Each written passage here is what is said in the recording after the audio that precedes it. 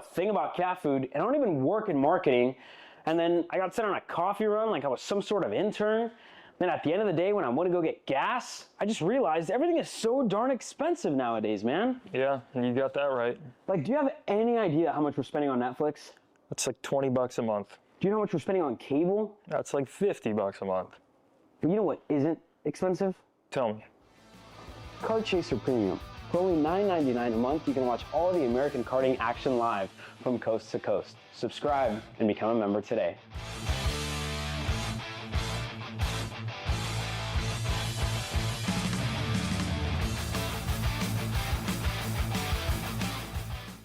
You know, I'm really starting to like this go-karting thing. Yeah, me too.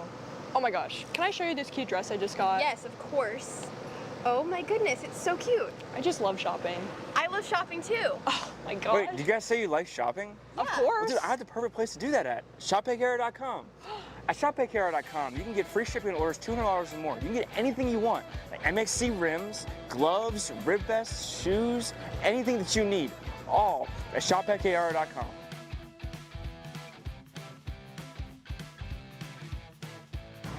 Who is he talking to? No idea. But we're gonna have to check it out. Sounds like a great deal. Sure does. Florida kart racers, you asked for it and we're going to bring it. Introducing Florida Karting Championship, FLKC, a brand new racing series coming to Florida in 2026.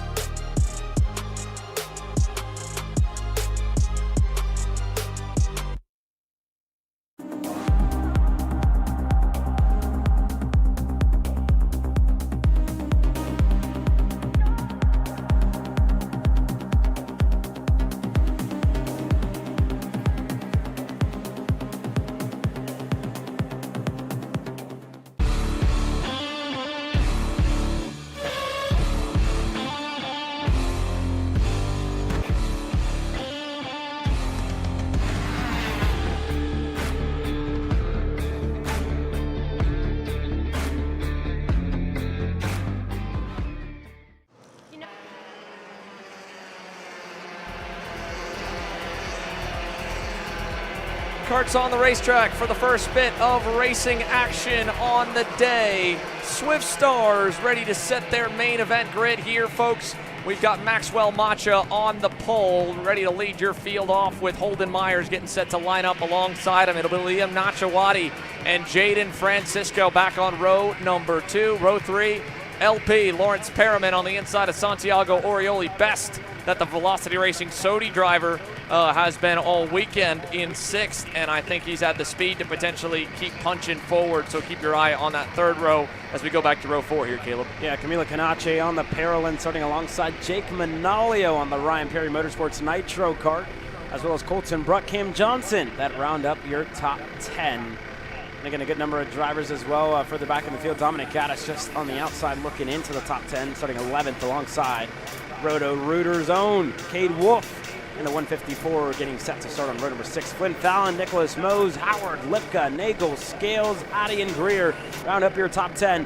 That being said, it's time to go racing in Swift Stars. Macha on the inside, Myers on the outside. We're green.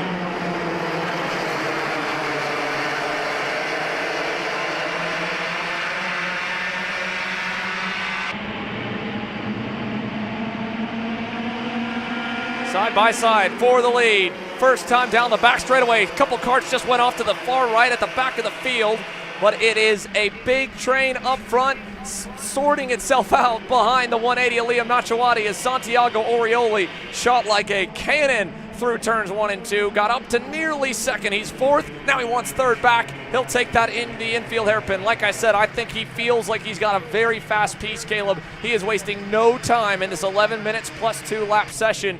And behind him, it is still tightly packed. So a 2-car breakaway to end our opening lap here in Swift Stars action.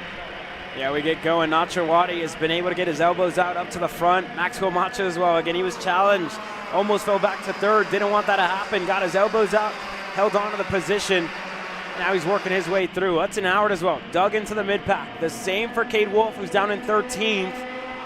So everybody going to start to tone it down a little bit. Start to work together. Try and get up to Liam Nacho Wadi and Maxwell Macho. Again, 100 points up for grabs here in this pre-final. That could be huge for Macha and his championship hopes to close down his gap to Jaden Francisco. Yeah, he needs to have a mega weekend. Jaden Francisco, I think, has all but clinched the championship with how good his year has been. His lowest score, 374 points. Mind you, that's 26 shy of a perfect weekend. That just shows you how consistent the Ryan Perry Motorsport Nitro crew have been. And as he goes to third, we get our first lead change since the opening lap. Maxwell Macha in the final turn goes by Nacho Wadi. And behind, another move here, Jake Manolio on the run up the board. He'll crack the top 5 with that pass on Holden Myers. Keep your eye further back here on a driver that's having to overcome some adversity. Cade Wolf, Holden's teammate on the Timmy Tech Comp Kart, had that spin in the second heat race on the opening lap. The best he could rebound to was just outside the top 20. As of lap number 2, he's climbed his way to 15th, but that's off the back of a bad start from P12. So he still has work to do to even just overcome this race, much less the starting spot that had him a little bit down the board on the 6th row. And we've got definitely a break in the packs here from Lawrence Perriman and the likes of Holden Myers side by side. It's about maybe a second here to that next pairing of Colton Bruck and Dominic Gaddis. Another second to Camila Canache at the end of the top 10.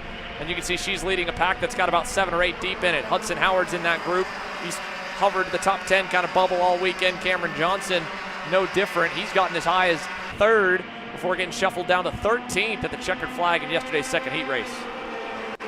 Yeah, a lot of movement for some of these young drivers as well. Again, only the pre-final, so you don't want to put yourself in all too much trouble. As Maxwell Macha gone back up to lead with Nacho Wadi second. Francisco getting himself into the mix here in 3rd. That pace starting to show for the Nitro Kart. Move further back, Lawrence Perriman on Holden Myers in a turn 8. He gets clear for a second as Myers goes right back. Over under move, Perriman sticks it on the inside. Contact in between the two. Myers a little bit out of shape. And I believe he ends up conceding the position of Perriman. He's just able to hold on to 6th. Just wanted to confirm for you folks following along at home by 4 points. If my math's correct on this one, Maxwell Macha, unfortunately, was mathematically locked out of the championship chase after heat number 2 yesterday. Jaden Francisco's opening 3 rounds at an 1,136 score. And right now, Maxwell Macha is sitting at 832, heading into 100 points up for grabs in the pre-final and 200 more in the main. If he got to those 300 points, a max haul on Saturday, it would still only take him to 1,132 points. And again, that's just not quite enough to catch Jaden Francisco. So we do have, with our first class on the racetrack, provisionally our first championship locked up, sealed, signed, and delivered to the Canadian who's in second and knocking on the door of the lead as Macha now finds himself in 3rd at the end of this lap, getting passed once again. And with Jake Manolio on his heels, he wants that spot. He'll be in jeopardy for it. He'll go back to 4th here in turn 1 as we approach halfway. Yeah, Macha just trying to crowd him there as Manolio was able to get through for 3rd. Again, ultimately conceding the position as Manolio going to start to defend for that 3rd spot with 6 minutes to go. Again, Macha just with no option as the top 2 start to break away. Liam Nacho Wadi, Jaden Francisco start to open up their gap. These two work together pretty well in the little bits that we saw them yesterday. They're doing the exact same right now, trying to break away from the fray. Maxwell Macha, Liam Nacho Wadi, they had an opportunity for that on the first lap, didn't take advantage of it. Now Jaden, little shrug as he was probably trying to respond to whatever message Liam was trying to hand signal him. And I think it's probably exactly like what we're visually seeing. Working together, staying in line, and starting to string the rest of the field out. Here's now a 3-pack that was at the end of the leaders moments ago. Santi Orioli, Lawrence Perriman, Holden Myers. They ride about 2 seconds away. Cade Wolf has driven his way back up to the top 10 now. You see the Timmy Tech Comp Karts are now 7th and 10th. He's only about another second to get to Dominic Gaddis and Colton Bruck, and it's only going to show a net gain of 2, but mind you, he fell back pretty far on that first lap. Other movers that are trying to go through the field here from way back, Roland Smith on the Aiken Racing 113 is up 6 positions, but really there's not been any super fast drivers that have had a bad enough combination of the heats to put them in the hard charger double-digit passes roll with this left in the race. If there were, we would have already seen probably some moves made with just 4.5 minutes plus 2 laps to go. 7 laps in the books now. Liam Nachawati, Jaden Francisco, 53 ones for them, and 53 ones to Manolio and Macha's credit last time by. Maxwell did go purple, picked off a couple of hundredths. Wasn't much, but it is a sign that at least they're not losing touch with the top 2, so they're still almost there, half a second back. Yeah, Macha just, again, has sat patient. It's taken him a while, right? Because Manolio has gone right back on him. Macha looked for the move, but again, he's starting to see, right? That gap is closing in. And sitting there ultimately right now is the best case scenario, or else he's going to risk losing too much time to get back up to third. There is some point where he is going to have to make that move. It's not now, as they are still closing. We'll take a look at the lap times again this time. And again, Macha went quickest. A 53.145, and a couple of hundredths, like you said earlier, Xander. He's been closing just bit by bit, chipping away at the gap. And again, you got to assume, right? Francisco Nachawati, they're going to fight 100 points up for grabs up here in this one. As Francisco, that championship almost sealed for him, but 100 points, that could extend it even more. That's if, of course, he's going to have good enough scores from the heats and the main event win, basically, to be able to outpunch. 374 means he can only give up 26 markers throughout the weekend. Now, that's easy to stay underneath that bubble in just Heat 1 and Heat 2, but it basically require a pre-final win, and I think at worst, a runner-up spot in the feature, or vice versa. So if he's anywhere outside the top 3, it doesn't really matter. This is a fun run for Jaden Francisco. The one safety net, of course, would be if he didn't already have that title clinch, taking points away from Maxwell Macha and the next closest competitor in Holden Myers, but he doesn't even have to worry about that. He's out of reach. He could improve the score, like you said, and it would just continue this narrative of how good he's been every single weekend. No kid's been on the consistency run that Jaden Francisco's had, of even when he's not been the dominant driver, even when he's maybe lost the battle, he hasn't thrown the race away and gotten a DNF. He still made it to the checkered flag so many times, stood on the podium so many times this year, that the confidence that he's going to have to close out this weekend and his Stars season championship and ride that all the way into the run for Vegas as well with the majors to close out 2025. Heck, he still would need an age waiver if he wanted to move up into junior next year. He's a rookie in mini this year. Right. I believe only 8-9 years old. Oh no, contact for third. Jake Manolio, Maxwell Macha's off. Manolio's backwards, turn 1. We thought things were calm here. We still had 2 minutes plus 2 laps to go. That's at least about 5 laps remaining, but fighting for third, they wheel hop down in the corner, and Macha, man, he must have lost the chain or something trying to bounce through the grass. He's come to a halt as well. Did they crash again? Manolio's way off. What in the world happened right as we cut back over to the leaders? Big implications in the main event grid, folks. Maxwell Macha and Jake Manolio were third last time by. They're both going to fall all the way to the rear, and the pre-final, unlike for those of you watching from the Miami Grands 2 weeks ago, it is not weighted against your heats. It is a direct transfer for the main event starting lineup. So those two of the fastest on the weekend, will start from the tail of one of the bigger Mini Swift Stars fields on the year, 29 in total. There's only been one DNF, Parker Firestein. The other 28 were still running as of last time by, and if they haven't gone out, it'll be 27th and 28th for Macha and for Manolio. that's massive there. Very unfortunate there for Maxwell Macha, and again, here's a replay as to what happened. Just Manolio looking on the inside. The two of them just running out of room, right? Yeah, that not was wanting two to concede the drivers position going for the same spot for sure. Manolio definitely didn't have as much damage as he tries to rejoin. Here's Macha up the road. Oh, wow, teammate collided. Oh my goodness, Maxwell nearly got clobbered. Manolio just off to the right was rejoining the track, and he ended up getting tangled with another one of the nitro karts. Goodness. 2 RPM machines to the wayside. Manolio, it looked like he did make it back around to complete the last lap. He crossed the line in 24th, but I don't know if that bumper's going to hold to the end of the race. And we're at that time, though, which is at least good news for him. Timer's at 0. It'll be double sticks next time by. We've had a change. Jaden Francisco waited. He's gone to the lead, maybe a little bit on the early side, trying to see if he has enough speed to break away from Nachawati. We're going to find out. He's already pulled it up to a car length out of turn 9. That's not enough, I don't think, to get away and be scot-free by the backstretch. It's going to come down to how good they get out of 11. Nachawati sent it deep there into that corner, Caleb. 2 to go. Yeah, you saw him take a good bit of the runoff as they're fighting as well further back. Orioli, Myers, Perriman. As we again take a look at the lead. Francisco to the bottom of the racetrack into turn 3. He's going to fend low again and defend from Nachawati, who opens up wide. Does he have enough grip? They're on the outside. Gets side by side with Francisco, who ultimately has that better run on the inside. Liam, I thought too, was going to be able to make the second lane work. He just started to wash out as he picked up the throttle. He definitely had grip on entry though. Now Jaden will be in the really dirty and dusty part of the racetrack down on the inside of turn 8, but he did a textbook job of getting through the center of that corner as slow as he needed. Unfortunately, that made it possible for this. Nice move. Nachawati gets him in 9. And now we race to the white flag. Liam now in command. He'll go all the way to the low side into 11. And keep it parked as well. 2 drivers that have already shown us in just a couple of corners that they are not going to get crossed over. So you're going to have to get really creative here if you're Jaden, or maybe you do cross him up the hill, turn 2, turn 3. Can he get him here down the back straight away? I don't think so. He'll run it way wide to the outside curbing. They're going to drag race to the brake zone.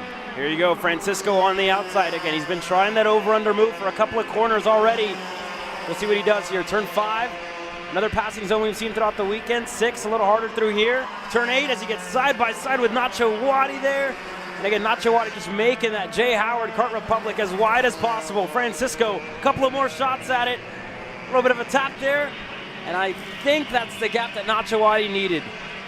You've got to be careful how much he moves up here in turn 8 and the last turn. You're allowed that 1/4 kart width. We'll touch on that after. Let's take a look at the final turn for the pre-final win. Francisco's going to rip the high side. He's going to have the space. He'll have the momentum, and he'll make it work for the pre-final win.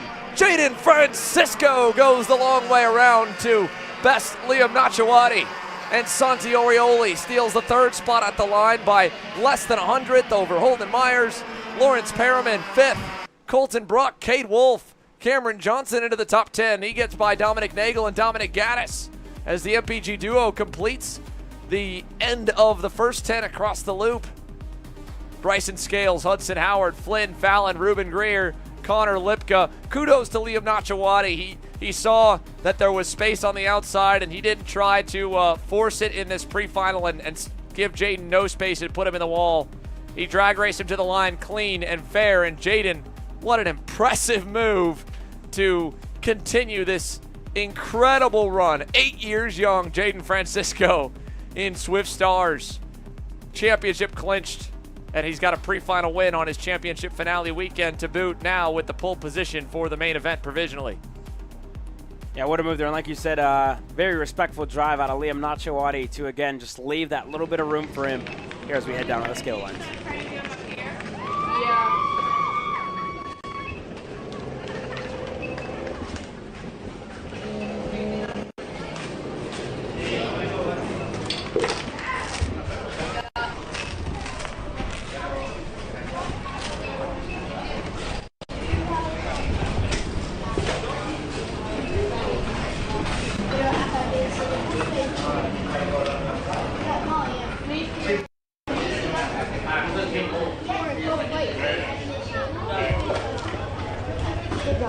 Jaden, I've got you outside the building here. Tell me about that last lap pass around the outside.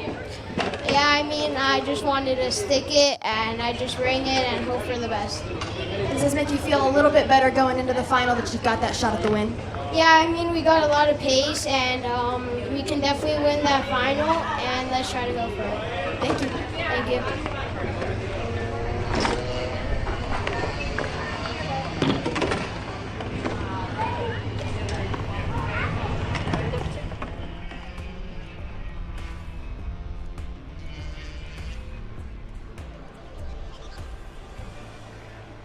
With that, ladies and gentlemen, we'll take a quick break as the track cleanup begins. Pro Masters and Super Masters ready to go with our next pre-final on tap. You know, I'm really starting to like this go-karting thing. Yeah, me too. Oh my gosh, can I show you this cute dress I just got? Yes, of course. Oh my goodness, it's so cute. I just love shopping. I love shopping too. Oh my gosh. Wait, did you guys say you like shopping? Of Yeah. course. Well, dude, I have the perfect place to do that at. ShopPayCara.com. At ShopPayCara.com, you can get free shipping on orders $200 or more. You can get anything you want, like MXC rims, gloves, rib vests, shoes, anything that you need, all at ShopPayCara.com.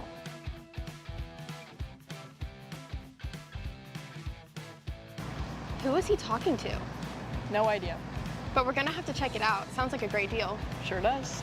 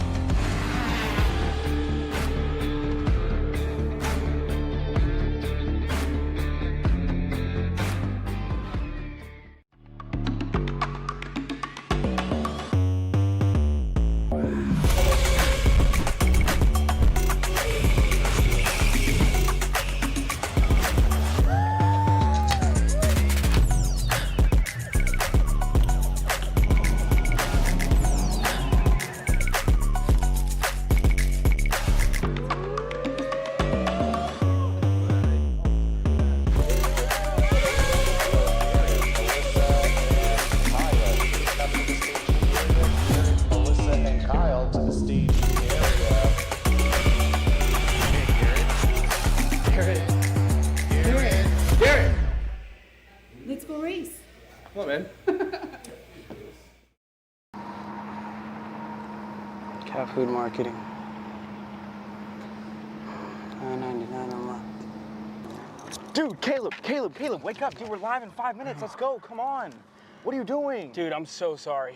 Xander had me in a cat food marketing meeting till like 2 a.m. last night. Come on, man. Do you have anything I can drink? Dude, I got the perfect thing for you. Perico, it's a healthy energy drink alternative. Perico, non-GMO, gluten-free, kosher, magnesium, B12, B6, Yeah, it's good. B5, biotin, and zero sugar? Pericazo! Try Perico, made with natural ingredients, organic caffeine, and supports your metabolism. Try the new official energy drink of Kart Chaser.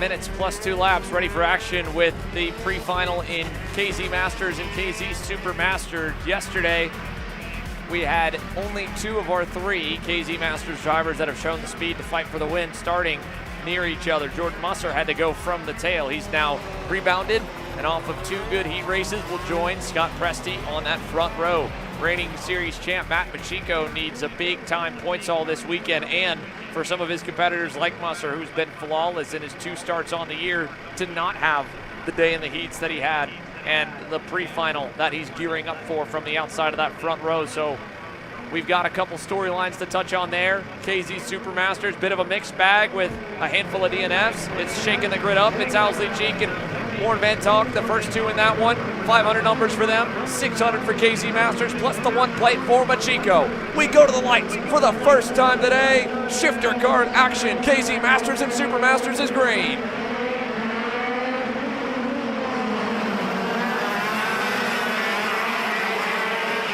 A little bit dicey in the back of the field. Hugh Templeman struggling there in turns 1 and 2, and as they rocket up to full song down the backstretch, a clean and smooth start for Jordan Musser to slot right into second, and Warren Van Talk from the 3rd row able to get the better of Owsley Cheek, move himself into 4th overall, and he locks right onto the back bumper of Matt Machiko here through the infield. Yeah, and this is really the first time we've seen Jordan Musser again have a good starting spot, get himself closer to Scott Presti, who was able to get that whole shot to start things off. We'll see how much Jordan Musser has left in the tank again. 10 minutes in this race, as Warren Van Talk, like you said, is now leading that Super Masters field, able to get ahead of Owsley Cheek. Runco just further back there as well. But we look on as Matt Machiko starts to apply a little bit of pressure here on Jordan Musser on this opening lap. Here's a look back in. These Super Masters and Masters drivers kind of mixed up in the back at the top 10. That was Daniel Paras on the Velocity Sodi closing in on Cheek, and then Brian Chatfield behind him. The Marinellos in Masters had some mechanical woes yesterday, as well as just carnage across the board in 2 heats. Felt like everybody had a good heat and a bad heat outside of the front couple. Scott Presti holding them all back right now. Jordan Musser just probably sizing him up a little bit here in the opening couple laps. Doesn't need to push the envelope too much. It was interesting to hear the Pro Stars drivers saying they felt like the tires were pretty much gone for them by the end of their second moto. They don't have to run a pre-final today. They go straight to fresh rubber for their main. Now their motos are a little bit longer than the heat races, but they're also running it, either 20 or 30 pounds lighter on the minimum kart weight and driver combination than the Masters and the Super Masters drivers. So I'd have to think at this point in the weekend, the MG Yellow's got to be screaming, especially when they are dealing with the heat that we've got here for Saturday afternoon. So Scott Presti, Jordan Musser, this is kind of pace yourself time in the early going of this pre-final. Matt Machiko, no different, hoping that the 2 drivers around you are pacing themselves at the same percent, as you, right? Like you're riding with them. It's no different than if you're going on a jog in your neighborhood, Caleb. You're hoping that if they want to sprint to the finish and try to beat you, that the difference of as fast as they're going now to how fast they can go is the same or worse than what you've got. But you don't really know. And sometimes even your walking pace or jogging pace might be enough to want to go to the lead. Here's Jordan Musser wanting to do that. Inside turn 4. Tight though, not able to make it stick. When do you think that time frame is, right, where they do start pushing, where they do kind of start to use up that tire and pretty much extract it of whatever life it has left? I don't know if you ever end up being able to do it at 100%, because I think if you wait too long to the final 2 laps of the session, the drivers around you have probably gone a little bit faster and pulled away. I think you're just kind of modulating between maybe 70 to 90, right? Like you want to peak a little bit towards the middle, but if you go too hard for a lap, you've got to back off for another lap and cool things back down at minimum. And again, tire deg for this tire hasn't been a big conversation, but we also haven't taken gearbox go-karts to Trackhouse Motorplex yet this year. But the most of the drivers complain about air wash, even in single speed, because you got a lot of high-speed corners like that, but that's where you got to get creative. New leader, Jordan Musser, with a slick move down the inside in turn 5. Yeah, just a great exit for Jordan Musser in turn number 4, able to get alongside and then clear in turn number 5, right over the curb. We've seen that move a lot this weekend, I think more than I have in weeks past, and Jordan just took advantage of it, got it done, and now Presti, you got to think, right, might fall under pressure here to Matt Machiko as they work their way onto the front stretch. Machiko's has been sitting patiently, and again, you got to think about the changes, whatever changes they made here, like an axle change, for him just to feel a little bit more comfortable out there on the racetrack here this morning, or afternoon, if you will. Yeah, it was his go-kart they were working on in the Magic Kart tent that AJ and Andrew and Robbie were all going to town on. And it looked to me like they were adjusting the ride height. I didn't see the axle come out, but they were messing with the pulling the bolts out of the cassettes on the frame rail. I don't know if they wanted to drop or raise it. More than likely, though, they're probably anticipating a very sticky racetrack here with the heat in the afternoon, knowing that it might slick back off or at least dampen at night and definitely cool down, but trying to keep him freed up. AJ said with no changes yesterday, he was a bit tight in the afternoon, was a bit loose at night. Got a lot of intel to be able to pass along to the Masters drivers that are basically on an identical package. Percentage-wise, the difference in weight is the smallest jump of any other category, because the Pro Stars weight at 390 or 395 to then 410, that's not a whole lot of difference, 10 or 15 pounds. It's also partly why Mort Van Talk's able to still be in 4th right now and put up some pretty respectable lap times at a 10-pound weight disadvantage. It's still going to be a factor for sure, but very impressive for the driver who has all but clinched that championship. The VTM Racing team captain has 3 KZ Masters drivers between himself and Owsley Cheek next in the category, although that might change this lap by. Musser will put another lap in the books. Presti trying to hold on, and this right here is where, if I was Matt Machiko, I was hoping that those guys in the opening couple laps were only holding back as much as I was, and that I had more in the tank than they did. But it looks like Scott Presti has been forced to dial up his pace as Musser has done the same, and Matt Machiko has just not been able to match. Last time by, he was missing about half a second to Musser and about 0.3 to Presti. Super Masters Pretty close in the fight for second, though. Owsley Cheek versus Frank Runco. Hugh Templeman had a terrible start down at turn 1, went wide. But he's clinched a Masters Championship at this place in the past for the Stars Championship Series. He's only about a second away from P2 on the racetrack. Warren Van Talk might have them all covered in the Super Masters category, but you can see the times. 9 seconds from the lead for Owsley Cheek, 9.3 last time for Runco, and 10.6 for Templeman. And then Brad Danoff right there battling Templeman for the 4th position. But they've strung out for your top 3 in KZ Masters. Your KZ Super Masters leader, Warren Van Talk, was just going by there at turn 3. Big gap for him back to Daniel Perras, but a huge gap back to Brian Chatfield now, who has gone ahead of Owsley Cheek for 6th. Yeah, a little bit of movement there as well. Again, like you said, Owsley Cheek losing a little bit of time as well being lost for Scott Presti. But that gap's opened up now. But he was able to gain a couple of hundredths. We'll keep an eye on it here. Speaking of losing time as well, Matt Machiko, his gap has really opened up now in the 3rd spot. And again, there's been a lot of changes. The only really thing, you're not going to get a really good tell, especially with worn tires. Now, towards the end of their pre-final, right? Only 3 minutes left. I would have to assume, right? You're not saving anything else. You're using up the rest of the equipment that you have, tires-wise. So we'll see. We'll see if Matt Machiko figured anything out here in this session to take on to the night later on. He's going to have to hope that he's able to make those changes and that the drivers in front don't already have a good game plan for those night lights as well, and that he can close the gap to them as well as be able to match the racetrack and give us a bit of a fight under the lights. Otherwise, that added time on the main event would just stretch these gaps out, because there is no sign of slowing down from your race leader, Jordan Musser. He just reset the overall fast time again. 46.668 for Jordan. Scott Presti, 46.793. He's actually started to slow just a little bit back there in second. He's kept Musser honest. He's still within a second of him, but then they both, as mentioned, are continuing to build on this margin to Matt Machiko there in 3rd. And it'll be a bit of a bummer for him, because coming into the weekend with Scott Presti having a consistent run of finishes, but Machiko having one bad one and two pretty solid ones on the year, he had a decent shot, but he was going to need to dethrone Musser. He was going to need to take points off the board in a class that only has so many entries. You can only pick up so many championship points. Again, we're talking shifter masters and regular or shifter super masters, and there's only 5 in the Super Masters class. There's only 7 in KZ Masters.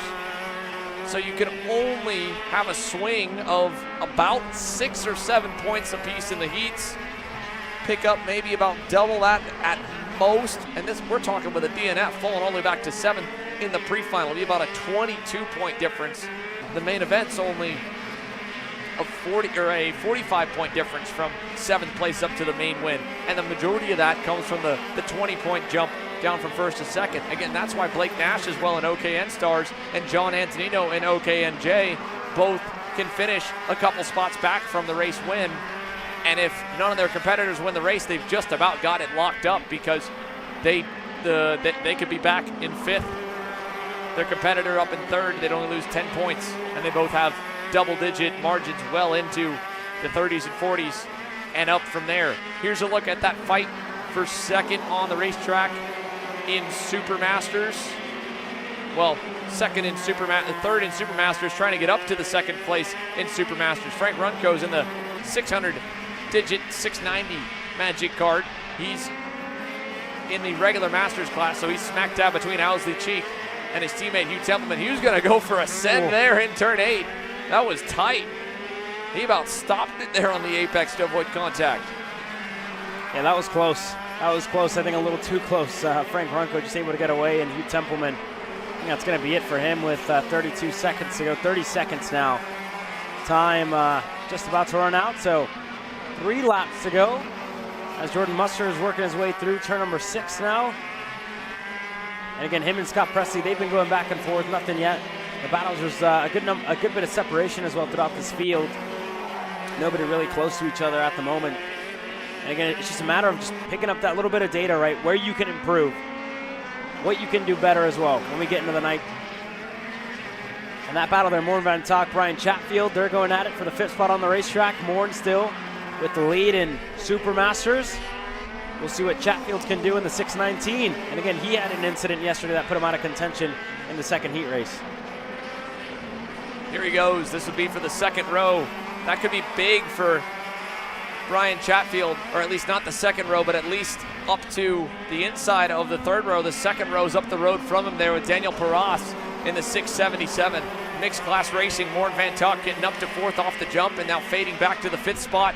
Overall, he can let Chatfield go. He's still got time to burn back to Owsley Cheek.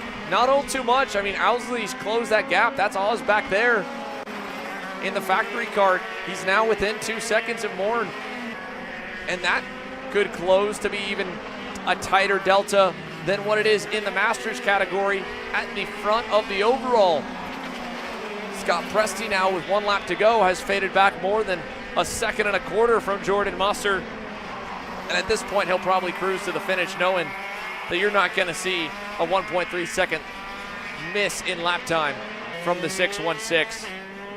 It's been a clinic week in and week out, no matter the series, but in the Stars Championship Series especially.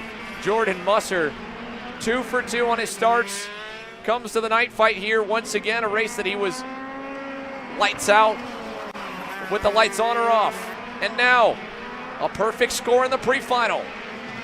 Jordan Musser takes it in KZ Masters over Presti and Machiko and bolsters a weekend that still will need to see him close it out with a main event win or at minimum a podium under the lights tonight, but that just made things a little bit easier. Moore Van Talk ends up your KZ Supermasters pre-final winner. Owsley Cheek able to close that gap down to just 9/10 at the checkered flag, hunting toward the RS Racing Kart VTM driver. Chatfield between them. He'll join Moore on the outside of row 3, so that means your KZ Supermasters drivers will be lined up on the inside lane in rows 3 and 4, the first 2 in that category. And then right behind him on row 5 and all Supermasters row there, Hugh Templeman and Brad Danoff. Good news for this one. This was the first KZ Masters and Supermasters session that all 12 drivers made it to the checkers, all the way back to Kevin Simonellik and John Ditzelweg, although with the added time in the main, they need to find a little more speed, or the blistering pace of Jordan Musser is going to unfortunately see them get the flag to go to pit lane early as they'll go a lap down.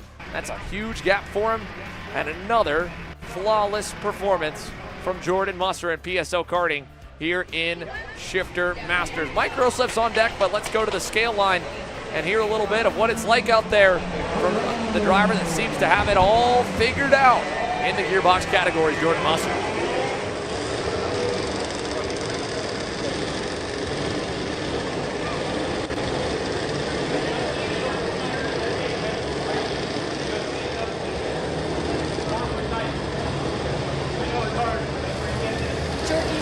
Incredible amount of pace out there. How do you celebrate a heat win like that while still prepping to go to the final later on? The way I think about it is nobody remembers who won the heat race or the pre-final. All that matters is the final.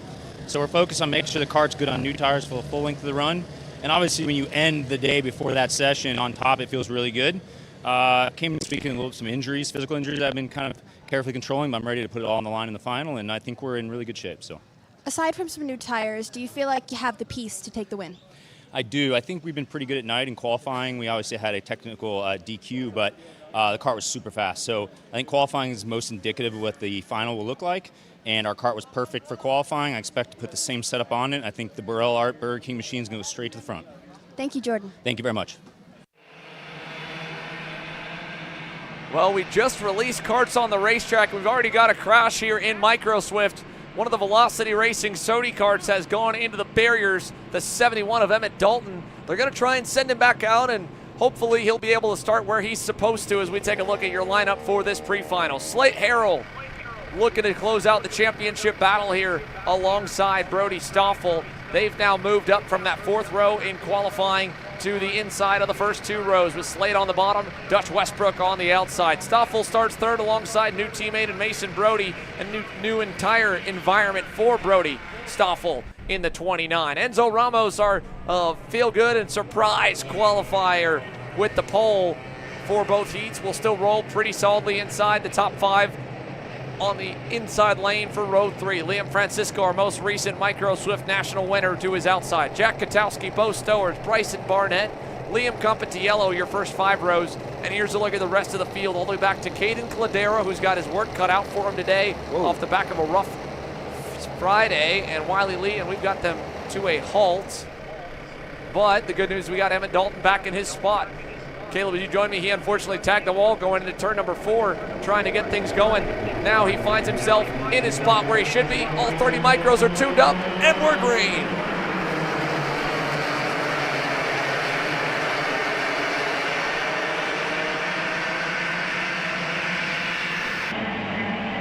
And already the top 2 break away, the top 2 in the championship as well. Katowski looking for a move for 4th. He gets it. Everybody else finding out wide, and keep an eye on that Sodi machine, the 14, after a DNF in Heat 1, looking to work his way through the field here in the pre-final to put himself within the best starting spot later on tonight, as Katowski looking to pick up another spot on the opening lap. He's through for 3rd. Dutch Westbrook going to fall back to 4th, and this is huge as well for the championship. Brody Stoffel, Slade Harrell, they find themselves 1-2, and we saw how well they worked together here earlier in the year at the United States Pro Kart Series. Expect these 2 drivers to stay in line, work together, and push each other along. That being said, again, they enter. Oh no, big contact in the wall, 2 together. The 31 and the 40. That is going to be Grayson Knifick along with Jose Torres. And they have blistered through the blue and white Scribners out of 11. Meanwhile, no breakaway in sight. We're going to split those nitros up. It's Jack Katowski doing the work in the 92. That'll bring Dutch Westbrook into play as well and make things a little bit closer to the rest of the field. Let's see what the Katowski driver looks for here in turn 8. Already now up a spot, make it 2 on this lap. Jack goes to the lead, side by side with an answer back from Slate. He'll quickly think better of it, goes back in line. And just like that, a 4-pack forms, nearly 5. Look at Enzo trying to close on in, back there in 5th. This Micro Swift pre-final, it's not going to look anything like what we just witnessed in Masters and Super Masters, Caleb. This will be a fight to the finish and a frenzy, and it's going to continue. Slate to the inside, late on the brakes in turn 1. That'll catch them all out of sorts up the hill, and Dutch Westbrook's going to take advantage. Nice move. And that's the question I was just about to ask, right? If you're Slade Harrell, you're in 2nd, what are you doing? You got to respond, right? Jack Katowski shows that he wants to be up front. He wants to be in control of this race in the early stages. And again, Dutch Westbrook happy to be up there with him. These are 2 drivers that, again, Katowski, I think more than anything, has developed as well in the latter half of this year, and we're seeing him start to break through this weekend, 2 weekends ago, and as well the final round of the United States Pro Kart Series. He's going to look back at that. Torres just side by side, and again, just wasn't enough space for the 2 of them there, right? We've seen how hard those outside moves are, and for the 40 and the 31 of Grayson Knifick and Jose Torres out of this race early. But again, we're here very early in this race. Dutch Westbrook, we'll see what he decides to do. If he wants to sit in 2nd, if he wants to go for the lead, he's going to wait for now. Harrell showed his hand though, right? Wants to be up front as well. As, again, an update on the 14 of Lockhart, gets himself up to 8th, making a good number of moves early on in this race. Lennox Lockhart talked about yesterday the impact with the wall and the damage to the left front of the Velocity Racing Sodi, that they were going to have to go to work that evening and fix him up. Looks like he's got some speed right now as we take a look at the lap times. Last time by, he wasn't the fastest. That was none other than Liam Francisco in the 41, but he's definitely moving the chains up. This will be 8 spots gained now as he gets past Bo Stowers, and the charge continues for young Lennox Lockhart, who entered the points into the weekend, I think 3rd with drops factored in, and depending how his pre-final goes, he could easily make up for the woes of the heats yesterday. And there's still 6 cars together here in the main pack. Anything could happen. Dutch Westbrook now out in front on the Bennick over Katowski and Harrell. Stoffel, Ramos, and Liam Francisco has now arrived on the scene in the bright yellow and white number 41. Liam Francisco, again, you talk about the weekend that driver has had. Heat race number 1, heat race number 2, found themselves in those early lap incidents, and now for him to get inside of this top 10, even further up, that's huge, as the 22 with problems. That's Barnett. Benson Barnett with issues. Bryson Barnett, my apologies, is side by side. Slade Harrell out of shape in a turn 8. Francisco takes advantage, he's through for 3rd. Brody Stoffel now to the inside. Slade Harrell caught the curb in the middle of turn 9. He'll wash out, lose another spot, maybe 2 more. Here comes Stowers to the inside. Mason Brody looking in. Big defensive move from Brody Stoffel. He didn't want to let Lennox by, but Lennox is going to find a way with a crossover, and he'll bring one of his teammates through, and now Slade Harrell's going to go 3 wide. The Nitros going at it in turn 1. Bo Stowers goes back 1 again. Slate back up the board. But look at what this has done to the gap out front. Lennox Lockhart has watched it stay about the same since the start of the race with how far back he started. But Jack Katowski, Dutch Westbrook, and even Liam Francisco are now more than a full second ahead of this 6-car grouping. And even Bo Stowers might be in trouble of losing touch with the 2 in front. He went a little wide in 6, and now looking to go on him is Stoffel. Instead of Mason Brody in the blue helmet making that pass in turn 8. Yeah, Mason Brody able to get that move done. Stoffel still working his way backwards. Brody Brown, the 17, in 10th, starting to get up to that pack that's just, again, has been continuously fighting as this race has gone on. We work our way to the front stretch. Jack Katowski, Dutch Westbrook, their gap's been consistent. Francisco, look at the spots gained for him, up 3 as Slade Harrell gets another spot again to get himself back up ahead of Lennox Lockhart. That was from 4th. Slade Harrell gets clear, and now behind them, it's like Bo Stowers, Mason Brody, Brody Stoffel, the Ryan Perry Motorsports Nitro Karts that are working together. But speaking of that, flawlessly for Jack Katowski, for Dutch Westbrook, these 2 drivers haven't put a foot wrong yet this race. They have not. They have been able to just take advantage of everyone else making mistakes, losing their heads, or getting just ultimately trapped in battles. I mean, we're seeing Lennox Lockhart and Slade Harrell go back and forth for P4. That's only going to lengthen the gap up to Francisco and keep them close and within range of the likes of Brody Stoffel, Mason Brody, Bo Stowers, Enzo Ramos. How about some of the other notables? Brody Brown is up 3 spots. You can see him almost getting to this group there in the 17. The Bennett driver, one of the youngest in the field, closing in. Trey Sanders is up 5 behind him in the 36. Leonardo Tavares is up 6. And how about Samuel Chavarri? The PSL Karting Bureau Art driver is up 11 positions from 26th on the grid to 15th. He's still got a ways to go. You can see he's 9.8 seconds back from the 2 leaders out front, but he's not terribly far back from the next couple of drivers with 4 minutes plus 2 laps to go. More movement here amongst the teammates. Back goes Brody Stoffel, Mason Brody and Bo Stowers, and Enzo Ramos going by. And those 2 drivers making that move there to get closer to Slade Harrell, Lennox Lockhart. And again, they're closing in here on Liam Francisco. At least it looked that way. And again, that was 2/10 out of the gap of Liam Francisco. So they are closing for sure. Again, but it's critical really for Lockhart, for Harrell to, again, simmer down a bit, try and get up to Francisco if they want to start on the inside line for the main event later on today. As far as championship goes, Harrell, who's one of your contenders, finds himself in the 5th spot. As Stoffel is down in 9th. So that's a big separation in between the 2. And as the weekend's gone on, more points have gone the way of Slade Harrell. Stoffel looks to go 1 spot better on Enzo Ramos, get himself up to 8th. It'll be 3 minutes plus 2 laps to go this time by with the Track Systems North America official timing board right on that flag stand. I don't think you're going to see any changes in terms of the number of drivers with a shot at this race victory. Jack Katowski and Dutch Westbrook are putting it to the rest of the field. The 2 of them are basically outnumbered. Dutch does have a teammate in the top 10 in Brody Brown, but he's all the way back in 10th. And there's the Velocity Sodi here of Lennox Lockhart, a sea of RPM Nitro Kart drivers, albeit it doesn't seem like the teamwork is really making the dream work for them right now, Caleb. They have been fighting amongst themselves, granted fighting with a few others in the pack, but now they've found themselves more than 3 seconds away from the lead. They're going to battle again behind them. Bo Stowers, Brody Stoffel, Enzo Ramos continuing now, unfortunately, to follow or to watch this group get further away. This 4-pack of Francisco, Lockhart, Harrell, and Brody. Yeah, a lot of battling there in between the Nitros. And there you have this group as now Francisco going to fall under fire here to Lennox Lockhart.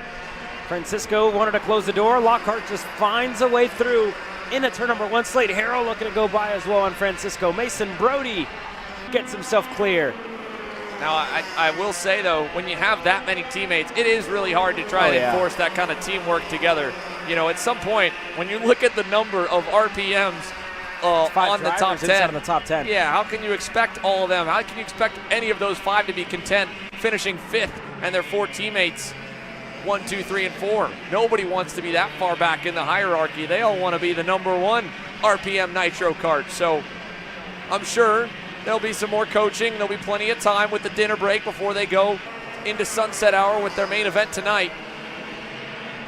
And they've maybe found some duos amongst themselves. Looks like Mason Brody's been happy to work with Slate Harrell. Let's see if they team back up to go against Lennox Lockhart in the closing stages. Here we go with Slate making that late move. Turn 1. Mason wasn't quite close enough to follow him. And that'll flip-flop the order once again for P3. And that's a very valuable spot, right? The outside lane in the single-speed classes has not won the race to turn 1, or at least won the race up the hill to turn 3 more than one time. The only time it happened was in that second OKN Stars Moto, or at least really the first one where Paulie Massimino was able to get the better of Blake Nash early on and get by him before the first lap was done. Beyond that, if you're starting second, or especially if you're starting 4th or 6th, it is a no man's land. You're going to lose 2 or 3 spots at minimum by the time you get to the timing loop with the first lap completed, and it bleeds downward. So 3rd place, knowing that there's 2 karts out front, knowing that they're more than 4 seconds away and they're probably going to continue to work together, this is a very the next best option, and that's why we're seeing it change hands so often. Now it's Mason Brody with the 3rd place honors. Liam Francisco into 4th. Looked like Lennox was looking to go back on him in 3. It was a bit of a half move there. He kind of backed out, and now he's going to be under pressure in 4, and Slade will go by. Yeah, this championship as well is looking close here. Only a point in between Brody Stoffel and Slade Harrell. Now coming into today, into this pre-final here, without drops. That goes away as Slade Harrell's. We have more movement. Liam Francisco goes back by on Mason Brody. And again, just a lot of change for that 3rd spot as Stoffel puts himself back into the equation. We're getting close to the end here. 2 laps to go for Jack Katowski, Dutch Westbrook, who crossed the line now. And again, they're going to continue to fight for 3rd on back. And the points is very minimal in between Harrell and Stoffel here, Xander. It's very close. It's one of those that we'll have to keep tabs on up until the main event, when we can at least get the calculations of which race they'll drop, because both drivers have a high drop round in the first 3 rounds of the season. The lowest points scored for Slade Harrell, 320. The lowest for Brody Stoffel, 328. Both of them have had kind of a mixed bag through the heats. Honestly, a little better than what this pre-final might sort out for them, because it's going to be between these 2 here for the race win. The white flag will go this time by Dutch Westbrook. Really low, really narrow, bogged it down at 8, and Jack Katowski was completing that crossover, and then as Dutch tried to get into line and Jack tried to close the door, they collide. That'll give Jack a little bit of room now, 2 car lengths, but he's not home free yet. If Dutch can put these next 2 corners together, he'll get a huge run at him down the backstretch to turn 4. White flag in the air now. You see that gap still building. Liam Francisco defending from Mason Brody. Stopped from Lockhart as Slade Harrell's running away with the 5th spot. And out for the lead of the race, Jack Katowski defending from Westbrook, who opens up wide. High side, low side, back and forth. Can he make the move stick in turn 5? Jack will be able to keep it pinned on the inside there with a little bit lower speed than the shifter and OKN classes, where we've seen some sketchy moves in that chicane. Now, can Jack do a little better job? He opened his hands a bit. He's got to be worrisome of that, but it won't matter. Dutch Westbrook does the crossover anyway. Now back we go to turn 9. Did Dutch go too wide? Nope. Good run there. He still got the lead. Jack Katowski going to have one more shot at him in 11. He opens up. Dutch down low. Out of the final turn. He'll have a run. It won't be enough. Dutch Westbrook wins the micro pre-final. And behind, look at this. Fighting back for 6th, it looks like, in a drag race for P4. Francisco 3rd, Mason Brody 4th, Slade Harrell 5th, Brody Stoffel ends in 6th. That will change the order just a little bit. That's very close. Puts that championship very, very close going into the main event later on today. Yeah, that's going to just tighten things up here in the Micro Swift category. Mason Brody with that run to the line to hold Slade Harrell back, put him 5th, and Brody Stoffel able to work his way past him and get up and into P6. It's going to make the bleeding a whole lot less. So We'll take another break in the action, bust out the calculators, and continue to keep tabs on this very close Micro Stars Championship battle. And at the same point, get ready for what should be all-out action. The KA Junior A pre-final is coming up.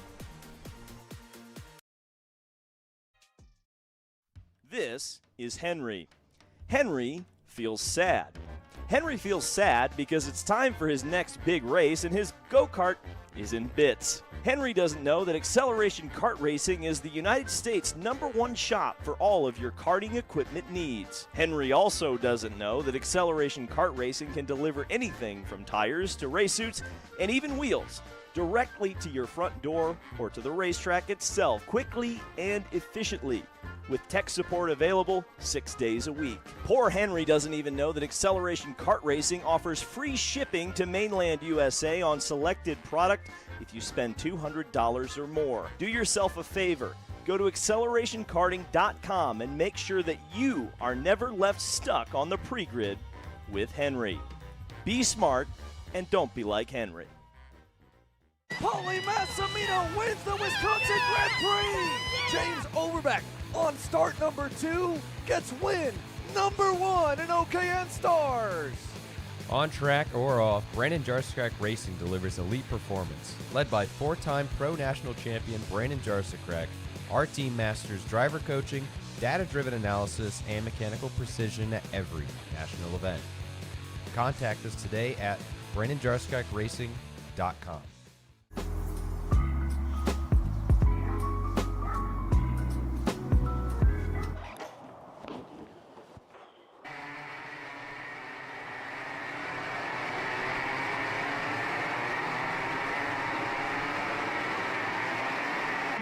Welcome back, ladies and gentlemen. We've got KA Junior. The best 30 after the 2 heat races have been run are out on the circuit now. Let's take you through how they will line up in their first meetup on the weekend. Lucas Palacio, driver to beat in both junior categories, will lead them to green, but Travis Pettit has been right there with them, even better than he was 2 weeks ago. And a throwback style weekend for young Trav and his father, working out of their own trailer as an independent entry. Isaac Malquit starts on the inside of row 2 alongside Ashton Woon, 2 drivers who know how to get it done, and Ashton especially here at Trackhouse as we look back on to the rest of the field. Max Weiland, Nathan Golseth, Darren Kidd, Ethan Skymanichich on row number 4. Antonino and Tristan Murphy, your top 10 starters, your top 5 rows. As we get lined up, ready to take the green flag. Last couple of starters starting further back in the order, but Lucas Palacio is on the inside. Travis Pettit's on the outside. Green light is out, and we're racing.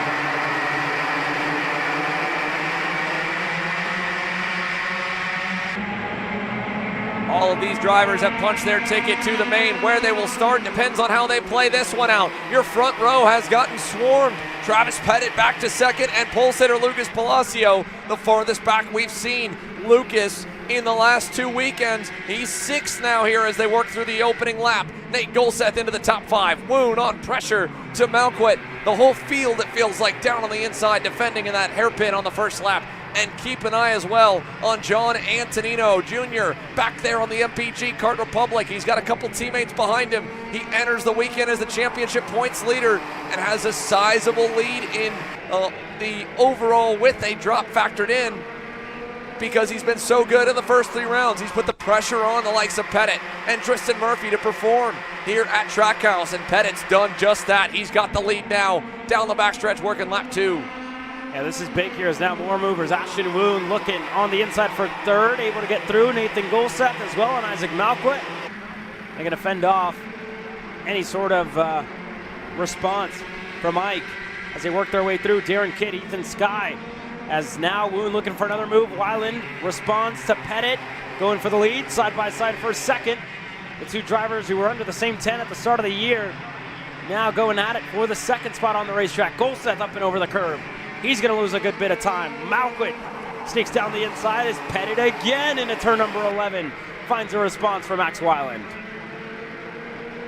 Travis Pettit knows that the pressure's on here at the night fight. And behind him, Lucas Palacio. I don't know if he's feeling it, but he's definitely set a high bar for the rest of the field to try and match, and they're doing everything they can to not let him get away, but right now that gap with the move he just made on Malquit does get him a little bit of help because they need to keep touch with the top 3. They've all gotten a little bit better here as the weekend's gone on, and really as this stretch in North Carolina has progressed as well. Look how many are all still well within the camera angle in turn 8. You can mark this group well outside the top 10, going all the way back to the RPM Tony car to Ben Gleberman in 13th. And it might stay close if they fight again. Look at this. Wound to the inside for second. Palacio with a crossover for third. Weiland back to fourth. Palacio's even got a nose on Wound for P2. And this is exactly what Travis Pettit would love to see. Fight behind me, boys. Let me get away and score the 100 points to add to my total. I'll tell you what, John Antonino as well, who's getting brought right back into the mix here. He's down on the edge of the top 10. Is now more movers in front of him. Max Weiland stuck on the outside. Ethan Sky looks to go into turn 4. Nathan Dupuis is just in that mix as well. There's so much action already just in the opening stages of this race. And again, everybody just trying to get spots better, put themselves in a better position in the main event later on today. We're fighting like it is the main event right now, but again, it all matters here, right? Where you put yourself for the main event, where you're going to start to charge up for later on today. As Palacio, as quickly as he lost the lead at the start, he's gotten right back up there to the point of the field now. Ashton Woon to the bottom. Isaac Malquit goes even lower for third. All 30 drivers on the racetrack. Oh no, we've got problems with the fastest driver, Lucas Palacio, slowing down the back straightaway. And the run of perfection is going to end in the A pre-final. He'll have to go all the way back to the 15th row as he reaches over and tries to hand power the thing all the way back to pit lane. Yeah, that throttle cable just snapped there for Lucas Palacio. Very unfortunate on what's been, again, like we said, a very good drive in the last couple of weeks, leading over 100 laps coming into some of the races this weekend, and now he's going to be on the back foot in the main event. That's released Ashton Woon to take the lead of the race with Travis Pettit in second, Nathan Golseth up to third, Isaac Malquit to Ethan Sky Manichich, and John Antonino, the other Kart Republic inside of this top 10, finds himself up to 7th as Palacio now finally makes it to the pits. Unfortunate there for the Kart Republic driver. The entire weekend, all the work from qualifying Thursday night and being the driver to beat in both of his heat races. Lucas Palacio now has that sadly go away. There is a great look at it. The snap throttle cable for the Kart Republic MPG Motorsports driver is now going to put him all the way back to what I believe indeed will be 30th on the grid for the main. The good news that it happened now, though, he's not in that B pre-final where we'll unfortunately have to miss out on seeing a handful of drivers make it into the night show, halfway in and halfway home. And now the complexion of this race is vastly different.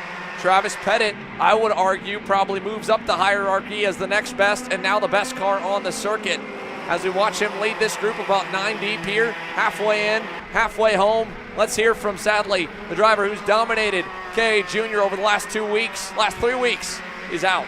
Haley. Lucas, it's the end of the race for you. Tell me how you're feeling, man. Definitely sad. I was going out of turn 1, and then I hit the gas, and I saw that my throttle cable snapped. Yeah, I'm really, really sad. What do you think it's going to take for you in the final to work your way back up there? Just pass as many people as I can at the start of the race, and then, yeah, just pass, and I know I have pace to get to the front, and yeah. Thank you, Lucas. Thank you. Good news for Lucas Palacio is if the lead pack looks like the pack battling for 4th and 5th, he'll have a chance to get there because this is all-out war here with still a lot of time left, Caleb.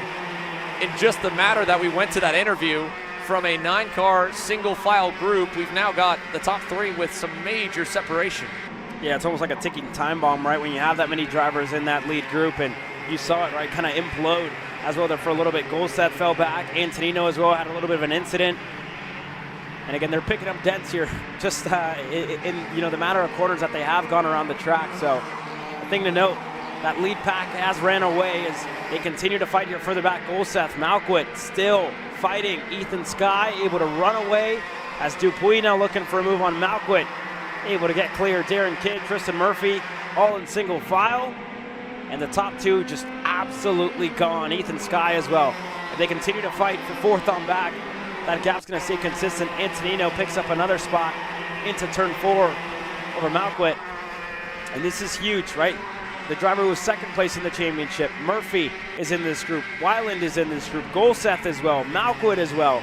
Nathan Dupuis, the list goes on and on. So for Antonino, just, has to finish better. And again, he does have that little bit of a bigger cushion. He does. He's the only one in the top 5 in the championship with a pretty high drop round. This one may end up being it. If he doesn't finish, I believe, inside the top 3 in the main and at least in the top 5 in the pre-final, he might as well not go out in terms of the fact that he won't be able to outpunch his lowest score of the 3 he's put on the board so far. It gives him a point total of 1,049. However, Travis Pettit, starting the day, 835. He'd get 100 points if he was able to win this pre-final. That would put him at 935. He'd only need to be inside the top 10 or maybe even top 12 to start to outpunch Antonino's score. So Travis Pettit doing what he needs to do right now is going to make things possible for himself to fight for the championship. The same goes for Tristan Murphy, albeit it'll be a little more of an uphill battle for him, but he's absolutely in there in the 9th spot. He needs a really good run to get to the lead, though, before the end of this pre-final. If he finishes all the way back there, I think it may knock him out mathematically. Isaac Malquit enters today only 4 points away from being mathematically eliminated from the championship in K8 Junior.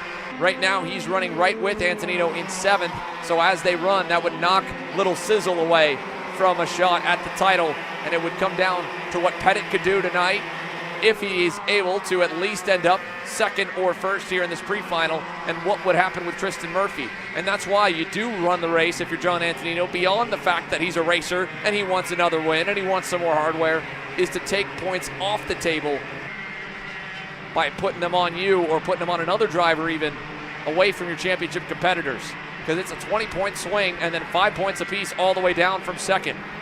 2 minutes, a little less than that truthfully, plus 2 laps. The top 2 are gone. Ethan Sky Manuchik's in no man's land in 3rd. He's going to get reeled in by this group here pretty soon. They picked up about 1/10 of a second last time by. Nathan Golseth, Nathan Dupuis, the Nathans leading them down the backstretch towards 3rd on the grid for the final.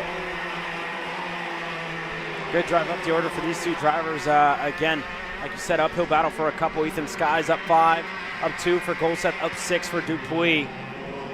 And they've been patient, and I spoke a little too soon. Weiland now goes through on Nathan Dupuis as Malquit was looking to go on Weiland, and again, just back and forth battles with just a minute to go left in this race, plus 2 laps. Ashton Woon, Travis Pettit, these 2 drivers absolutely gone as they cross the timing pylon now. They've been trading fast lap after fast lap as more moves. Now Malquit going on Dupuis. He's going to get it into turn 1. Antonino right behind him and Tristan Murphy. They work their way through, and now Golseth closing in on Ethan Sky, taking chunks out of it as now side-by-side action. Antonino goes through on Malquit as well as Dupuis. That's a good number of spots gained for Antonino to get himself further up the order. Right behind Weiland is Dupuis going to enter right back into turn 8. Now Antonino and Murphy go 3 wide. Isaac Malquit trying to get by at least one of them. He'll get neither. Here comes Nico Katowski. Younger brother Jack just got 2nd in the previous pre-final. He's now got Big Bro trying to get a little bit closer to the top 5. Beyond him, you've got Jose Halfin starting to get close. Darren Kidd, to get close in the Mike Doty Racing Machine. He's 11th. Ryan Mort, Arthur Barb, Landon Boer, Edward Kennedy, and then Ben Gleverman. 16 drivers all pretty close up to about, again, that cut at 3rd or 4th. And speaking of that, now down to 8/10 as of last time by. Nathan Golseth and Max Weiland are making some serious inroads towards Ethan Sky Manuchik. They will get to him before the checkered flag comes out, and that's why Max is going now. He's not worried about if they'll catch. He wants to be the first one there and trigger a fight for P4. So change the 4th spot. Golseth to 5th, Weiland up to 4th. Again, Max Weiland does have a chance here in this championship. He needs to perform, but it could really swing things if he's able to get a whole lot of markers in this pre-final.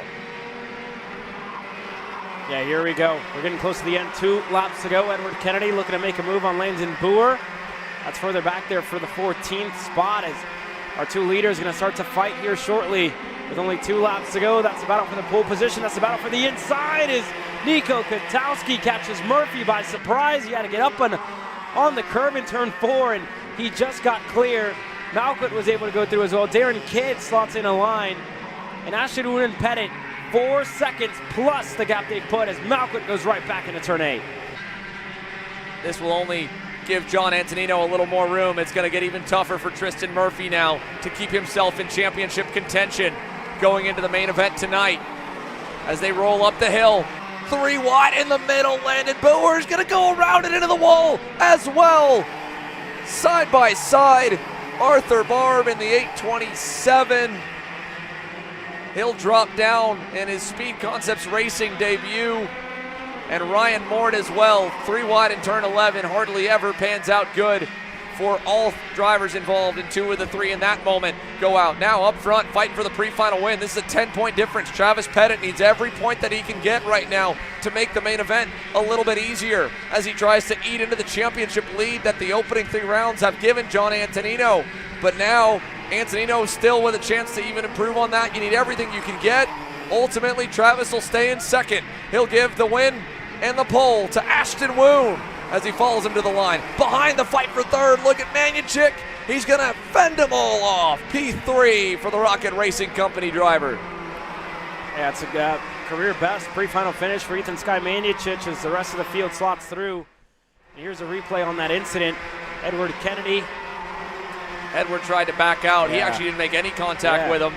Arthur Barb, I don't know if he realized he was 3 wide, and that's why Ryan Mort was slowly creeping down low, but wasn't all the way down on the apex. And once they, again, pop tires, you're going for a ride. So, K Jr., A pre-final, a little bit of chaos, a little bit of action, and a whole lot of storylines forming now for their main event under the lights here for the Stars Championship Series night fight. Lucas Palacio leads us to green off a dominant Friday and a dominant 3-weekend stretch here at Trackhouse Motorplex, only to have the throttle cable fail in the opening couple laps. He'll start 30th provisionally.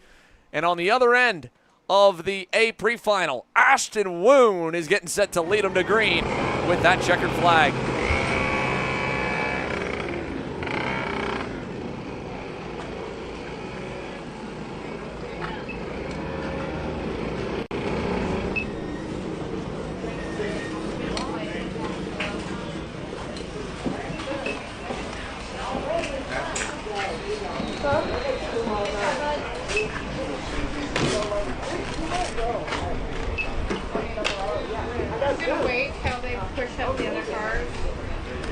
Ashton, I'm going to just a second. In a race like that, whenever you've got Travis on your bumper just about the whole time, how are you keeping your head and making sure that you keep that win? I know I'm really fast. I just wanted to put my head down, and I knew Travis was going to push me for most of the whole session, and he did, and I just knew I could defend him off, so I did that, and I got the win. Looking forward into the final, what's your plan going into turn 1? Do you have one? My plan is to just try and get a big enough gap to where I can almost drive away, but if they get to my bumper, just stay up front and just try and defend and hold my position. Thank you, Ashton. Thank you. Another thing I'd like to point out, Hunter, keep the camera on me and actually just pan it down a little bit here. As you can see on the white paint specifically and really all around, the rubber is just absolutely building up with these hot tires and the hot air. It looks crazy down here. As you can see, the drivers are struggling to push their carts through.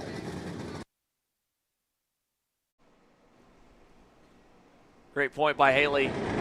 They'll have to bring the water out for the scale line once again.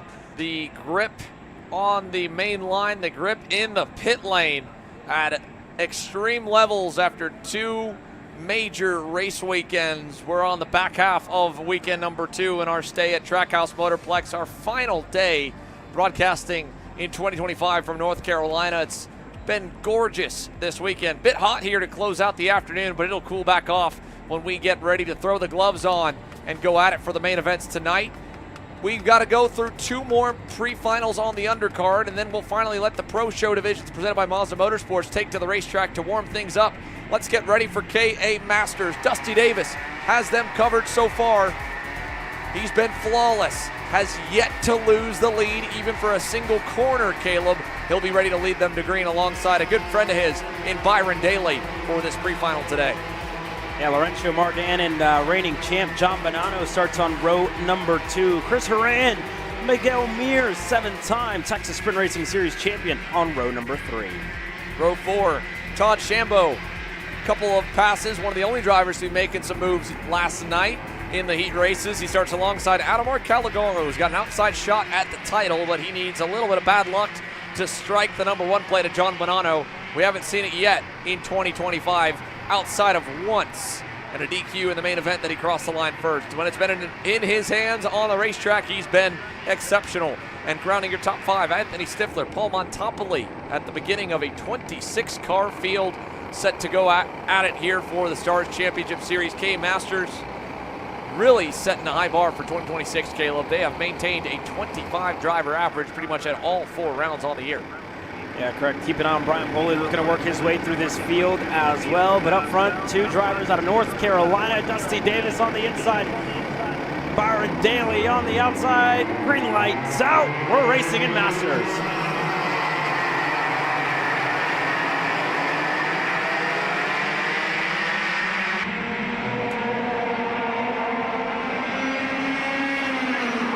All good down the back straightaway. Dusty Davis and Byron Daly once again quickly file into first and second. Same for row 2. John Bonanno under pressure. That was a very aggressive attempt there by Miguel Mir, and I don't think he's done. The number 200 Orsilon Tony Kart definitely had something that has woken him up today. He is bringing the fight to the points leader. Adamar Calagaro behind him. A good start on the SLA kart racing machines, gotten the better of a couple. Paul Montopoli is moving forward as well.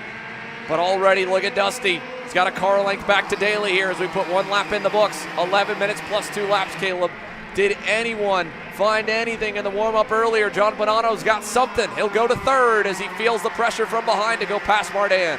Yeah, these gentlemen came to race here today on the Saturday of the night fight. John Bonanno already getting himself to 3rd. We saw him, again, try and make moves like that yesterday and just struggled really to find the confidence under braking to get that move done. And again, opening laps, lap number 2 for John Bonanno. A lot different than what we saw yesterday, right? Went for the move, made it stick, got it done to get himself up to 3rd. Now Laurencio Martin going to be the driver that's just right behind him. We'll see what Miguel Mir can do. And this is the farthest up we've seen Adamar as well. In 6th is now Miguel Mir side by side with Laurencio Martin. He's able to get clear. And Adamar as well. They've made strides under that SLA tent to find that speed. And it's definitely showing here, right? Up to 6th for Adamar. Good news and bad news for Adamar Calagaro, right? The fact that he is having the drivers in front of him fight, bringing them close and getting them within reach for him to pass them, but the fighting is not all the way up at the lead. It's been back behind his championship rival in John Bonanno, really. So now the gap you can see from Daly to Davis is pretty large, but it's still a decent one for Byron back to Bonanno. Nearly 7/10 by the end of the backstretch. That was a massive opening sector for Dusty Davis. Was only a half second clear last time by. He's probably pulled up another 10th already on this lap as he's starting to hit his stride, working lap number 3. Bit of a bobble on the other end of that spectrum. Laurencio Martin did not get out of the hairpin well. He's going to have Calagaro knocking on the door, and the Technokart driver once again is going to have pressure. Paul Montopoli is also there. But there's a lot more of a spread here in the first few laps than what it looked like last night, as now Bonanno realizing he could take some more points away. He goes to 2nd, further back. That's 225. Greg Leahy tagging the wall in 11. Yeah, this is big. We saw this yesterday as well in the first of the heat races, right? Dusty Davis able to find that pace with the sunlight out. And again, was able to pull away. And we saw this out of Byron Daly as well, right? Didn't have the speed. He lost the time to Dusty Davis. And at night, he really came to life. The best kart was hooked up. And again, Dusty said he was very free. So I think at this point in the race, Byron Daly might just be a little bit too overstuck as Miguel Mir Bonanno goes around. This is huge for the championship. John Bonanno goes around in turn number 8. Calagaro goes through. They had the tamest Friday, and it wasn't even close. And KA Masters, all of a sudden, the championship becomes a real conversation. Adamar Calagaro losing a spot there to Miguel Mir. Won't matter. He's still going to move up now to 3rd on the racetrack. Huge lead for Dusty Davis back to this group. Over 3 seconds now. You can go ahead and mark that one in the books. But in terms of the point standings, Adamar Caligaro is going to have a shot at it, as John Bonanno is going to have to fight from way back following that spin. He was able to continue. We'll have to get a read on where he ends up this lap. Let's take another look at it. Turn 8, Miguel Mir sends it, gets a little bit loose on the brakes, realizing he went too deep, and he just barely tagged. I mean, minimal. You could barely even see the two colors collide there in turn 8, but it was just at the right moment when the left rear was light or even a little bit in the air, and he spins out the points leader. And that again, if he ends up second and gets a penalty for that moved Caligaro to P2. That's 90 points for Adamar. Yeah, that's huge, and I think, Mir a little bit too deep into the corner as well, but very, very close. Just hit him at the right spot as well, like you said, right in that left rear. As Adamar now going to look to get past there by Byron Daly, Paul Montopoli there, the driver right behind him. Daly actually 2 spots back. So again, just very, very close as it stands. 2 best carts for Prodigy Motorsports as now Montopoli looking on Adamar, side by side. Adamar not going to let that spot go as Montopoli going to play the team game here a little bit, let his fellow teammate and Byron Daly through. And again, for Adamar, if he does lose that spot, if there's a penalty for Miguel Mir in the end, it would almost be better in this race to finish 4th at the end of it, to have that inside line for the main event. He doesn't even know that. He's not thinking that. Well, he's thinking points, yeah, right? Correct. That would be 5 points worse than P2. Here's a look. We'll get ready to pull it on your screen as well. We do have the live standings as they run, and it will change a bit as John Bonanno is going to pick up 1 and go to 23rd. Oh no! More contact! Paul Montopoli slams the wall. Turn 4 and contact with Adamar Caligaro. That was Daly. No, it was Daly, sorry. Mix of the best cards. Byron Daly in the wall. Paul Montopoli moving up to 3rd. Miguel Mir 2nd and a ways away. And Todd Shambo moves to P3. Yeah, Paul Montopoli just got shamboed into turn number 8. Able to get that move done, and again, just been able to make these spots up one by one, making the move, pointing forward. And here we go. More moves further back. Laurencio Mardan looking to make a move. Just as I thought we had the points calculated, now they change again. Adamar Caligaro drops down to the 8th spot. John Bonanno is going to pick up another one off of that as Byron Daly, with a huge impact into the wall, is going to go to the rear for the main. He'll drop all the way to 24th.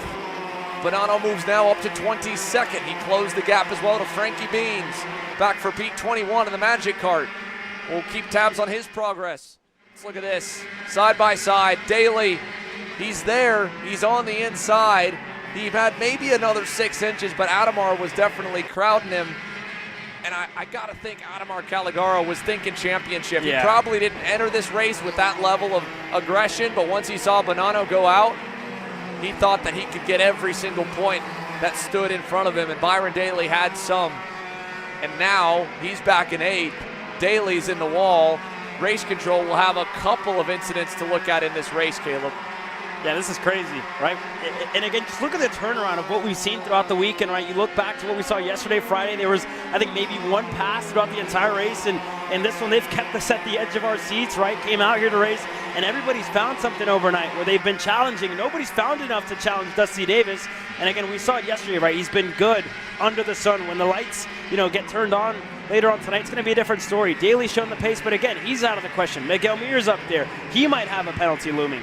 There's just a lot that's going on, and it almost looks like Todd Shambo's in the best spot where he can start on that front row later on tonight. So there's a lot of factors in this race that are definitely playing to it, and with 3 minutes to go, again, with the amount of action we've seen, I'm expecting to see even more for third on back, and that could even mean Miguel Mir outrunning a penalty if he does get one. So there's a lot of factors in this race that we're kind of starting to encounter that, if I'm being honest, we were not ready for sure. No, not even close. Trying to get you as good of a read as we can on the point standings as they run. Now it seems like it has tapered for a moment. Shambo to Montopoli here, to Mardan, to Anthony Stifler, and then a gap back to Chris Horan. Another second or so back to Adamar Caligaro, and then he's got Eric Heinig on the Prodigy best card. Contact here. Thought it was going to start to taper off.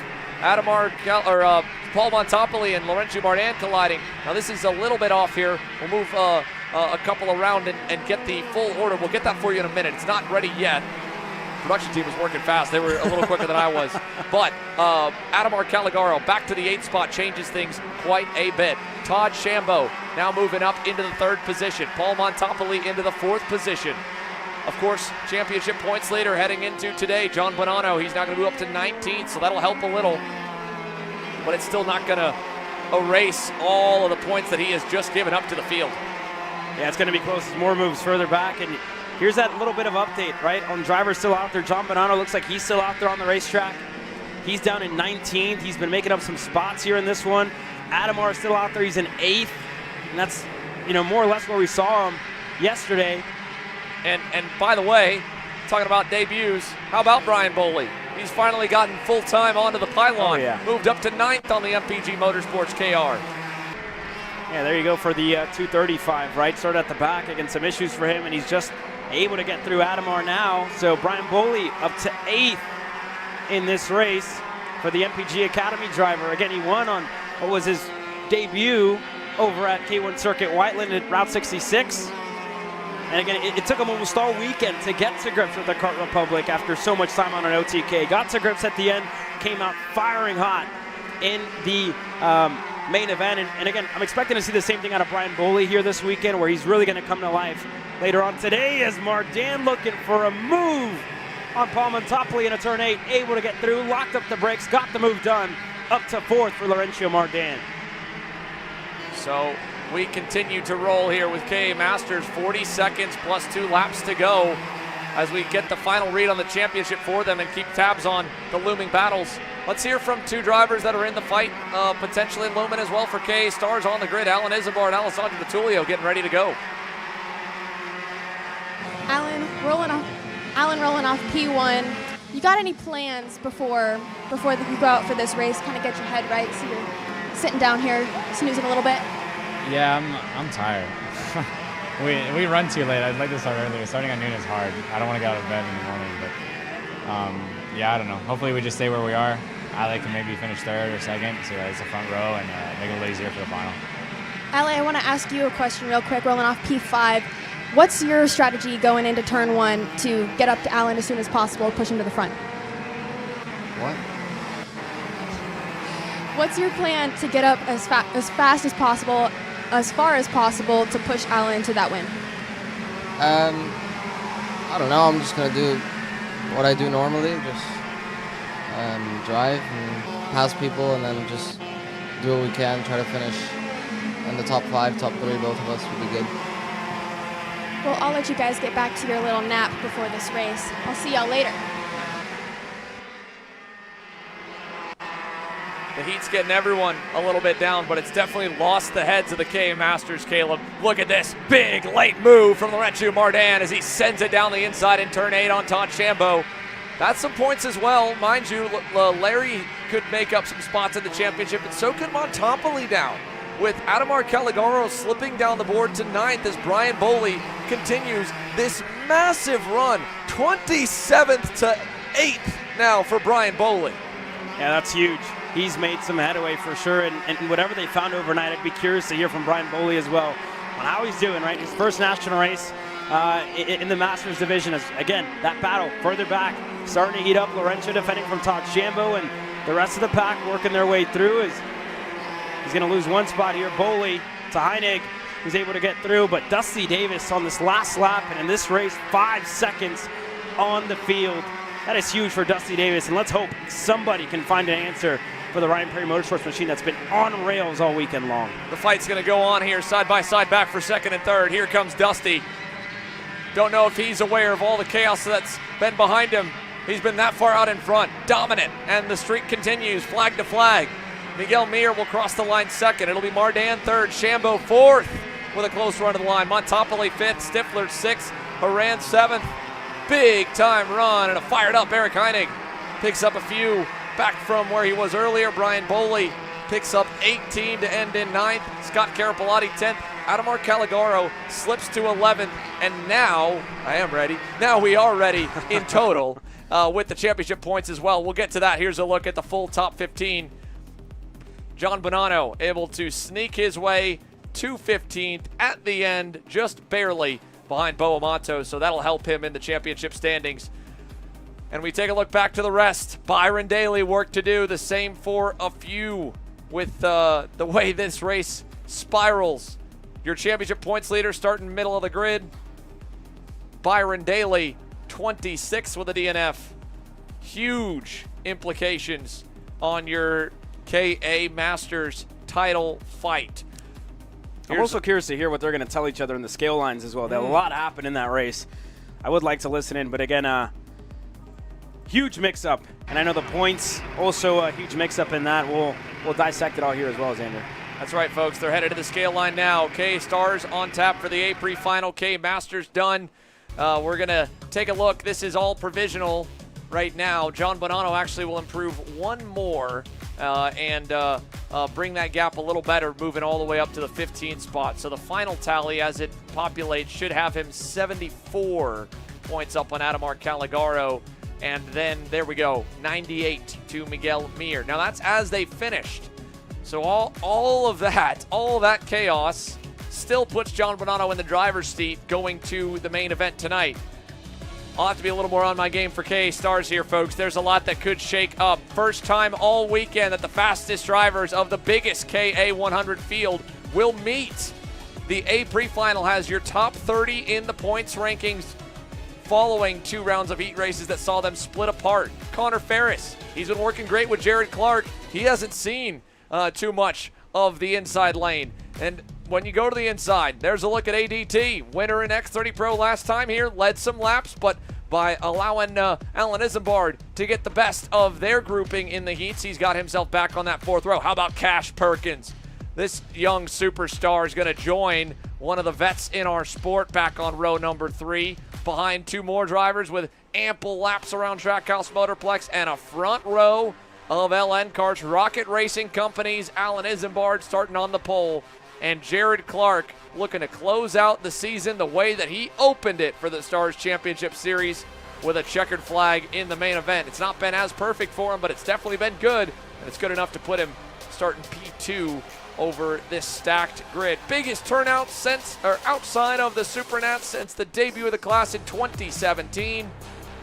We've been waiting to see who's actually been the cream of the crop in this 70 driver field, Caleb. We're going to get our first look at it because some of these drivers may not have even been on the track at the same time as each other all weekend, with split groups in practice, re-racked, but split groups in quali and split groups in the heats. This is the true best of the best right here. And we'll see how it looks as everybody getting ready to roll out. And some issues for Adam Brickley. Not able to get started. That external starter is going on. They just haven't lifted up. And this is huge. Adam Brickley, privateer here this weekend. They're looking to do whatever they can to get fired off.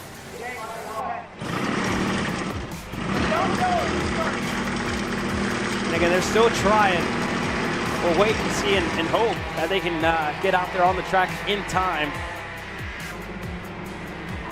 Or else he's going to start from way back in the field when it comes down to the main event later on today. Alan Isambard, Jared Clark going to share row number 1. And again, like you said, one of the biggest points, the first time all these drivers have been on the racetrack at the exact same time. And we'll see how it all plays out here in a couple of moments.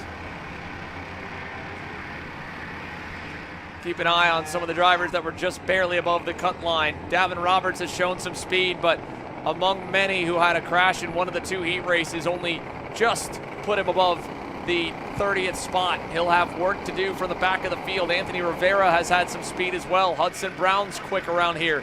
Luke Welcome is here. And sadly, Adam Brickley will not get to join the field. One of the most exciting drivers and a privateer duo with problems. He's going to make the main, but he'll start 30th. The fight for first, the fight for the pole begins now. The A pre-finals green.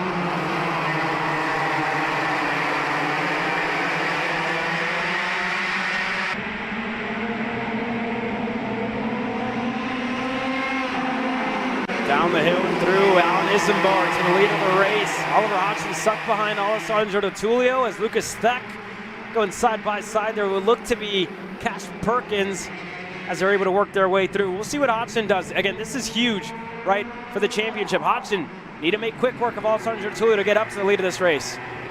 Side by side, Connor Ferris with Caleb Gaffera trying to, in a game of wills in turn 9. Now DeTulio sends it up on the curbing. Oliver Hodgson following him And out front, Alan Isambard is trying to keep them all still behind. Jared Clark's going to have a great run at a crossover. At minimum, a big run down the straightaway as they both look backwards here. And Clark says, don't worry, I'm not in no rush. Unlike the middle of the top 10 here. Look at a Vrootsky with Perkins, McKeithen, Lucas Theck, Josh Campbell, Ben Gott. He's got 5 BJR machines behind him. Look at Connor Ferris able to get through on Alan Isambard for the second spot. Jared Clark to the lead. Isambard now with ADT. Again, don't expect too much out of these two. Caleb G, really it falls on him to try and split them up, right? To try and put them on the back foot. We'll see if that happens as ADT gonna look to block. Look to hold Caleb Gaffera back. Hodgson stuck there, Saman Vrootsky in tow. Cash Perkins, Christopher McKeithen gets himself into the top 10. As Jared Clark, this is the biggest bit of breathing room that he's got so far. And again, I gotta think, right? ADT, Caleb Gaffera 2 weeks ago. Those were 2 drivers that weren't happy campers. And I think DeTulio might have knocked the bumper in on the opening lap. At minimum, he's crushed it because it looks a little bit loose to me. We'll have to keep a close eye on it. I think he might be okay, but not with moves like that. Oliver Hodgson was trying to shove him forward, and DeTulio at the last second had kind of a half send there on Gaffera. Like you said, those two disagreement on what they thought would be good or not good on the racetrack. And I don't think you're going to see them work together at all. That right there shows you. Back to the lead of this group here for DeTulio. Also, again, tactical. Buys Alan Isambard some more real estate to stay inside the top 3. As long as Oliver Hodgson's behind him, that's all he's got to worry about. And in his own case, to maybe be able to steal the checkered flag if he knows that it'll be all right. We've got problems further back. Looked like Christopher McKeithen was checking the left front, might have knocked the bumper in, and they were 2 and 3 wide. And I mean, we've got still the whole top 20 within about a couple seconds, even with the top 2 trying to push away. Here's Gaffera with help from Hodgson to the inside. Looking to follow is Cash Perkins. Wheel to wheel with DeTulio. He's going to bail out and let him back in. And that was big for Hodgson to get through as well with Caleb Gaffera. Again, just to continue to push ADT that little bit further back. As Hodgson now going to have an answer for Caleb G. Thinking championship here. He goes through.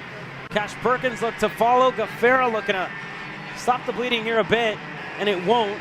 Perkins going to get that spot done. So now what speed does Hodgson have at hand to try and outrun ADT? I think sadly it's not going to happen. But again, they are starting to close in, and Isambard is starting to lose time as well to Connor Ferris and Jared Clark.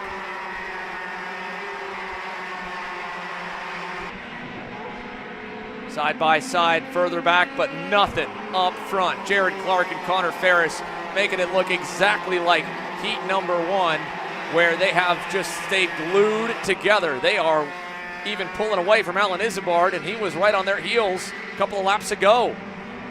Now Oliver Hodgson now, for the first time this weekend, is closing in on the racetrack, but also in the points potential of the championship contender that he's got to worry the most about, Alan Isambard.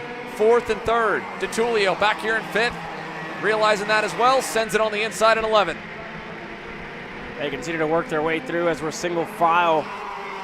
And again, ADT's made a point, right, of staying ahead of Oliver Hodgson here in this race. Perkins just right behind him.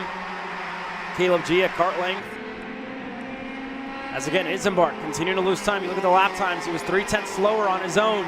Doesn't have a pushing partner. His partner has been stuck battling, right, with Hodgson, with Perkins, with Gaffera, so far as we're halfway through this race. And again, continue to work their way through. Hodgson looking for a response on Perkins in a turn 8. Able to get clear side by side. Gaffera looking for a move on Perkins, who's able to stay ahead. And again, just a very tame race up front, right? Your top 2 have broken away. They've kept their heads down. And Hodgson has been just trying to get up there, right? Trying to get those points to go his way. And the answer there was just a little bit of adjustment on the carburation for him to try and close out his gap to ADT, get ahead and stay ahead. And again, like you said earlier, Ferris, Clark have been working flawlessly together here in this race as Perkins, another move on Hodgson. That'll hurt a bit here. If we look at the championship points for KA Stars, Oliver Hodgson's lowest score is still pretty solid, right? 349 points, 51 shy of a perfect weekend.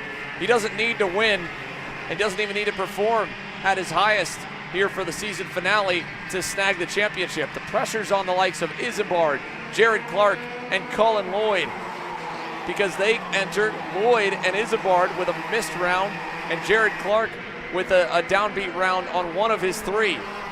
Those 3 drivers need to get as many as possible. Hodgson's just basically removing points that they can get, because him running 7th right now, the weekend he's had through the heats, I think he's going to end up leading on that 349 score. Yeah, all of this provisional, of course, again. Yeah, Devin Roberts, we had a good look at him. He's up 13 spots since the start of this race. That's a great drive out of the Ryan Perry Motorsports Tony Kart. And again, you look back at yesterday, he was in the wall at the end of the second heat race, and now for him to work his way up the field, that's a good drive so far. The same for Oliver Piatek, who's up a good number of spots. It looks like 7 after an incident with himself and Alessandro Tullio in turn number 5. And they're all in this mix right here on your screen. So good couple of drives in this mid-pack, right?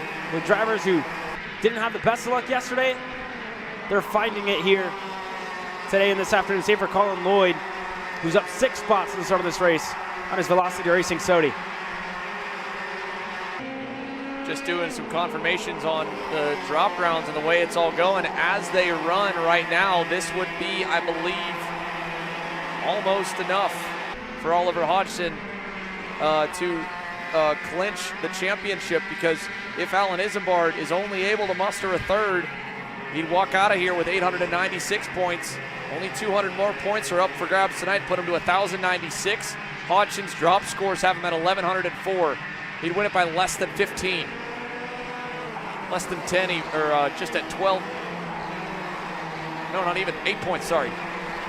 But between Isambard, if he won in the main tonight. Alan Isambard needs more. And again, Oliver Hodgson, doesn't matter what happens to him. DiTullio can block all he wants, can pass him back all he wants, can shuffle him back to 7th as he is right now. It's all good. Oliver Hodgson, one of the vets of the sport in his first K-Star season, might get the title as now in his first K-Star start. Christopher McKeithen and teammate Josh Campbell around in turn 4. And there's more moves further up. ADT on Caleb Gaffera. You knew that was coming. Yeah. It's not done yet between these two. Hodgson's now going to try and go the long way around. DiTullio's got elbows out towards 2 drivers, and at some point you can only get aggressive or too aggressive so often before the main event rolls around and you get it back. Down the front straightaway here. Yeah, Gaffera got some intel from the fence line here, and Hodgson's just been tiptoeing his way around ADT, right? Just hasn't really been all too aggressive, just been kind of quiet, kind of calm. As there's a move for Perkins. Gaffera waited, it looks like, into turn 4. And we'll keep an eye on them, because again, you just sense it, right? Yeah, and I don't want to play that one up too much, right? Drivers move on pretty quick. We've seen even the best be able to put the emotions behind them racing for some of the highest honors in our sport. And again, speaking of racing for that highest honor, Alan Isambard now falling back to 4th. This only hurts even more in that fight for the championship without the opening round points to fall back on, needing to get a super high run through the heats and the pre-final. The heats only gave him 50 apiece. This pre-final pays 100. He just lost another 5 there with Cash Perkins blowing by as DiTullio closes back in with Gaffera, with Hodgson. Again, as they run, this would mathematically clinch it for the Brit to get a Stars Championship Series title added to his long list of accolades and the growing list of accolades for the Comp Kart brand and for Timmy Tech with the support, as that has been the main compound housing all the fluorescent machines through the 2025 Stars season. A minute plus 2 laps to go here in this A pre-final, and the focus will shift for us at least to the Vice Championship honors, which is still going to be well up for grabs, but it could tighten up here if Isambard slips back any further, because Jared Clark enters less than 40 points back from him. Both drivers need to outrun their lowest score. Colin Lloyd only 20 more back from Clark, and that was a couple of laps prior, so it might be even closer as of this time by. And again, those gaps are starting to close in. ADT getting closer to Isambard as Warmup's further back. Hudson Brown able to get through on Ben Gaunt as they work their way through the infield. And again, looks like Isambard just that pace hasn't been the same to what we've seen out of that Rocket Racing Company machine throughout the days. Again, can't quite pinpoint the issue, right? I'm not in the seat. But from what I can see, it looks like Perkins has been able to kind of pull away on his own. The same happened with Ferris, with Clark, where Isenbarg was just kind of left there, right, in third. And the same is happening here pretty much. I think this push from ADT is really going to kind of go his way, right, to try and get himself up there to catch Perkins, who has shown some good speed. But that goes as well to Connor Ferris, Jared Clark. They've worked flawlessly together in this race and throughout the weekend as well, right? They know the task at hand. Two drivers looking for a win, but they know you don't get it in the pre-final, right? There's just points up for grabs. The hardware comes later on tonight when the lights turn on. How about some of the biggest movers as well while we get ready for the final few laps? You don't have to look far for them as the teammates collide, and around goes Gaffera and DiTullio stuck together. Turn 8 on the exit. Alessandro DiTullio to the inside of Alan Isenbarg. Oh no, boys, keep your heads on as they move the cart, and there we go. Yeah, not blowing the storyline up too much any further. It'll write itself. Alessandro DiTullio and Caleb Gaffera are still being separated here on the inside of turn number 8. Their weekend just got a whole lot harder, and behind them, now a lot of drivers just moved up in the points. Colin Lloyd is now up to the 5th spot. This changes things tremendously for the round 3 winner. Alan Isenbarg was at least well ahead of him, only worried about Jared Clark or Hodgson. And Davin Roberts now has picked up 20 spots and counting. Move the youngest driver on the grid to 6th. The 915 Ryan Perry Motorsport Tony Kart continues as they roll through turn 9. And they're working their way through there. Oliver Hodgson looking to go back on Oliver Piatek. They continue to work their way through. We hit onto the front stretch, and like you said, what a drive out of Davin Roberts. Piatek to the bottom, white flag in the air. Last time around, NK Senior Hudson Brown as well has had a pretty good drive to get himself up. It looks like 18 spots for Hudson Brown on the gold cart, and now we're going to start to fight for the lead. Connor Ferris, Jared Clark have been better than everybody else here this weekend. We've talked about how hard it is to get back up to winning ways, right? And they've kept cool. They've shown maturity as well, and again, they're flourishing here in this one as Piatek drops a tire on the exit. 20 spots gained for Davin Roberts, looking for more here as we go to the closing stages. Side by side throughout the mid-pack, Jared Clark. One more corner, turn number 11, Ferris on the inside. Not there, smart move, pulled out, and now Jared Clark will get a max points haul in the pre-final. Ferris 2nd, Perkins 3rd, Isenbarg will get 4th, Lloyd 5th, Roberts 6th. Look at this to the line. Piatek holds on over Hodgson in a close one. And the championship picture changes again with the massive recovery drive for Davin Roberts to get all the way to 6th. Colin Lloyd into the top 5. Alessandro DiTullio and Caleb Gaffera are still not in agreement. Let's look at what happened here. Isenbarg was going to the inside, DiTullio to the inside of Isenbarg. You saw the little contact going into the corner. Then DiTullio tried to hit the brakes to stay off his teammate. And then, so right here first, Gaffera goes to follow him. Probably just mistimed when he thought DiTullio was going to send it on the brakes. That sent Ale onto the curbing. And then kind of just misjudged the exit there as he thought Ale was going to be a little bit wider, but instead DiTullio was giving ample space to his teammate in Isenbarg. And then after, again, it's hard. There's a ton of adrenaline. We're talking 80+ degree temperatures. The drivers are frustrated with each other, and you could. It's been boiling up as well, right? Again, don't want to sound like a broken record here, but yeah, we saw that one coming. But these two guys deserve the spotlight more than anybody else. Connor Ferris, Jared Clark, they've been flawless all weekend long. We'll listen in. Yeah, I saw them breaking it down. Yes, bro, I was loud. It sucks for Caleb, but that's exactly what we need. For sure. We got a burn mark.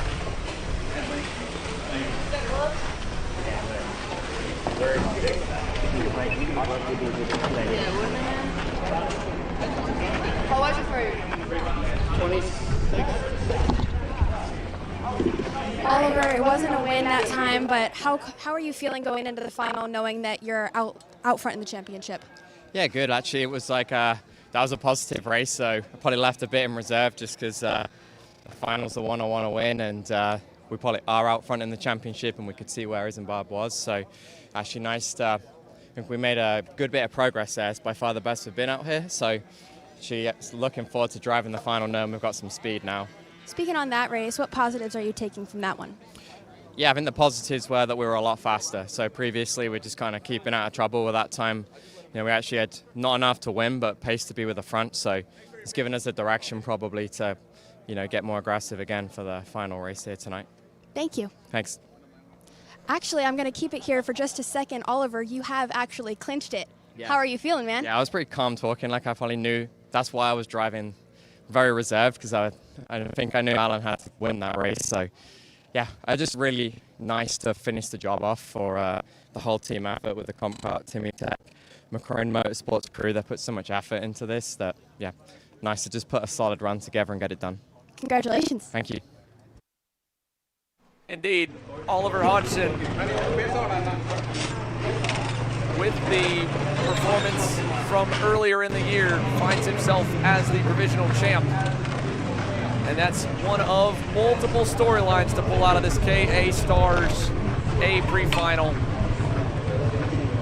Some a little bit, obviously some up and some down, and far from the only bit of contact was what we saw there at the end with Alessandro Di Tullio and Caleb Cafera. It'll take a minute to clear the racetrack for the OKN-J Warmups here.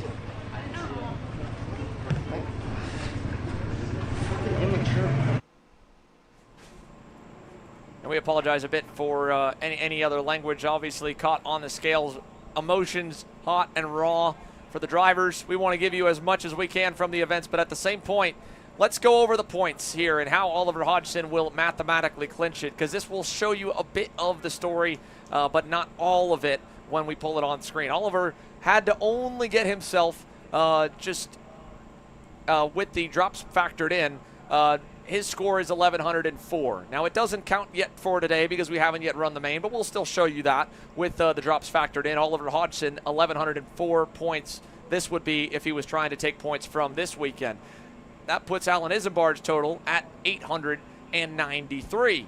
And again, only 200 points now are left on the table for the night show with the main event. So at best, you get to 1,093. He'd come up just 11 shy of the championship, even if he got the checkered flag at night. So Oliver Hodgson joins the likes of Jaden Francisco as clinching the championships before dinner here at the Stars Championship Series night fight. Jared Clark and Colin Lloyd, though, all three drivers second, third, and fourth. That is accurate in terms of the actual gaps between them as they finished on the racetrack, because all three have a low drop score that they are already tracking to outpunch. Clark a 231, Lloyd and Isambard a goose egg. Davin Roberts has a 309 drop score. It might be a little better than what he can put together, but who knows? He just drove it up to 6 in that pre-final. He might have a real shot at the championship here, or championship podium here tonight.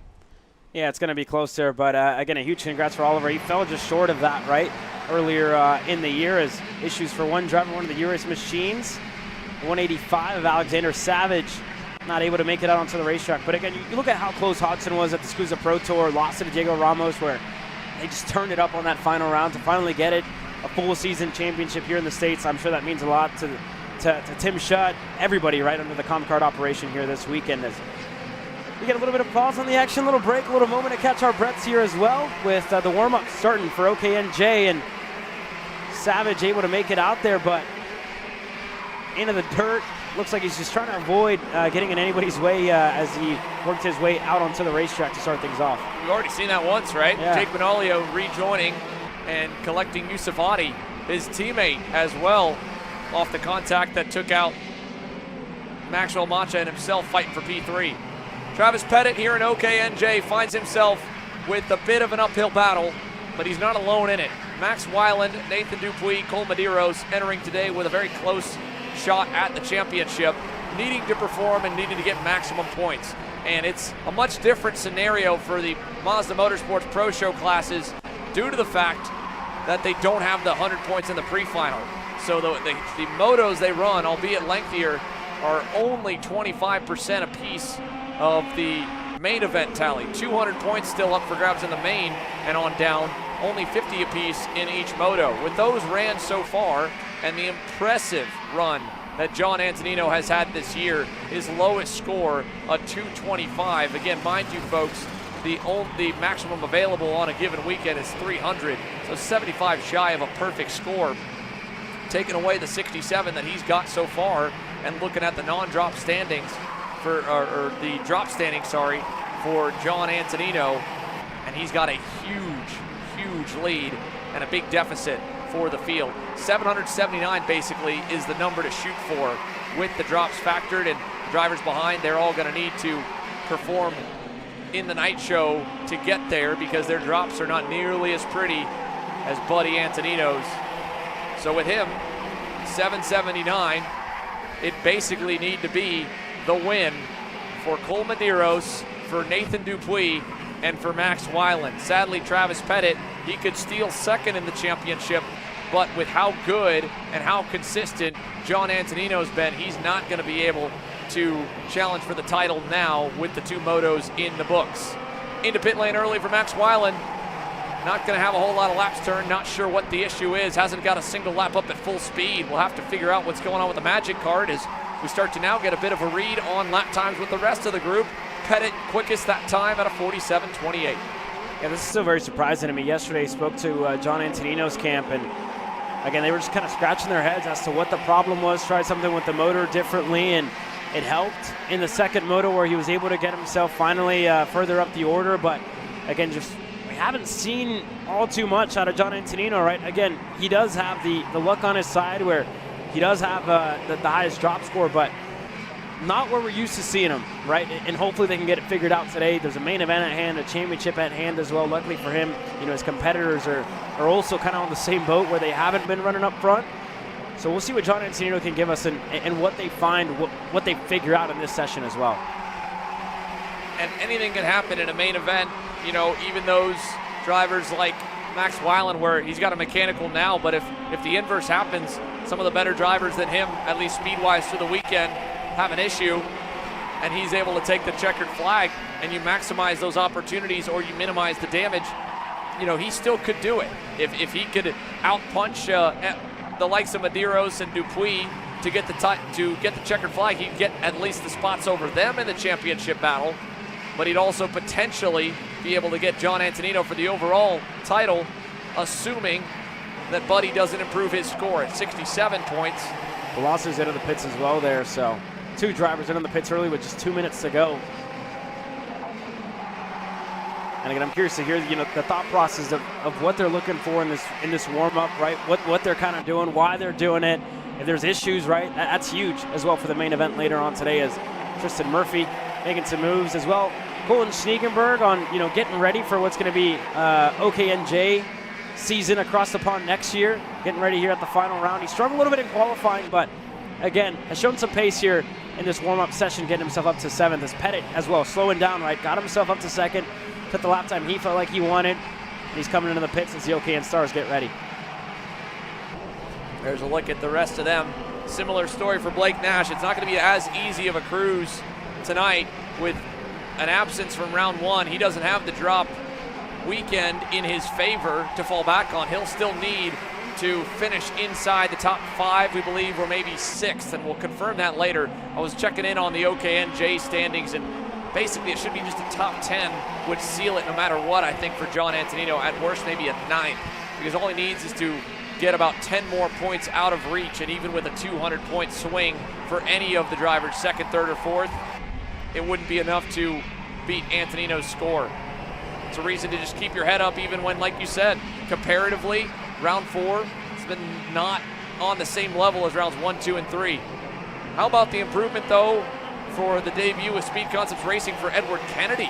New driver at the top of the leaderboard with a 47.121. That's already been a solid weekend with the crew. I mean, he's been pretty quick in the OKN-J category, equally quick in KA Junior. And it's not like we haven't talked about him through the season. Aboard the Energy chassis, he's been fast as well. But Edward Kennedy now, this is the first time we've seen him on top of the leaderboard when it comes down to the lap time. So as he leads the way over Pettit and Tristan Murphy, then Antonino, who's now got some bright pace there in 4th. And Samet, let's hear from Haley about the driver down in 8th. Lucas Palacio, a little bit off here, 3/10 to find. Haley? I spoke with Lucas, and unfortunately he's having some engine issues going through 3. The engine was just letting off on its own. Same thing through 8, so before any further damage was done, he decided to call it a day. There you go. Par for the course with OKN classes and KZ classes, with the rules open to be able to let the builders really try to extract all they can speed-wise. You're going to see a little less reliability than the spec classes, and that's been a big talking point. The reads on the OKN and OKN-Js, easy to blow out, especially even just rolling off the grid. So you've got to do everything right. That's what Paulie Massimino was able to do in 2024 to score the championship and the ride into 2025. He is the closest adversary in the championship in OKN Stars to Blake Nash, but still 41 points away entering today for Paulie Massimino. He needs to outpunch his drop, so does James Overbeck. Diego Ramos has a little bit to fall back on, but with the way things are tracking based on what we saw in the motos, Blake Nash will well outpunch Ramos' fallback score from the opening 3 rounds. So it's going to be a bit winner take all. It's just not all in the driver's hands. You can't just win and let anything else fall around you. Paulie Massimino needs a couple of dominoes to go. The same for his teammate in Overbeck and Ramos to dethrone the number 64. And we know Diego would love some redemption here. Caleb has mentioned last year, literal feet away from the OKN Stars Championship when the checkered flag flew. Yeah, it was, if you will, heartbreak for Diego Ramos. And I think coming to this weekend more than anything, it's been a lot of confidence, right? You look at how he ended, some of the other championships at the SCUSA Pro Tour. He's been winning races left and right all over, North America, South America, wherever he's been going with Burrell Art, with PSL. They've been winning races, right? And again, he's been very involved this year as well, growing the package, being an ambassador for the Burrell Art brand. So that's been one of the things that's been really cool to see out of Diego, right? Being more involved with Burrell and PSL. Racing over in Canada. He was over in South America just last weekend and back here this weekend. And that would mean a lot for him, right, to get an American championship in 125cc. But the same thing falls for Blake Nash, the kid out of California, right? You look at all the hard work he's done, the hard work him and his dad have done in 125cc to get back to this point, and he's having fun this weekend. And that's the biggest thing that I think drivers, whenever you see them go through that period where, they maybe don't have the pace, where they aren't up front, they forget what it's all about, right? Having a good time as well and getting results. And whenever you are having a good time, those results come, and I think we've seen that exactly come out of Blake Nash. And we'll see this weekend, the favorite, really, if you will, coming into the championship. And we'll see what his warm-up session looks like here in a couple of moments. White suit on Saturday on championship weekend as we get fired up to go for OKN Stars Warmup. Doing a little bit of math as well with the drops factored. Even though Diego Ramos has a 256-point round as his lowest score the opening 3 weekends, all Blake Nash would have to do to outpunch Diego's 3 rounds leading in would be finished 13th or better. So with that in mind, you can basically look at it as heads-up racing for the entirety of your top 4. And for Chase Gassiet-Lee, Blake's teammate, this has been a scene that has been way too familiar for CGL's liking, I think. Gassiet-Lee has struggled to get off the grid in yesterday's warm-up, and I believe in one of the motos as well as a practice session. But they've got him underway now. He'll miss about 1 lap, but he should kind of join around where this group is. Ryan Raffa, who's been a breakout story this weekend. Not necessarily a surprise to see him at the front of the field, but just as high up as he's been and as fast as he's been. Paulie Massimino as well. This weekend didn't have the pace in qualifying if you looked on paper. Arguably could have got that pole had he not been held up not once but twice on 2 different lap attempts. And then swept the motos yesterday, but just like we said, that was only 5 points apiece, 10 points to cut into the margin to what Blake Nash has built up on the year. It's just not quite enough. Now, forget points, though, for some of the drivers in Pro Stars. We've got a lot of storylines there. One that we sorely missed yesterday. He qualified in the top half of the field. 2-time IndyCar champ, Indy 500 champ. Will Power's back here today, and he's on the grid. What's he doing here, Haley? Will, we missed you yesterday. Yeah. You're back. What's going on, man? I was busy. I got to Australia on Monday, so I had to get some stuff done yesterday. But I'll just start at the back tonight, do warm up, and have some fun. Yeah, man. You're going to go out for warm-up. Do you think that we'll see you in the race today, or is it just warm-up for you now? No, I'm going to race. Yeah. I've never done a start, so it's good that I'm going to start at the back. Thank you, Will. Yeah. Good luck today. God, thank you. How about that? There's a safe way to at least attack a main event, right? For Will Power, with his day job, it was a bit of a concern depending on where he would end up in qualifying. Didn't want to get hurt. He's got a lot going on, like you said. News to us about the trip to visit home, I'm sure. He told me at the start of the weekend, so my apologies on that. Okay. Nonetheless, happy to have Will here. Happy to see him again. Looking forward to watching him try to carve up the field. One of the fastest drivers in the practice sessions, albeit not the best quality, but a lot of speed. He was inside the top 10 comfortably in happy hour. And as we look at the final practice session of the year for OKN Stars, first couple of laps really in the peak tire window. Ramos, Massimino, Gassi and Lee, Blake Nash down the board in 5th. And he's gonna have some company starting to get close to that time. So let's keep an eye on that. The way that really the championship scenarios even are worth mentioning at OKN Stars is if the midfield, the middle of the top 10, have found more speed today. Because Paulie Massimino, Diego Ramos, and Blake Nash, they were untouchable last night.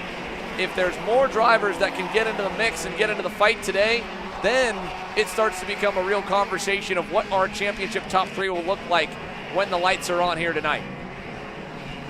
As Diego Ramos looking quite sporty here as well. When you look at the lap times, about 2/10, but he's kind of missing in comparison to Blake Nash, to Paulie Massimino as well, who, again, shows that the pace is there, right, to start things off. And I would assume from what we kind of saw, the majority of drivers probably going out there on a new set of tires, fresh rubber, finding out whatever they need to find. And I really think, you know, what we're going to see, if a driver feels like he's overstuck at this point, he might be in a good spot when you get later on tonight. As well, I think tire pressure, I'm not sure how much you're going to get out of this morning or out of this afternoon session, if you will, with the sun still out. Yeah, you're going to need to already know exactly what the difference was and hope that the track's going to basically do the same thing. The conditions are similar. I believe it's a little bit hotter on the ambient temperature today, but when you throw in the fact that throwing tires at the go-kart for the main event and you were on scuffs when you ran at night, the 3rd heat cycle after a lengthy opening moto in the heat, hard to say what you felt last night is really going to be similar to what you'll feel this evening. 2 minutes, though, to go here for OKN Stars. Pro Stars, again, will follow them up, and that will be the last practice session on the year for the 2025 Stars Championship Series. It'll lead us into a break in the action, and then it'll be straight up main events from start to about 10 p.m. When we'll wrap things up with the championship podiums and the Perico post-day show here from Trackhouse Motorplex. Hard to believe it, Caleb. We've only got about 6 hours left in the 2025 regular season. And it's also kind of exciting, right? To see what these one-off events hold, where we're going to be, where we're going to end up, how we're going to go to the end of the year at Las Vegas, Nevada, where, again, all roads end, right? Everything leads up to that. And there's a lot. And this year, I think, has brought us so much excitement, has brought us so many stories and so much development for a lot of these drivers. Some, like Diego Ramos, who have spent so much time without those race wins when you talk about heartbreak, and that all ended for him, right? Just at the start of the summer at the SCUSA Pro Tour. And he could end this year on a high note. Again, needs a lot of luck, needs, you know, all the help he can get from the racing gods tonight to try and come out of here with a championship, with the #1 on his cart. But again, you've seen a lot of this kind of develop throughout the year. And I was surprised he didn't look better under the lights. I figured that how good that the Barrel Arts were in Indiana, how good he's been through the middle part of the year, that when things cool back off, if they were at any bit needing to free the go-kart up more, the track would have freed up for him and he would have been able to compete with Massimino and Nash, but he wasn't quite there. Another driver had a bit of a rough go under the lights last night was CJ Bowman. Haley's got him down on the grid. CJ, 15 years old. I think you're the youngest on our grid today. How are you feeling going into this final? You going to put on a show for us? Oh yeah, feeling good. Getting the cart dialed in. It's been a struggle with all the changing conditions. It gets so slick out here at night. It's unlike any other track. It's difficult to set up for, and it's hard to predict how the track's going to feel, for sure. Are you liking the shifter package, or is there anything else that you'd like to try in the future? The shifter's definitely been my favorite go-kart to drive. I like having the gears and the front brakes to work with. Single speed was never really my jam. It's just rolling speed, and it's kind of boring to me. I like having it's nice having more car to work with. Thank you, CJ. Good luck today. Thank you.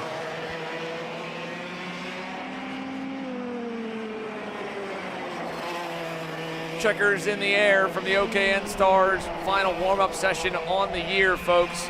We've got Paulie Massimino at the top of the board. Blake Nash able to stay with him once he got rolling around lap 4 and keeps it within 300ths. Field a little closer, but it's still a pretty decent delta from Chase Gassie at lead back to Aiden Lorenko. Not the case, though, in the biggest Pro Stars field in the history of the Stars Championship Series night fight. Gage Korn, like CJ Bowman, one of the youngest drivers on the grid. Spoke to him in the morning show, spoke to CJ just now, spoke to AJ a bit in the morning as well. He's in good spirits. Last night, he was ready to prove everybody wrong today. Adrian Reneden as well. Close in a couple of other championships in terms of the specific rounds, and close in one in the SCUSA Pro Tour Championship that he ran the full distance. But in the Stars Series, he's been perfect in mains, and he said this weekend's gone to the same kind of way my other 2 races have gone in the Stars season. With the limited track time, I'm starting a bit behind the 8 ball, but by the end, by the main, with the added distance, my velocity Sodi's been able to work its way to the lead and end there. He's going to have to do that tonight, though. The Magic Man will get set to lead the field to green alongside Mateus Morgado as they split the motos following a pole in qualifying, breaking the tie for AJ. Ian Quinn, he'll be a driver to watch. Like Will Power, not starting as high as his pace will be. A DNF in Moto 1, but a top 5 in Moto number 2 last night. And that stealth machine looking like Darth Vader out there under the lights, Caleb. Yeah, looks clean. Ian Quinn actually headed over to Valencia, Spain later in the year to race in the T4 Nations Cup. So a shout out for him on that. And again, trading the 4-cycle for the shifter package as well, as we take a look as a couple more of the Burrell Art machines. Gavin Bailiff, full power, going out at the back as well with Mateus Morgado. And again, Gavin, you talked to him this morning. Looks like he's feeling a little better today. A little bit. Yeah. I think I don't know. It was hard to say whether he was feeling better or just coming to terms with the fact that yesterday was 5th, 6th, 5th, and nothing more. It's almost more frustrating to have a weekend like that because you're scratching your head you're going, well, what's that last little bit that the driver there to his side, Mateus Morgado, seems to have, along with the front runners we mentioned earlier. They're all going to try to take the most from this 7-minute session and quickly clear the grid out. And with that, it's our final look at them before they head back out tonight at 9:15 p.m. Eastern in the Mazda Motorsports Pro Show. A flurry of Burrell Arts here back at the grid. Mateo Pappas, Mateus Morgado, Will Power, Gavin Bailiff, all going to roll out as the final few of this now. Back up to 26 driver field, 27 maybe. Well, I think 26 in total with Willie P back here at Trackhouse Motorplex. So let's set it up. 7 minutes for warm-up. Who do we have going quick early? And I don't know how many drivers will be on new tires or scuffs as well, because like you said, the conditions are going to be vastly different, so they may not value the extra burn of another $200 plus set of MG yellows. But at the same point, if you think you know what the track's going to do, and you think that the tires that you're practicing on aren't going to give you nearly the read that you want on your changes you want to try here and warm up, you go for it. Yeah, and we'll definitely see, again, a driver we haven't talked to that I'll be curious to hear from as well, Josh Conker, who's, been almost a little bit of a quieter weekend. He made some noise in the qualifying session since then. It's just been, very, if you will, just quiet. Like I said, right? Didn't have the best start in the second moto. Moto 1 was a little bit better, but again, we haven't seen Josh in quite some time since the SCUSA Pro Tour, and again, he's given us, hopefully he can give us some action. Justin White, Gage Gordon, again, they've all been fast. Charlie Steins as well. I think we're going to see a little bit more from him as he tries to work his way through the field as he was doing in the motos in the main event. Looks like, I believe he's starting on the edge of the top 10, Xander. Correct me if I'm wrong, maybe on row number 5 for Charlie Steins. They just went through the official results. There were a few penalties that came in, not too many, posted on the Stars Discord. I'll pull that up and check it as well as the championship scenarios for this class. This is the tightest of the 3 for the Mazda Motorsports Pro Show. Here's a look at your main event grid. And indeed, Charlie Steins having to go from the back. He's got himself not all the way there. Row 7, he'll be 13th on the board. Eli Fox will be 12th. So the teammates right near each other off a tiebreaker. And then your front row, Myers, Morgado, Reddington, Justin White, Josh Conker to the inside of the 3rd row alongside Gavin Bailiff. CJ Bowman starts behind Conker. Those two have been in that formation all weekend, and it was a good bit of intel from Gavin talking about the difference at night, that the track maybe doesn't lose a ton of temp with the back-to-back sessions, but more importantly, the humidity and being a bit damp almost, the feeling, especially with the go-kart starting cold in the first couple laps, catching a few drivers off guard with the brakes locking up. And that's what happened to Bowman going down to turn number 1 on that start that set Conker wide. So they'll start 5th and 7th. Gavin Bailiff will roll on the outside, the clean lane in row 3. Robbie Boydeshow will get a much better starting spot outside of row 4. Keep an eye on Thor to start to make some moves. As he said in his pre-race chat with me, that he's not picked it up as quick as Andrew, getting back behind the wheel against the best in the world. But he's definitely got the speed. He's definitely learned, I'm sure, working his way through the pack in the motos. It might have played out better than if he would have started right near Gavin, for example, in those races, because Gavin Bailiff, he didn't get a whole lot of laps around a lot of traffic. He was basically just by himself, watching the top 3, the likes of Reddington, Morgado, and Myers have a little more, and Gavin having plenty more than the group drivers behind. Yes, one driver had a massive off. They're further up the order as Reddington and Diego Ardiles worked their way through. But yeah, that was huge. A good amount of dirt kicked up onto the track. And CJ Bowman, again, we spoke to him earlier. He's, everything's just kind of been clicking for him, right? That first year in a shifter racing, his first time out in a shifter was at this very venue last year. And again, everything's starting to come together, right? Getting that experience, getting those laps, getting that seat time. He's at club races, racing, just getting time in a shifter, banging gears, learning the front brakes. That's a whole lot, and you're seeing that time, right, start to come through. 45.3 for CJ Bowman, as now AJ goes that little bit quicker. But again, this driver has made huge strides to where we saw him start last year to where he is a year down the line. And that's testament, to what I said this morning, right? That entire crew, just a group of friends, a group of family, if you will, with Robbie, Andrew, AJ, developing a chassis, and you see their drivers, right? They've come together. Annie last year, she was in the Fast 6 at the SCUSA Pro Tour in Super Pro qualifying. So again, that Magic Kart team definitely coming to life here, and you're seeing them, right, move up the timing charts in this warm-up session. Heartbreaker for Annie Rule as well. A cracked component of the rear axle assembly, one of the bearings for her, one of the full-on cassettes last night was a part of her struggles for speed. But she had put together a massive lap on the micron gauge, and the timing was just a bit different in terms of where the loop was reading in qualifying. She's been able to put the corners together, and if she can string enough laps like that, she'll be able to start to march forward. Maybe put together a similar drive like what Bowman put on at round 3 of the season, because she's buried back in 15th alongside Gage Korn. Can you imagine the amount of lead on row number 8? That's a whole lot. Yeah. Between two of the smallest drivers on the grid. And all the way again from the rear on row number 13. Will Power will complete an all-Beryl Art row because Diego Ardiles had a DQ in his second moto and a mechanical failure in the first one. So in his second ever gearbox start, he's going to do it alongside one of IndyCar's best, IndyCar's fastest driver. And from row 13 of one of the biggest Pro Stars fields on record. Mateus Morgado has them all at his fingertips right now. If you look off warm-up results, though, a 10th clear on Myers and Bowman. Gavin Bailiff is 4th. Adrian Reddington 3/10 off, down in 6th. Robbie Boydeshow up to 5th. Mateo Pappas, very respectable times right now for him, in 7th. Vincenzo Saraceno inside the top 10, kind of hovered that, was just outside of it for most of the motos as we followed, but the consistency for Vincenzo will put him inside of row 5 for the main. And here's a look at AJ as he gets a little look at the inside of Mitchell Lowry there in the 221. I don't think Mitchell heard him going down the inside, and that'll probably bring us to a close in this session. Neither lap's going to be good. Whoa. Mitchell just go off there at the top of the hill.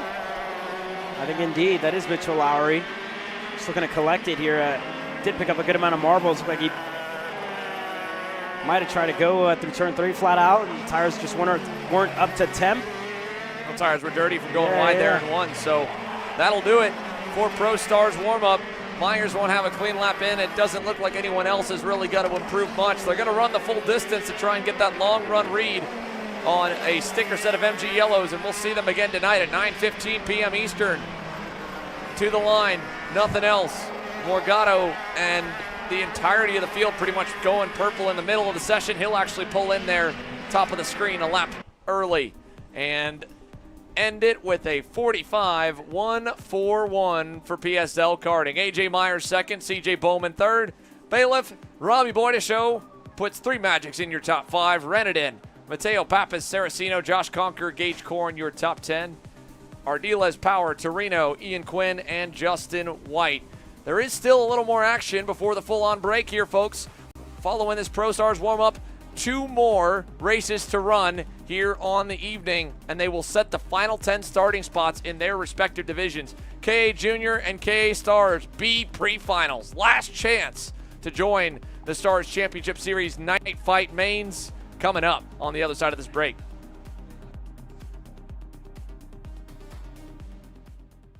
Are you ready to get behind the wheel? From Formula One to NASCAR and IndyCar, all the pros start here.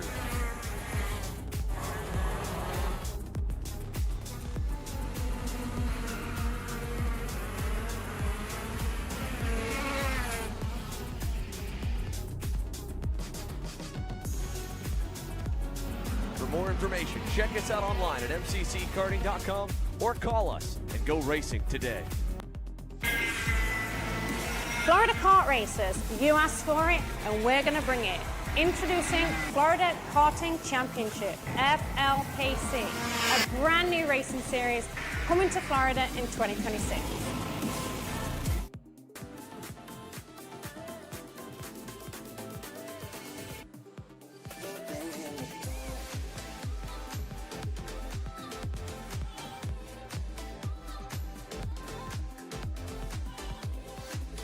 Are you looking to take the next step in your racing journey?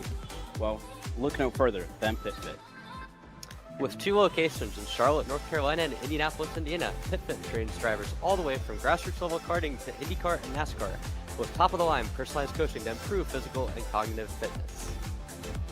For more information on programs, check out PitFit on Instagram or Facebook today.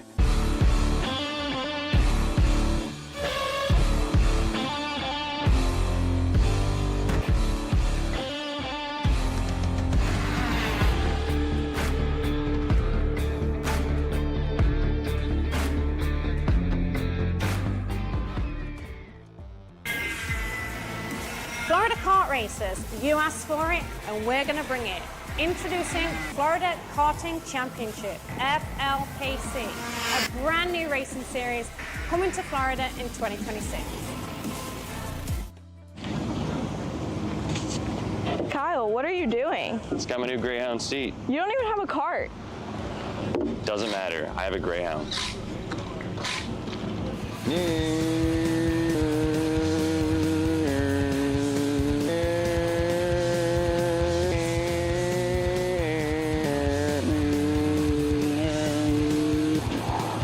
the f is Kyle Cuthbertson?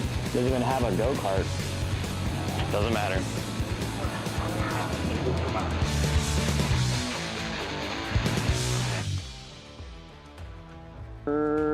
Cuthbertson through on Turney. Turney in the dirt. Cat food marketing. 9.99 a month. Dude, Caleb, wake up. Dude, we're live in 5 minutes. Let's go. Come on. What are you doing? Dude, I'm so sorry. Xander had me in a cat food marketing meeting till like 2 a.m. last night. Come on, man. Do you have anything I can drink? Dude, I got the perfect thing for you. Perico. It's a healthy energy drink alternative. Perico, non-GMO, gluten-free, kosher, magnesium, B12, B6, yeah, it's good. B5, biotin, and 0 sugar? Pericazo! Try Perico, made with natural ingredients, organic caffeine, and supports your metabolism. Try the new official energy drink of Kart Chaser.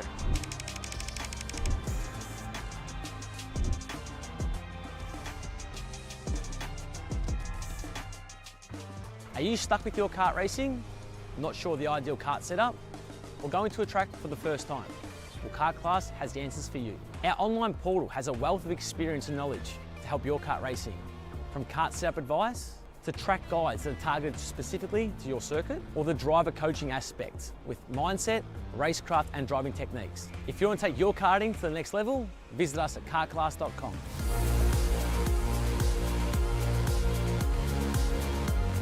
Paulie Massimino wins in KA. Paulie Massimino is a winner in OKN Stars. Take your driving to the next level with one-on-one coaching from 2024 OKN Stars champion, Paulie Massimino. Kart rental options are available if you'd like to keep yours at home, and drivers in all classes are welcome, from Briggs 206 to Mini to KA100 and X30. With in-depth data analysis, onboard video footage review, and lead follow on-track sessions, each private coaching session will see you end as a more complete driver than when you started. Book your coaching session now.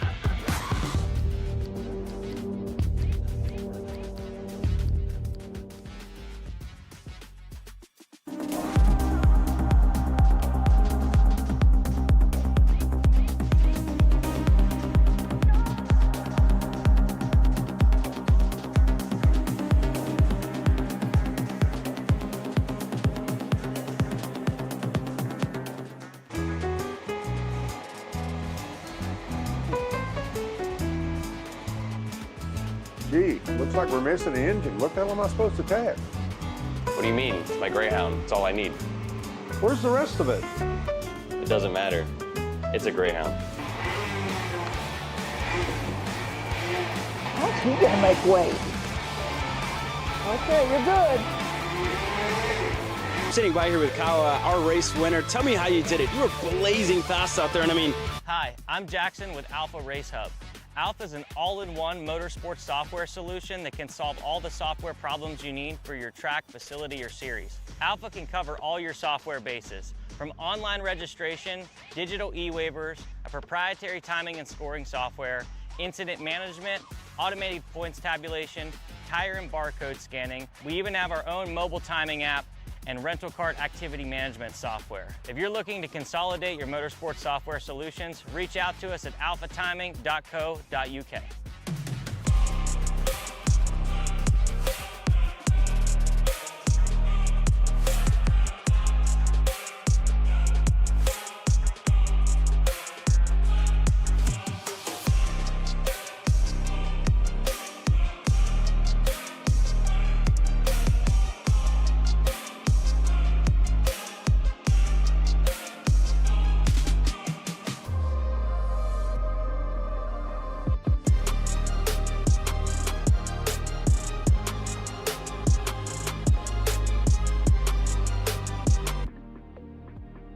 You know, I'm really starting to like this go-karting thing. Yeah, me too. Oh my gosh, can I show you this cute dress I just got? Yes, of course. Oh my goodness, it's so cute. I just love shopping. I love shopping too. Oh my gosh. Wait, did you guys say you like shopping? Of course. Well, dude, I have the perfect place to do that at. ShopPayCara.com. At ShopPayCara.com, you can get free shipping on orders $200 or more. You can get anything you want, like MXC rims, gloves, rib vests, shoes, anything that you need, all at ShopPayCara.com.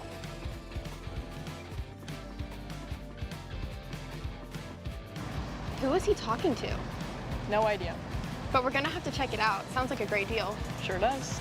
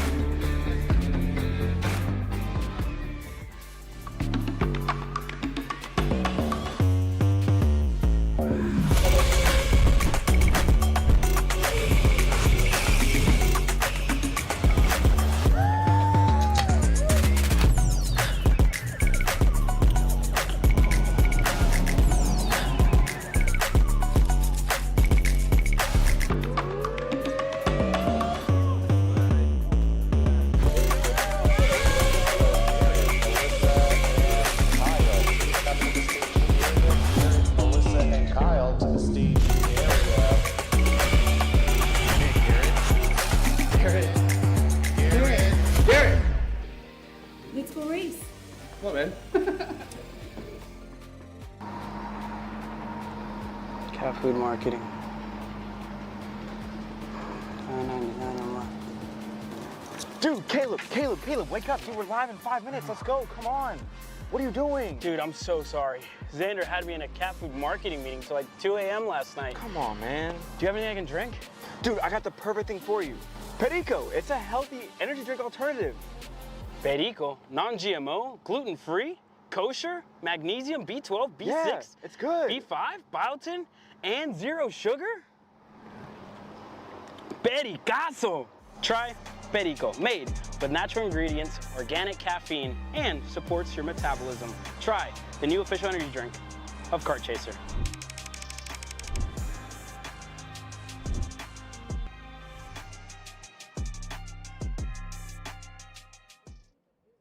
This is Henry. Henry feels sad.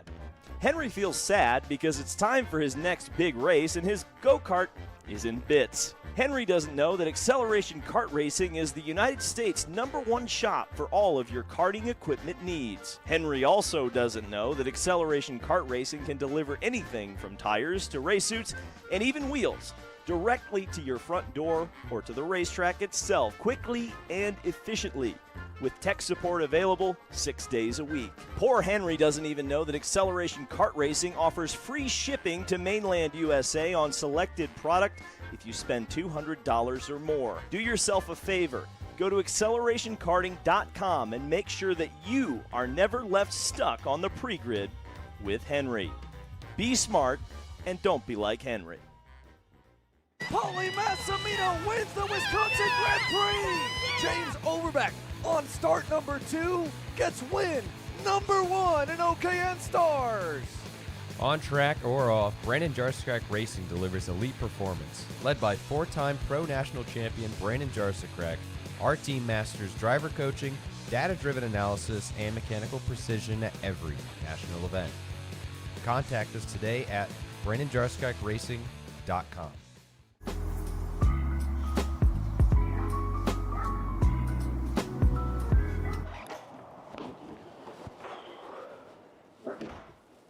Hey, what's up, Caleb? What's up, Brandon? You sound defeated. A long day at the office? Yeah, got stuck at a...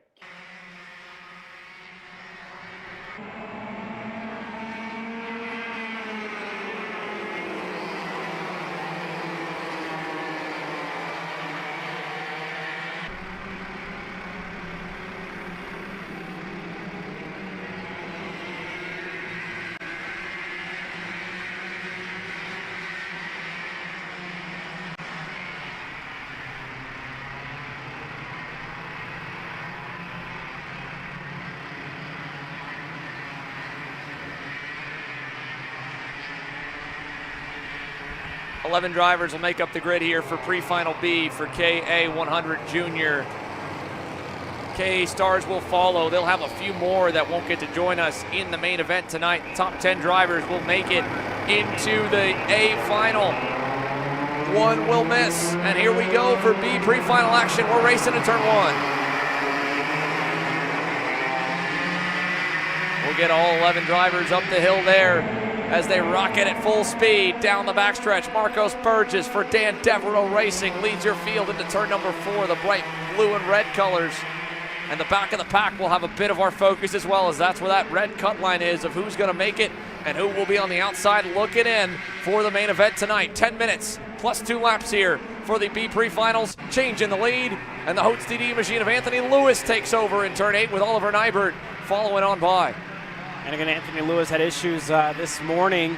We saw him in the grass out of the warm-up session early. Now he's gotten himself up to the lead. Oliver Nybert getting himself through for turn number 11. And again, Nybert, one of the drivers that we saw race up at the front all weekend long for, the past 2-3 weeks, if you will, and finds himself right in his last chance qualifier in this B main, if you will. Looking to race his way into the show later on tonight as they're still fighting.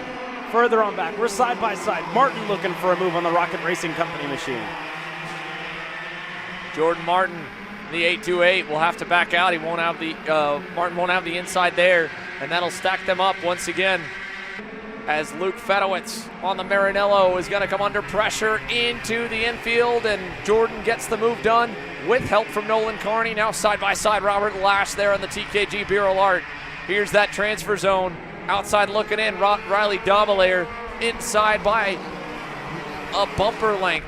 Max Maitev on the Mike Doty Racing and Kart. And they're all still relatively close, albeit we've got a change up front. Oliver Nybert, no surprise there. He's had speed to win the main event. He'll have a long road to get there, but if he gets to start 31st, he could definitely put on a charge. Unfortunate for Oliver, considering that he was probably thinking that this weekend he could build off the podium from last time out and fight for a race win. This group back here fighting hard just to make it into the race. Contact and smoke coming off the side pods and the tires in turn 4 there. Yeah, everybody side by side there. You see how close it is, already defending to the bottom of the racetrack. Miller looking for a move in an 8. And there's Powers in the 851, able to stay ahead. Lash going side by side. As it stands, Riley Dobelier, local to North Carolina. She's the one driver that's on the outside looking in the 880 Ryan Perry Motorsports machine. As they work their way onto the front stretch, Nybert absolutely running away with it. Burgess opening up his gap as there's more battles further up. And here's the battle. Lash on the inside of Powers gets through. Miller looking to go by as well, up and over the curb. Contact there, and that will change the spot as Riley finds a gap down the inside. And Dobelier makes the move. And that's a pushback bumper as well for the 866 of Maitev. So as it stands, gonna need a whole lot here, right? It should be Riley Dobelier in safely with that pushback for Maitev. But how many times, Caleb, have drivers inside the transfer window fought too hard and ended up with a DNF in the B pre-final when they would have safely made the show? Like you said, Max Maitev pushed in bumper. Don't know how many drivers around him paid attention to that or noticed that as they passed him or got passed by him. Now Maitev there on the front straightaway has the 851 in front of him. That is Lage Powers as Riley Dobelier picks up another spot, move the RPM Tony Kart a little bit safer into the show. And again, if the pushback for Max Maitev is one of the only penalties, this battle back here for P10 won't really matter all too much. The MDR machine on the inside of the Kartworks Racing entry of Lage Powers. He's doing what he has to do, at least trying to get what he can on the racetrack. Looking as well, the 819 of Luke Fedowitz. That front bumper looks eerily low there on the Maranello, but it could be also the mounting position that has it right low against the surface of Trackhouse Motorplex.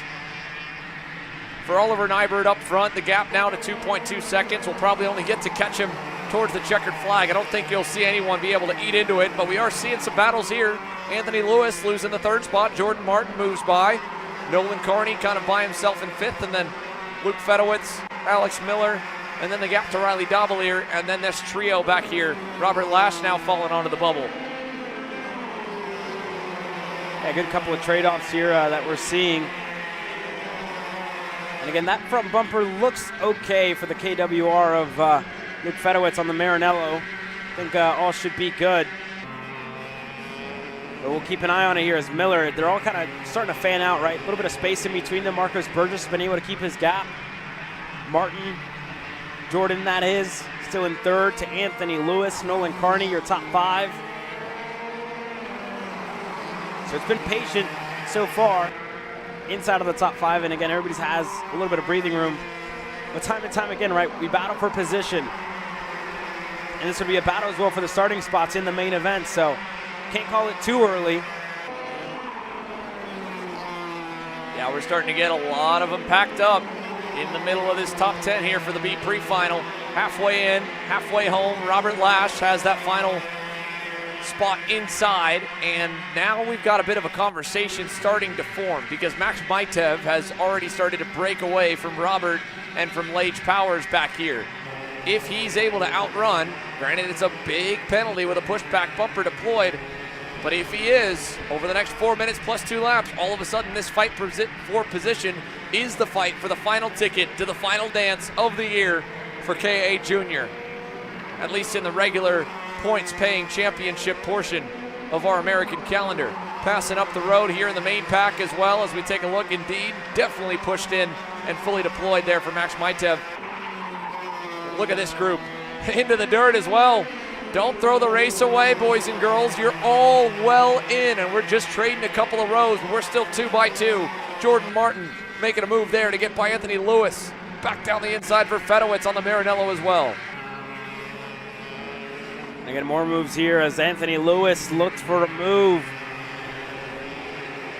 there on Martin. Wasn't going to stick as we're still side by side throughout the field. Finally able to get it done there was Fedowitz, and again, still that little bit of battling. Burgess going to start to fall under fire here. Martin getting that little bit closer, going to be on the rear bumper of the Dan Devereaux Racing OTK. 3 minutes plus 2 laps to go. The B pre-final for KA Stars, folks, is coming up right after this. It'll be just as hairy, except a whole lot more drivers on the circuit fighting to make it into the main event. The B pre-finals over the years for KA Junior have been all the way down to the final turn of the final lap sometimes. Mechanical failures could still play in. And again, keep an eye on the gap there from Max Maitev back to Robert Lash and Lage Powers. And watch this group, 2 by 2. Jordan Martin getting around the 830 of Marcos Burgess, who's going to have contact with Luke Fedowitz. Now they're 3 wide. This is where you start to see things really get wild. Burgess to the wayside, nearly out to the wall. He'll drop back a couple spots, and now Riley Dobelier makes another driver in this pack. All fighting for spots on the grid, but they're all seconds to the good to make the grid tonight. I mean, they just got to keep their noses clean, right? Just be as conservative as you can, given you do want a better starting spot for the main.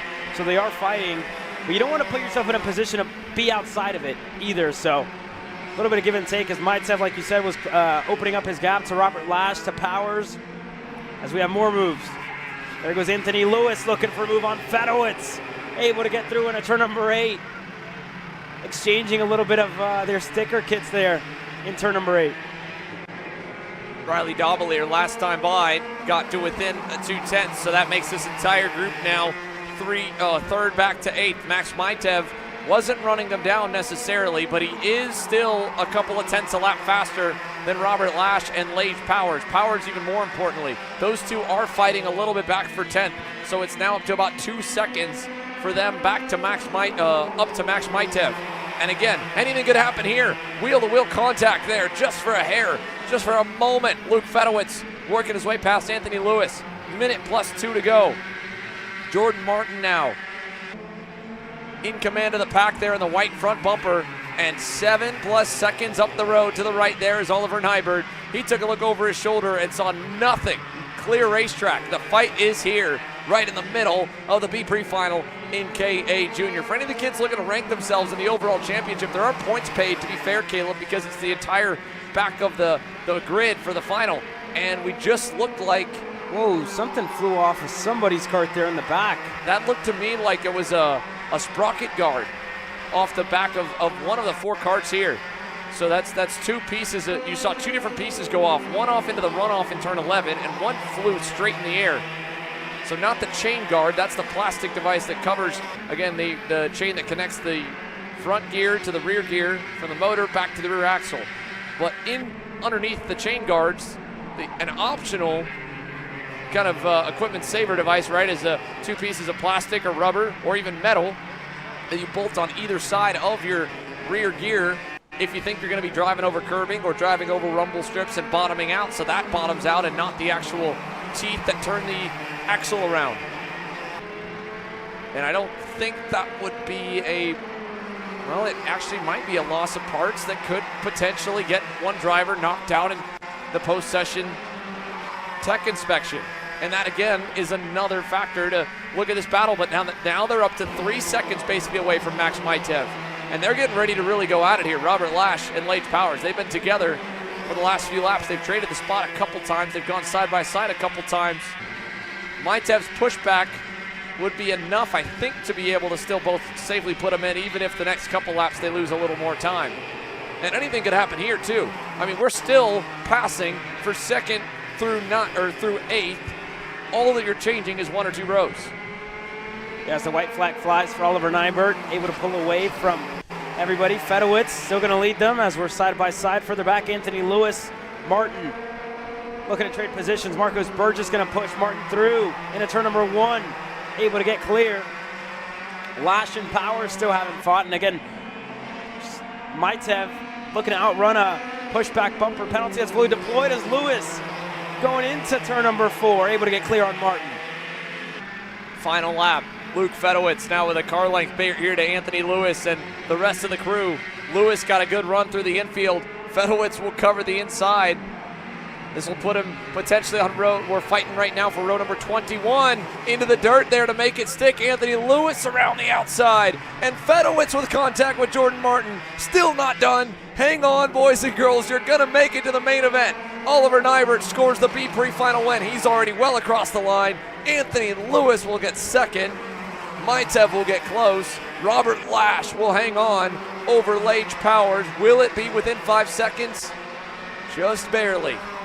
Just shy of getting to, it ends up being 4.1 seconds between Lage Powers and Max Maitev. So sadly, the MDR driver, that pushback, if it sticks, would knock him out.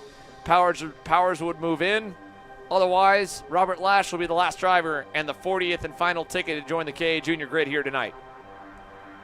KA Stars B pre-final action ready to go. Next up, it'll be a few more that sadly won't join us for the night fight mains.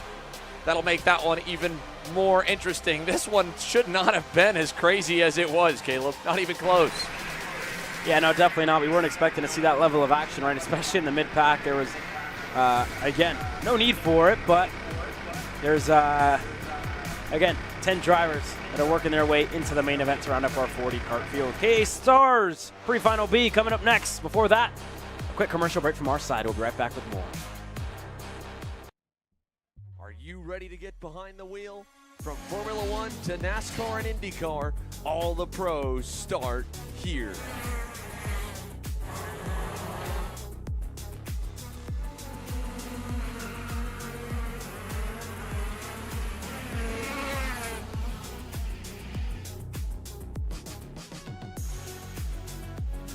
For more information, check us out online at mcckarting.com or call us and go racing today.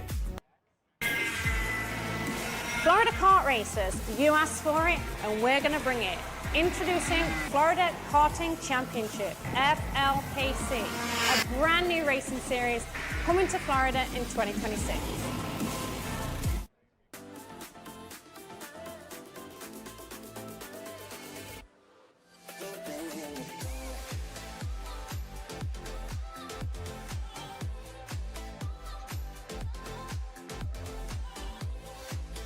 Are you looking to take the next step in your racing journey? Well, look no further than PitFit. With 2 locations in Charlotte, North Carolina and Indianapolis, Indiana, PitFit trains drivers all the way from grassroots level karting to IndyCar and NASCAR with top-of-the-line personalized coaching to improve physical and cognitive fitness. For more information on programs, check out PitFit on Instagram or Facebook today.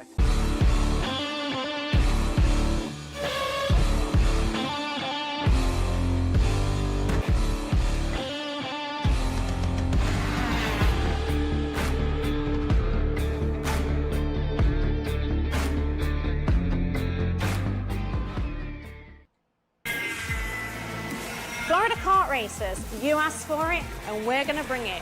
Introducing Florida Karting Championship, FLKC, a brand new racing series coming to Florida in 2026. Kyle, what are you doing? It's got my new Greyhound seat. You don't even have a cart.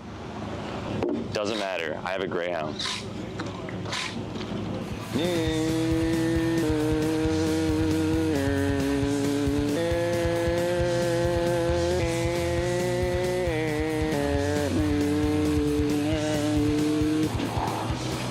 Is Kyle Cuthbertson doesn't even have a go-kart. Doesn't matter.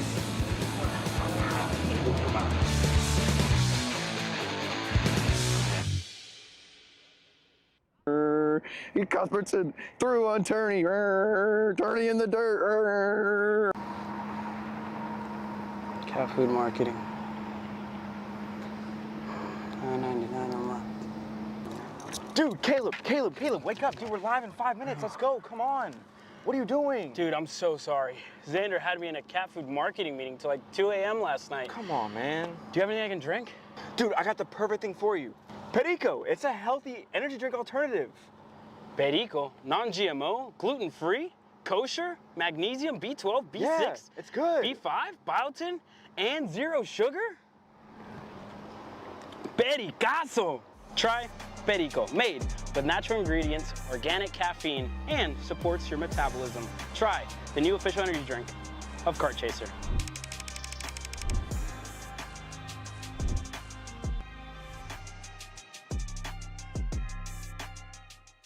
Are you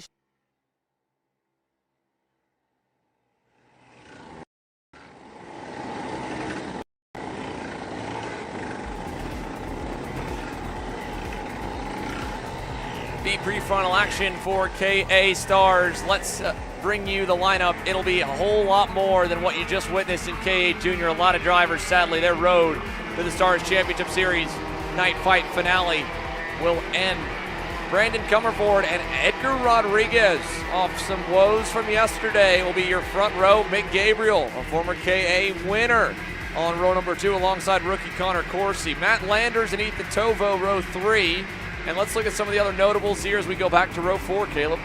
Yeah, you go back to Ibrahim Din, Chris Harrower on row number 4. We saw him run up at the front yesterday. And Grayson O and Enzo Vidamontian, after the engine change, could never really find his footing throughout the heat races. He's starting on row number 5. Vladimir Pajovic.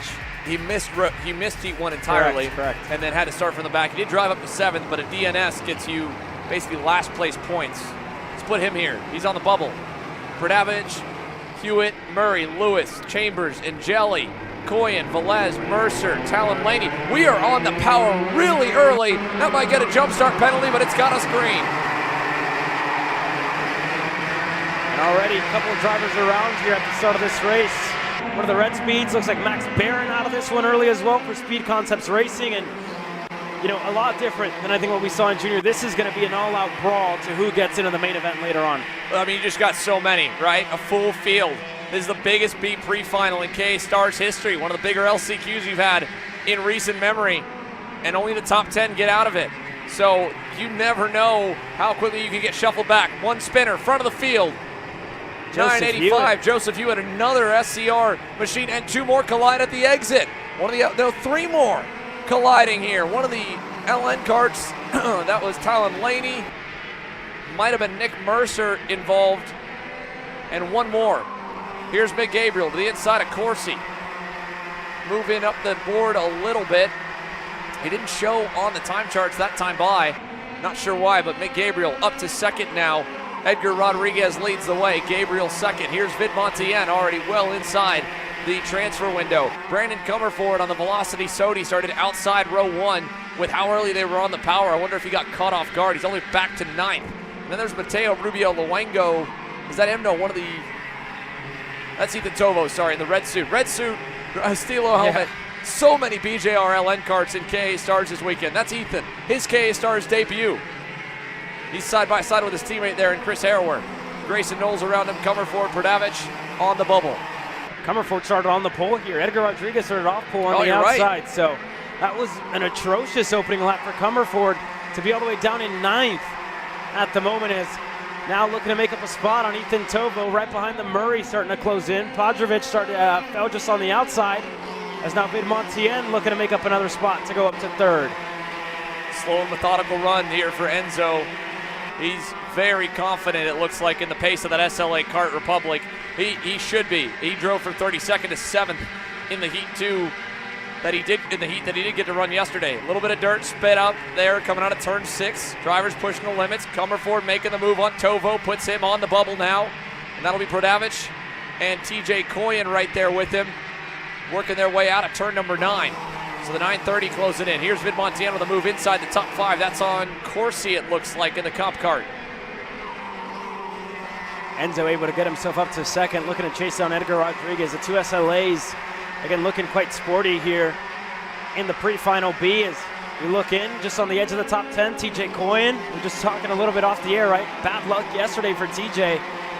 He was in the front half of the field, but again, bad luck, stuff didn't go his way. Finds himself here looking to race his way in as we take a look up with Ibrahim Din, Comerford right behind him, Ethan Tovo. And again, Mick Gabriel's not showing, folks, so as much as we'd love to show you the official timing, we got to put an asterisk and really actually make room for one more on the board, because it's Edgar Rodriguez. Here is second, Gabriel, then Vidmontien. And it's not with us either. It's on the official timing as well. Mick Gabriel, whether it's a faulty transponder or no transponder, is actually in second.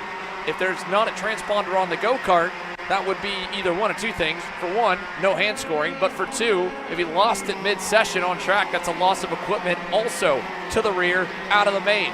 So this could be big for the AEM karting crew. But what that does mean is Alex Murray is our first man on the outside looking in. Brandon Comerford in the white helmet, first driver on the inside. He's now made himself second on the inside. It looks like, no, still first on the inside. Then there's the prodigy machines of Murray and TJ Coyen. He's trying to get one more driver between himself and the cut line. He's on the outside of Ibrahim Dean right here in turn 9. And now Ibrahim getting swallowed up. Here comes Murray and Coyen to the inside. TJ trying to race his way in. And it should be good for TJ as well, as he's up to 9th. So again, that's really the cutoff. Murray, the first one on the outside, the other one of the best karts here in this race. And again, we'll keep an eye on it as he's falling under pressure to Bandera, who's looking now on the inside of turn number 4. We're side by side. And Christian this is outside, Velez. yeah. Velez in the 937 as we get to the Velocity Sodi. As mentioned here, first driver on the outside looking in. He'll show in 10th. He could be 10th if there's issues for Gabriel. Big bumper moment there, and a elbow as well. The 970, Vladimir Prodavich just sent Ibrahim Dean to the shadow realm with a shove in turn 8 and an elbow on the exit. And there's more contact here outside the transfer zone. Quentin and Jelly right in the middle of it all. Yeah, this is close, right? Velez now up to 11th on the racetrack. TJ Coyen racing his way away from that group that, again, just started a fight, right? Getting himself just further up the order, and Velez gonna need a lot out of these three here, out of Ethan Tovo, out of Comerford, to try and get himself into the main event. Yeah, he needs, as of last time, around 7/10 to get there. He might get it if they pass it all. Quentin and Jelly's hoping for something, and look at this up in the front. What are we doing up here, boys? Chris Harrower, Connor Corsi side by side, fighting for 4th. Couple of seconds to the good, and it may not have meant to be as chaotic as it was there in turn 8. Across the line, Enzo Vidmontien's caught and now passed Edgar Rodriguez for the race lead. Mick Gabriel still tracking on for 3rd provisionally, which again would bump Velez down to 11th and bump everyone else from Matt Landers on. Landers currently in the window by a good bit there. He's on that Prodigy Motorsports best kart down at the bottom. Then Harrower, Corsi, Grayson Knoll on the Magic, Ethan Tovo, Brandon Comerford. As now the 970 goes wide, Prodavich, and moving through is Quentin and Jelly. Quentin started 16th. Probably went back a little bit with the outside lane on the start, and the Rocket Racing Company driver is now marching towards the transfer zone, but he's still got a long way to get there, and he's gonna have to do it mostly on pace. Ibrahim Dean here making some moves again. The 908 Orsilon Tony kart back and forth with the 943 of Jace Webb. I think Ibrahim was honestly just a bit too nice in the first few laps, Caleb. Kind of got, and he didn't necessarily get roughed up until that moment with Vladimir, but more importantly, he left the door open more times than not. Coyne went going by, bringing a few drivers with him, and that got him into the Hornet's nest of the midfield in this B pre-final. And it's been talked about a little bit this week. It's been pretty nasty back there. Hasn't been the cleanest display, point blank, and again, just expect a little more, right, out of that second half of the field, just to clean things up a little bit. But again, as we're going, it's really a dogfight, right, back there, and especially when you're just on the edge of the top 10 in this race, you're going to see a lot of that, right, and that's where racecraft, I think, comes into play a whole lot as well. Quentin and Jelly's been able to race his way, again, just that little bit further up, but he's 11th on the racetrack, or really 12th on the racetrack. Velez in 11th, with Mick Gabriel again still not showing up. So this has been big. Let's look at the lap times. Last time by, Christian Velez 50.874, Brandon Comerford a 51.12, and now Ethan Tovo defending a little bit here with 2 minutes plus 2 laps to go on TJ Coyen. TJ Coyen has been racing senior as long as Ethan Tovo's been alive. The BJR driver, one of the youngest in the field. Coyen, one of the vets. Neither one having an ideal weekend, of course, to end up in this B pre-final, but funny to find them around each other. As we take a look back here, Alex Murray continues, unfortunately, a backward slide. That's Meyer Lewis with the pass on him. Here's the 938, Camp Chambers, 14th. Perdavich was up the road from him. Here's Ibrahim Dean and Murray's group. Further back, Quentin Angeli trying to hunt towards the next group. He is 12th right now. 11th for Christian Velez up the road from him, and Velez is getting closer to his Velocity Sodi teammate of Brandon Comerford. This is 12th, 13th, 14th, assuming Mick Gabriel's transponder's on the go-kart and the battery may just no longer be working, and they'll manually move him back up to where he should be, which will be one of the top 3 spots. Yeah, that'd be huge there. Again, that could be big implications for Mick Gabriel, and again, we're assuming that everything is good when it's all said and done. This is Quentin Angeli again, who is currently 12th on the track with, like you were saying, Vladimir Petrovic and Camp Chambers, and they're looking to get themselves up to Velez, who is looking to get himself up to TJ Coyen, to Comerford as well, that are just on the edge of the cutoff. Ethan Tovo, they were going back and forth, and I'm curious to see, right, with just 30 seconds to go, do they know they're in, right? You kind of be counting the carts, and they're still racing, so Ethan Tovo just wants to hold on here, right? Whatever it takes. Yeah, I mean, he knows he's got a couple of carts between him and the cut line. He doesn't know how far back that lane, that train goes. If you're just taking quick looks over the shoulder, you're probably not seeing too many. Here's Berdavich again. And then here's Tovo and Coyen. So this is the first group in. Tovo, Coyen, Comerford. Big late set there in turn 9 by TJ. And now Brandon tries to follow, can't do it. 8th, 9th, 10th, and down the road to find Christian Velez in provisionally, or at least as they run on the racetrack, 11th. He's in the second Velocity Sodi. So Brandon Comerford in the white helmet will be the last driver in if Mick Gabriel's good. And if not, he'd be the second to last, and his teammate would get in as well before penalties get factored. Timers at 0, by the way. 2 laps to go. Rodriguez, Vidmontien, and we believe Mick Gabriel still out there in that lead trio. 4.5 seconds and counting out from Chris Harrower and Matt Landers. Yeah, Ethan Tovo on that front stretch gave TJ Coyen a little bit of a signal, just telling him to push forward, and TJ just shook his head, right?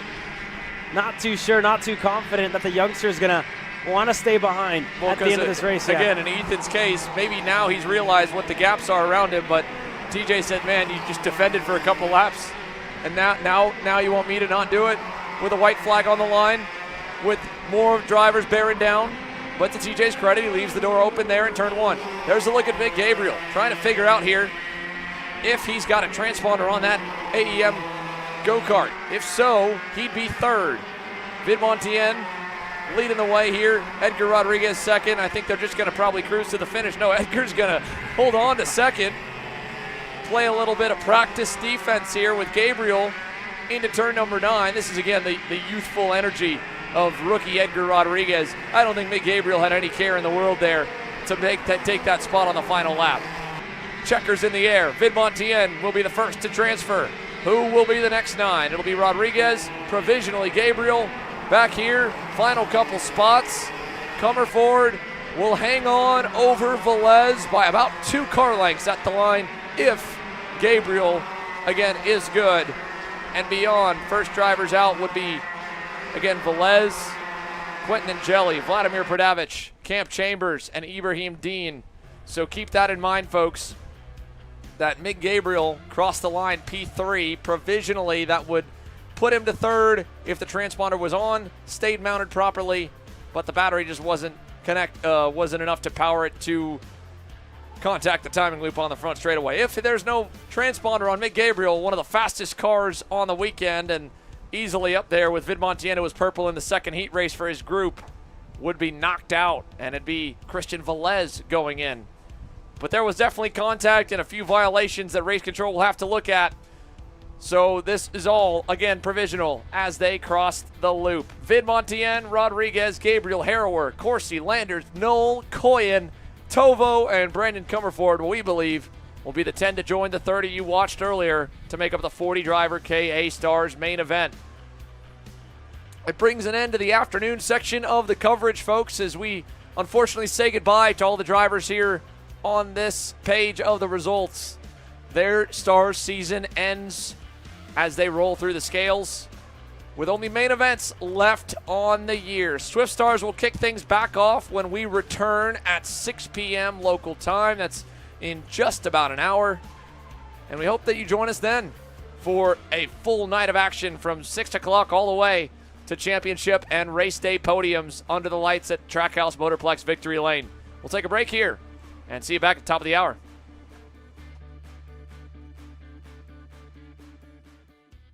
Are you stuck with your kart racing?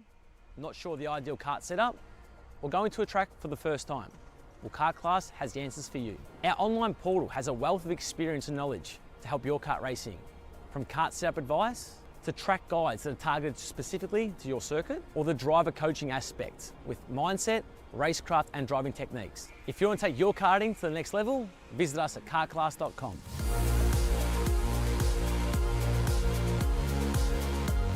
Paulie Massimino wins in KA. Paulie Massimino is a winner in OKN Stars. Take your driving to the next level with one-on-one coaching from 2024 OKN Stars champion Paulie Massimino. Kart rental options are available if you'd like to keep yours at home, and drivers in all classes are welcome, from Briggs 206 to Mini to KA100 and X30. With in-depth data analysis, onboard video footage review, and lead-follow on-track sessions, each private coaching session will see you end as a more complete driver than when you started. Book your coaching session now.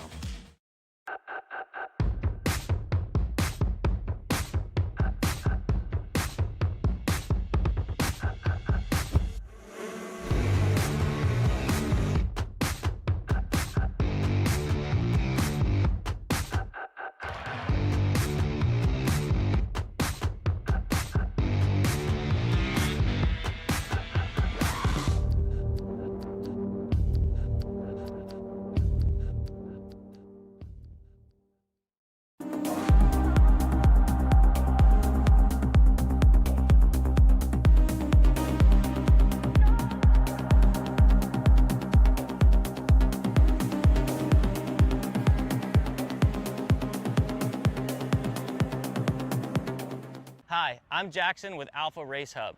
Alpha is an all-in-one motorsports software solution that can solve all the software problems you need for your track, facility, or series. Alpha can cover all your software bases, from online registration, digital e-waivers, a proprietary timing and scoring software, incident management, automated points tabulation, tire and barcode scanning. We even have our own mobile timing app and rental kart activity management software. If you're looking to consolidate your motorsports software solutions, reach out to us at alphatiming.co.uk.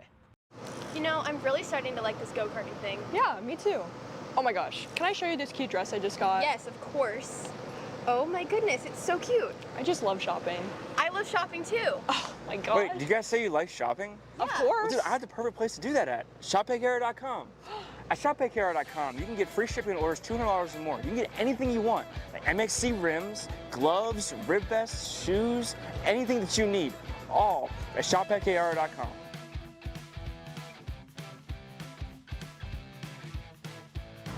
Who is he talking to? No idea. But we're gonna have to check it out. Sounds like a great deal. Sure does.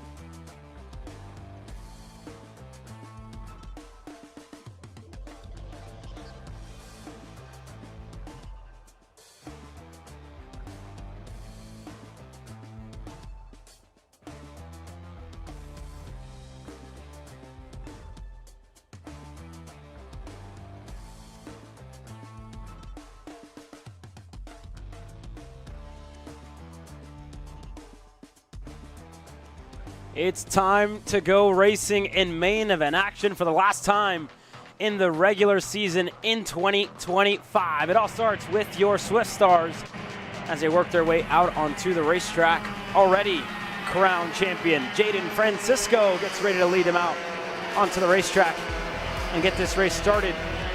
He starts on the pole alongside Timmy Tech Kart, Holden Myers. Santi Orioli on row number 2 alongside Lawrence Perriman, Cade Wolf, and Colton Bruck on row number 3. Liam Nachawati and Cameron Johnson on row 4 with Dominic Gaddis and Dominic Nagel on row number 5 as Lawrence Perriman has issues to get this one rolling. He might get back going here, and it looks like that engine is still fired. He will be good.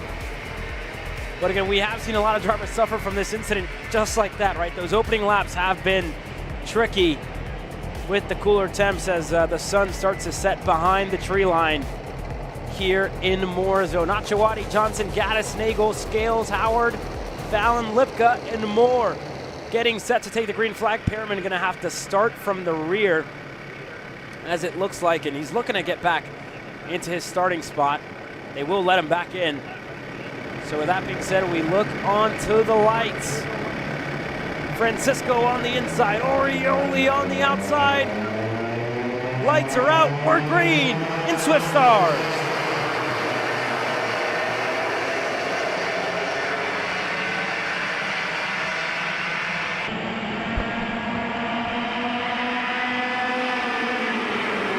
Only Holden Myers and Jaden Francisco were safe and away out front there. You could see the entire rest of your Swift Stars field fanning out 2 and 3 abreast on the run into turn number 4.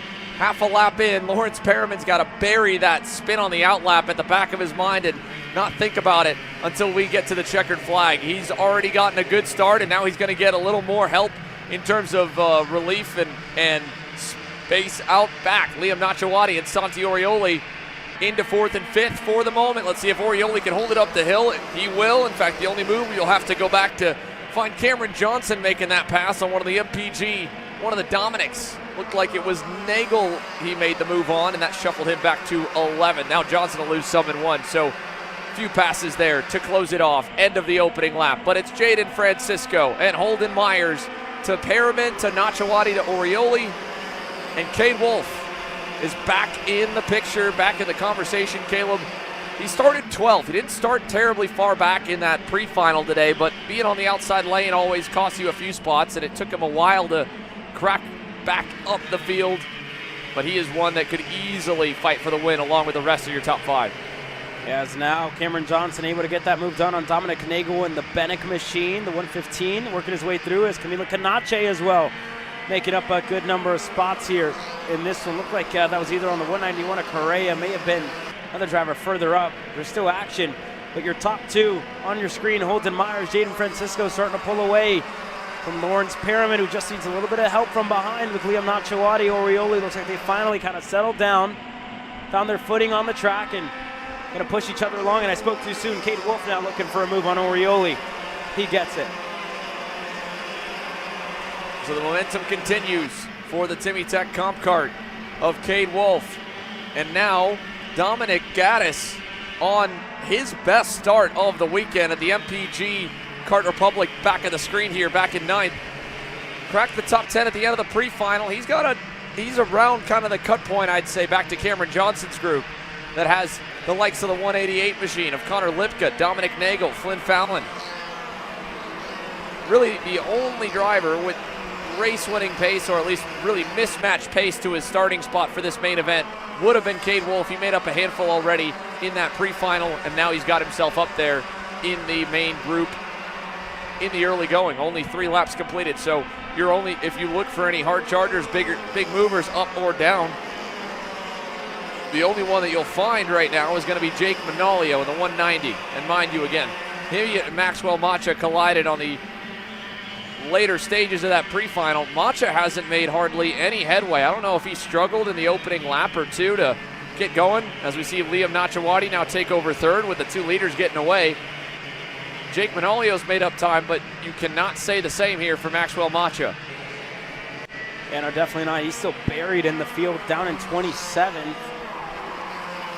That's unfortunate for Maxwell Macha.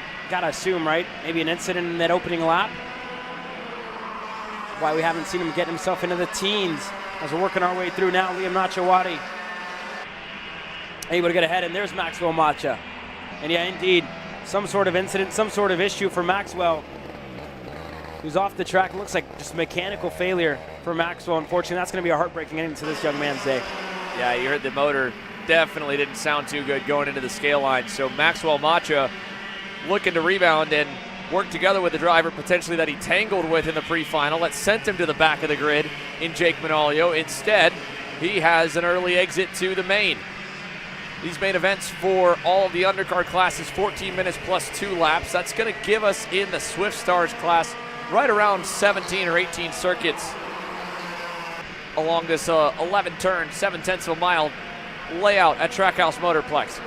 Looking at the delta here from second back to third, Liam Nachawati's now had the opportunity to try and lead them back up to Holden Myers and Jaden Francisco. He couldn't do it any better than Lawrence Perriman was doing. Both drivers out in front of the, or in inverse formation from where they were 2 laps ago, and they're a 10th and a half slower. The 2 leaders are the fastest 2 cars on the circuit. Nobody's close. Maybe you could make the argument for Cade Wolf in the Roto-Rooter machine right there in the all-white 154, but who's going to push him, and who is going to slow down the pace of Jaden Francisco and Holden Myers? Passing back here is only going to make it easier for those 2 to get away. Lawrence Perriman now back out in front of the duo of himself and Nachawati. Wolf with the gap back to Orioli, but it'll be a game of inches and hoping that the speed will fade off the most consistent driver in the Swift category across all American national events in 2025, and the driver pushing him along, one of the fastest and winningest kids locally known to North Carolina, Holden Myers, who's already won on some of the biggest stages at this racetrack. No matter the promotional group, this venue suits him well. He knows it well. He knows how to push someone around it well. And Lawrence Perriman gave up, unfortunately, another 10th or 2 with that move on Nachawati. Not too much, because they did slow down a little bit in the lead, but if they get the act back together again this lap, the gap will continue. Halfway, coming up here soon enough. It'll be 7 down this time. And also critical for the second group as well, right? They can't afford to make mistakes, even dropping a tire. Because, you know, Francisco, the pace he's had all year, the consistency he's had as well, has been good. Second to none, if you will, on why he's a 2-time national champion in 2025. And Holden Myers as well. Like you said, local to this place, you know he's going to be a contender. You know he's going to be up at the front. And you know those 2 drivers up front are going to really work together because they know what it takes to win, right? They know how to win around this place, and they're doing just that, pushing each other, helping each other, being patient. For the next 7 minutes, I think we're going to see more of that out of Francisco, out of Myers. And it's now really on a Perriman, on a Nachawati, on a Wolf as well to do the exact same thing, right? Something happened that lap to Dominic Gaddis. The MPG driver's falling out of the top 10. Look at the name that just replaced him. 14 spots up. Jake Manolio continues to go hunting. He's got up to Connor Lipka last time by. Let's see if he's already made that move stick for 9th. And the 190 white helmet RPM Nitro kart from a scary re-entry at the end of a crash in the pre-final, colliding with Maxwell Macha. He's not just got 1, he's got 2. Got both Bryson Scales and Connor Lipka. Now he's rolling up to the back of Colton Bruck in this pack. They're 7 seconds from the lead. But Jake Manolio might have been one of the only drivers, at least at the pace that he's put on display, to race towards the front. Big move there in 3. As Cameron Johnson now looks to hold back Dominic Nagel, Camila Canache, Eddie Moore looking to hold them right behind him. Flynn Fallon in that group. Looked like maybe could have been Hudson Howard there as well, just on the edge of our screens as Colton Bruck, the 120, working his way through. Indeed there, it looks like, Hudson. Wow. Big time slider down the inside with help from the 104, trying to shove him along. That was none other than Ruben Greer. And Ruben sent Hudson probably a little bit deeper into the corner than he wanted to go. Definitely got him out of shape. Yeah, for sure. As they're now able to get themselves back going. Cameron Johnson looking at Canache, just begging for a little bit of patience, right? Just to kind of simmer things down. And you saw that hand signal from Johnson on that front stretch. We'll watch that take place now as difference of line into turn 4. Yeah, Not sure if that was defending or not. It's hard to make that argument and then go into a battle formation essentially into the bowl. But for Cameron Johnson, he's been at the front of the field already this weekend, so there's the confidence that he can get back up there again.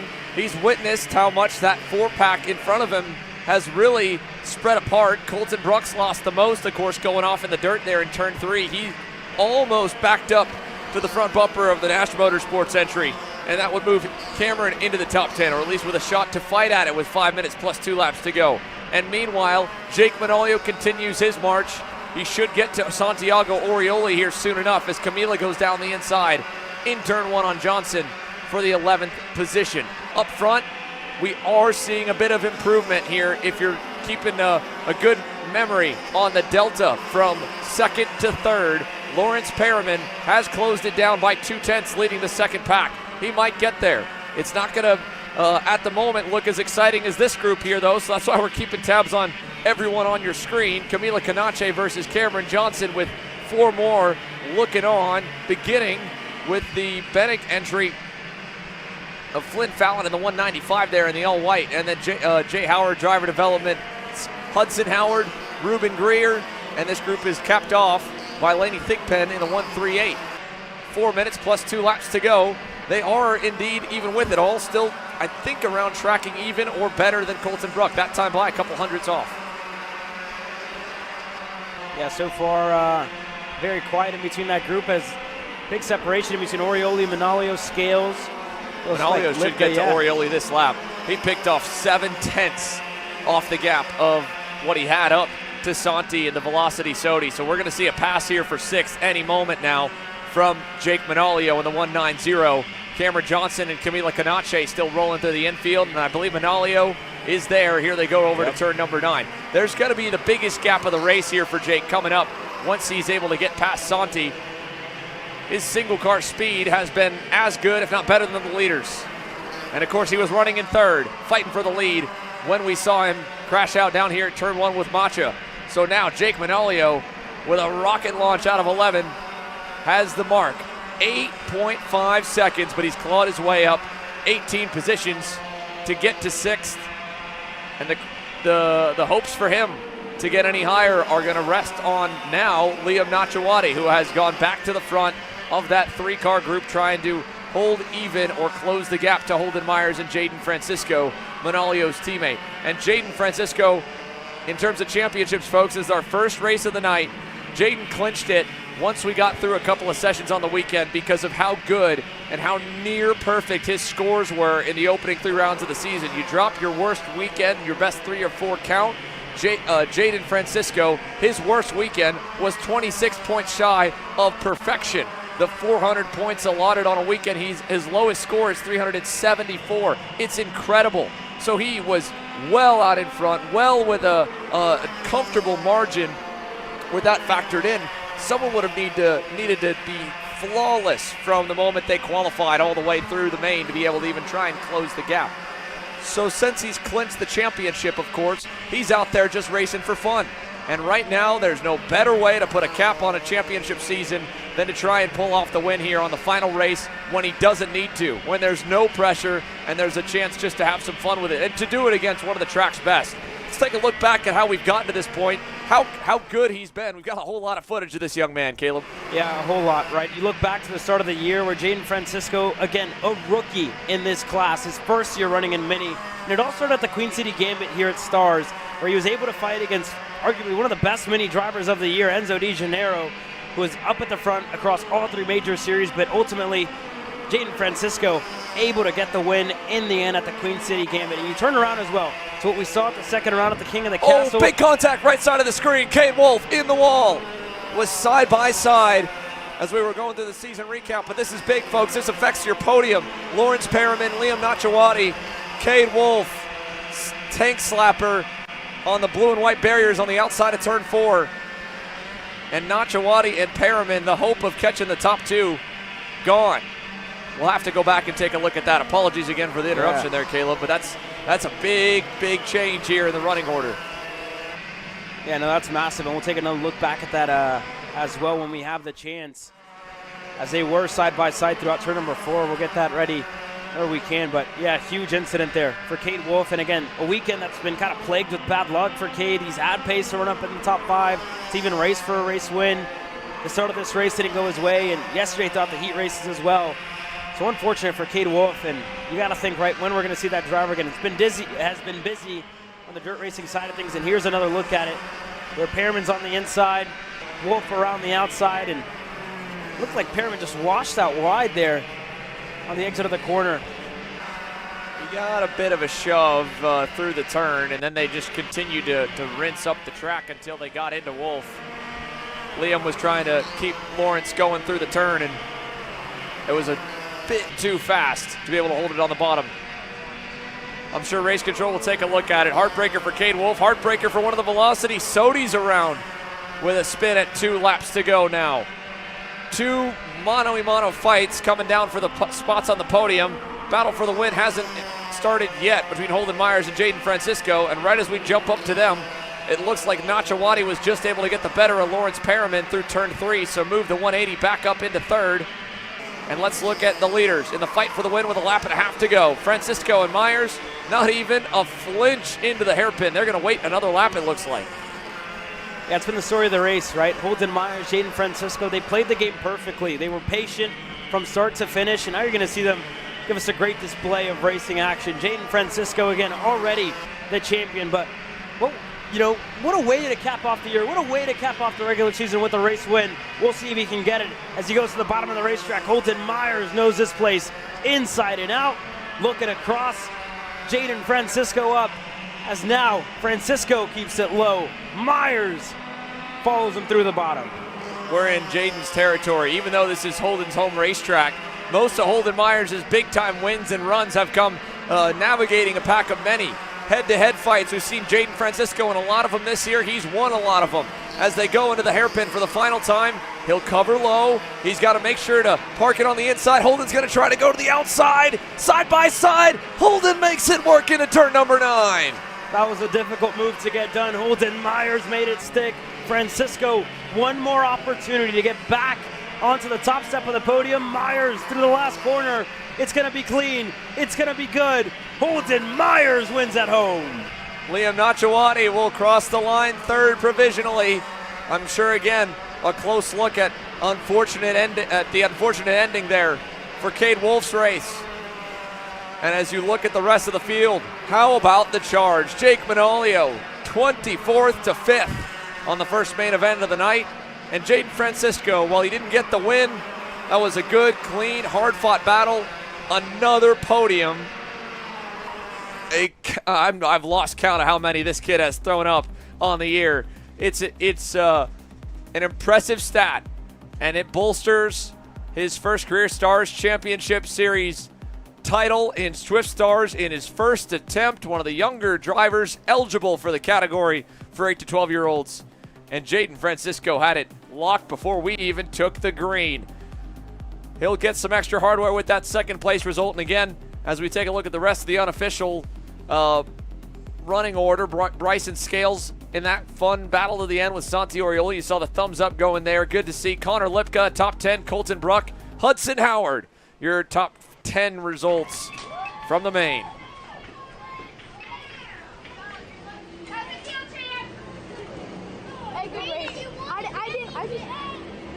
From them, I just didn't want them to catch us, so. Great job, boys. Great way to end my career. Great job, buddy. I know, right? And it with a win. Great job, Holden. Love it.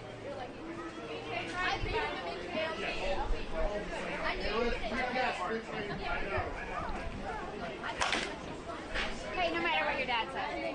Good job, Jake. No, you said I did good. I knew you were going to do that.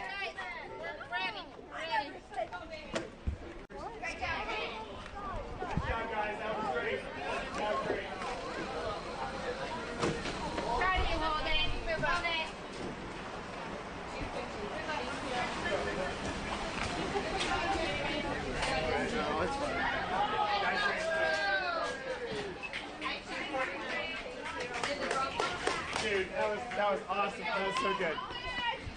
Come here, buddy. Dude. That was awesome.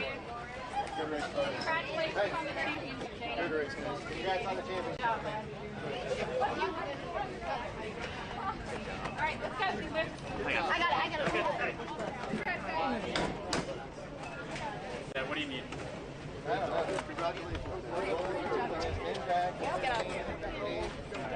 Thank you.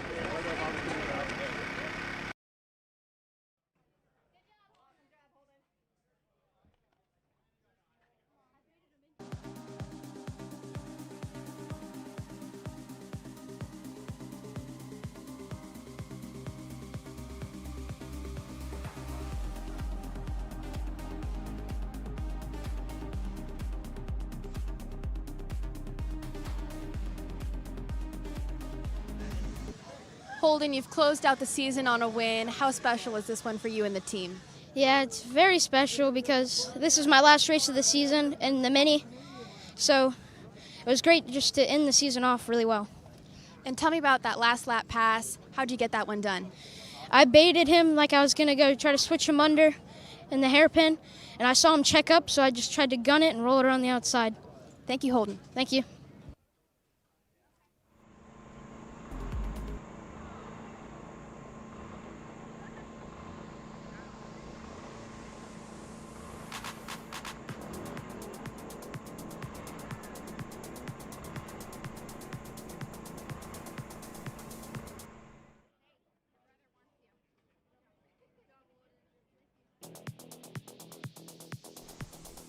Well, Holden Myers, what a way to cap off the year. What a way to cap off his Mini Swift career. Oliver Hodgson, give him a congrats. And as well for Jaden Francisco, 2 for 2 on the year in championships, or 2 for 3, I should say, in championships, as they do a little bit of debrief. Hit a quick commercial break from our side. And spoke a little too soon, or not. We're getting ready to go green with our Pro Masters and our Super Masters. We'll run you down your starting order. Jordan Musser, the 616 PSL. Burrell Hart goes head-to-head with Scott Presti on row number 1. Matt Machiko and Morn Van Tak on row number 2, the first of the Super Masters. Morn on the RS Kart. 568 rolls off alongside the reigning series champion, which actually might change hands when it's all said and done. Brian Chatfield starts alongside Osley Cheek III with Daniel Parras and Frank Runco on row number 4. Hugh Templeman, Brad Danoff on row number 5 with John Distawig and Kevin Simonellic.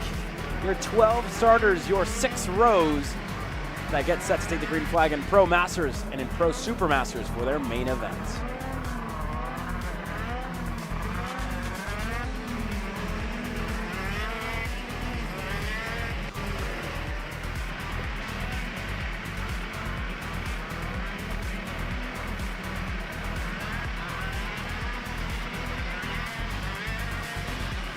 Last little bits of prep, last little bits of warm-up.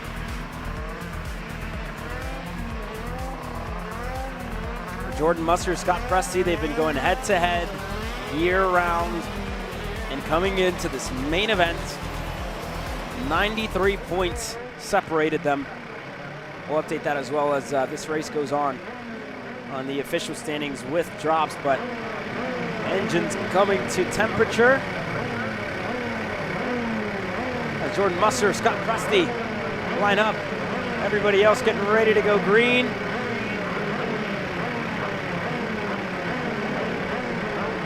It's time to go racing. We look onto the lights. Jordan Musser on the roller on the inside. The Kart promotion of Presti on the outside. We're green.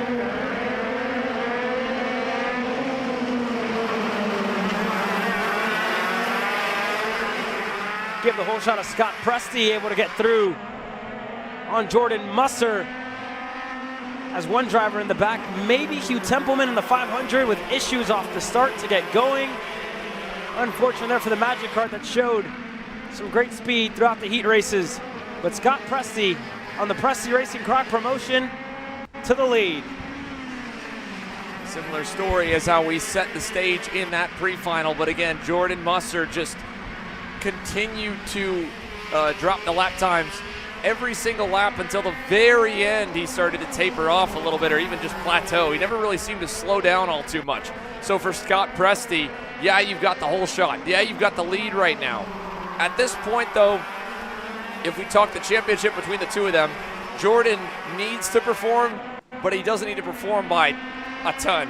At this, he can run second, third. Pretty much this race is clinched by Jordan Musser just starting the race, assuming there's no DQs in tech or anything on the racetrack. And I'm sure Jordan knows that.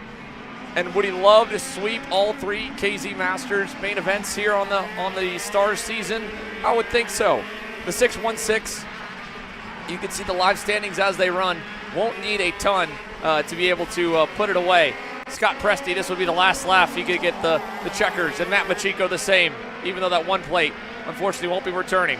Let's go down to the scales though to hear from our newest #1 plate for 2026 with Haley. Jaden, you're going into next season with a #1 on the go-kart. Tell me about how this one's feeling for you. Yeah, I mean, I wasn't trying to go for the win, but it was a great move by Holden, and I was trying to go for a championship and not wreck. And it was a great move by Holden, and he was really good throughout the season, and it was a good competition. Are you proud of the fact that you've proved this time around that consistency really beats that all-out pace? Yeah, I mean, it's just dedication and, like, focusing and, like, just doing data and focusing, staying hydrated, and, yeah. Who do you want to thank for this one? RPM, Nitro Kart, Chip Ganassi, Road to Racing, Rich, my mechanic, my mom, my dad, my grandparents, and everyone who supports me. You've got your mom behind the camera here. I'm going to go let you celebrate with your family now. Thank you. It's national championship #2 in his rookie year. 2 for 3 on the run, Caleb. An incredible summer stretch that he has been on. It makes the dominance that we've talked about with Jordan Musser and Shifter Master, Dusty Davis this weekend in KA Master, look, it pales in comparison to how good Jaden has been and how much young talent is there in the Swift Stars field. I mean, the difference of an 8-year-old to a 12-year-old is huge. Here comes this young man, and it's a reminder we have to tell ourselves and announce it to the viewers at home that this is his first season in Swift Stars. Where does he go from this, right? He's only 8, 9 years old, I believe, already running in Mini with that waiver. I believe he got in Mini with a waiver, and he's won 2 championships on the, where do you go? What do you can't get any higher than that, right? I mean, next year, sure, you could sweep it, but he basically almost did. Had an outside shot at the SCUSA Pro Tour title, and then, of course, got that U.S. Pro Kart Series championship. Now he's got a Stars title, so he's 2 out of the big 3, and he did the Stars one in the most dominant way possible here, locking it up before he even takes the green. Jordan Musser, pressure on, and applying pressure. Now to Scott Presti as we approach halfway. The Croc Promotion Presti Racing driver now down to just about a car length back to Musser. They pulled away from Matt Machiko on the Magic Kart. We will look around. About 7/10 between the two. And then there's Brian Chatfield, about 3 seconds back on the Maranello. Warren Van Talk leads the way in Supermasters, but not by all too much. Remember at the end of the pre-final, Warren started to fade. Owsley Cheek started to track him down. Last time by, Owsley was a little bit slower than Warren, but the VTM driver, he's got his championship already clinched off of his consistency.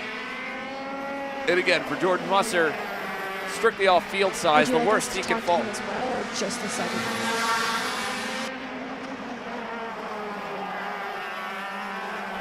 For Jordan Musser as well, the consistency that he has shown and the 7-driver field, it made it where, again, only a DQ, only a technical DQ to drop this score to 0 would even make it remotely possible for him to lose the championship. So have fun, go at it, see if you can go 3 for 3 for checkered flags. This might be the opportunity. Here we go, turn 8, side by side, little bit of contact. They're gonna drag race over to 9. Presti doesn't want to give it up. He covers low, Musser crosses him up, hits the curb, no dice. We race on, and here comes Machiko back close again. What a display. Jordan Musser, he showed turn 1 has been one of his favorite passing zones so far on the weekend. Is he close enough here? This time around, I'd have thought about it and just thought better. Got on the brakes a little bit sooner than he was intending to, just to avoid getting into Presti if he didn't want to go for the move. Jordan just setting it up, right? Working with it, just setting it up lap by lap.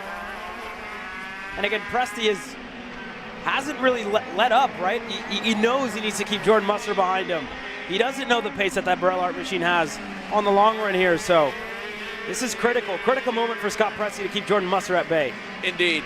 Scott Presti only a half car length out front, and the pace, if it's the same as the trend went in the pre-final, may not be able to match that of that PSL Burrell Art right behind him in the latter laps. So he doesn't want to give him the opportunity to drive away. Right now, he's in control. He sets the tone. He sets the lap time average. Little bit out of shape there in 3. Matt Machiko even as well. A little bit sideways. Look how much he locked the rears up going into turn 4 there. Caleb, he was really wide. Jordan Musser caught him by surprise in the pre-final here in turn 5. I'm sure Presti's got that on his mind, and now he's going to have turn 8 after last lap. Does he cover lower? Does Musser go again? This time deep send. A crossover won't be there. Yes, it will. Scott Presti keeps the fight alive. And look at Matt Machiko, the number 1, back into the conversation. Only a kart length and a half in between himself and the Burrell Art machine of Jordan Musser. He tried it in 8. And again, Scott Presti knows it, right? Knows what he has to do to stay in front. Already over-undered him. Was able to hold on to it around the outside on Musser. So now if you're Jordan Musser, what do? Where do you try it? Because again, Presti's going to know where you want to go.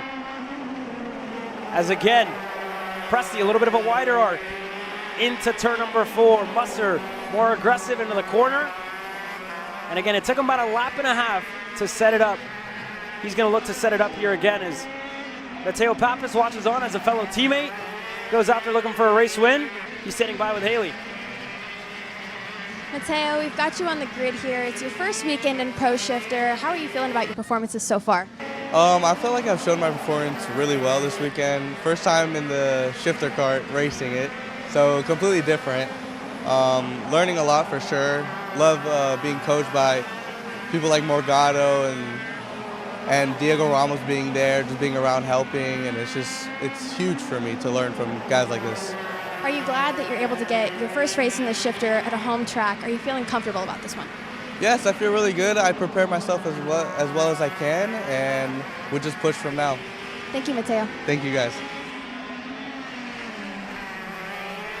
And Jordan Musser is showing Mateo Pappas right now the couple of places that you can send it. He's gone in turn 8 twice. It hasn't worked. The first time, not deep enough. The last time, too deep. He might have been able to throw it in there in 11. That was the other corner Adrian Reddington mentioned to me this morning on the Parrot pre-race show, that might be the only other deep on the brakes corner you can really get by someone in a shifter, because again, turn 4, unless they make a mistake like that, it's tough. Musser's got the lead finally here with 5 minutes plus 2 laps to go.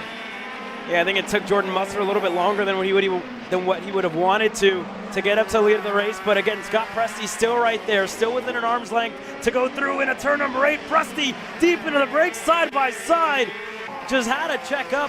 Musser closed the door. He had to try it, right? He's watched the 616 at this point every race session this weekend. Heat 1, Heat 2, and the pre-final have the best pace. And now, with 4.5 minutes plus 2 laps to go, the gap opens to 3 car lengths. Presti, do you have anything you can do? Any other cards up your sleeve? The croc machine just looks a little bit less planted right now with the cooler temps. About half the track is shaded already as the sun continues to set here at the night fight. Matt Machiko as well. I mentioned they were going to work. Looked like they were wanting to try a ride height adjustment for the afternoon pre-final. Did they go back on it? Did they like it? Did they think that it was going to be the money change here for the main? The lap times have not been good enough yet, at least consistency-wise. But we'll still have plenty of laps to see if the Magic Kart late race pace could maybe get him up to Presti. He stopped it a bit too harshly there in the apex, getting the launch off, and Presti again, just, it seems like the rear braking stability more than anything is what's really hurting him. You saw it really get squirrely over the bumps down to turn 1. Let's see if it kicks out again here into 4. A little bit easier, safer into the bull corner, and I think at this point, I hate to call it so soon, Caleb, but Jordan Musser has been flawless through all 3 starts, and now he's got nothing but clear road ahead of him to the checkered flag and the championship.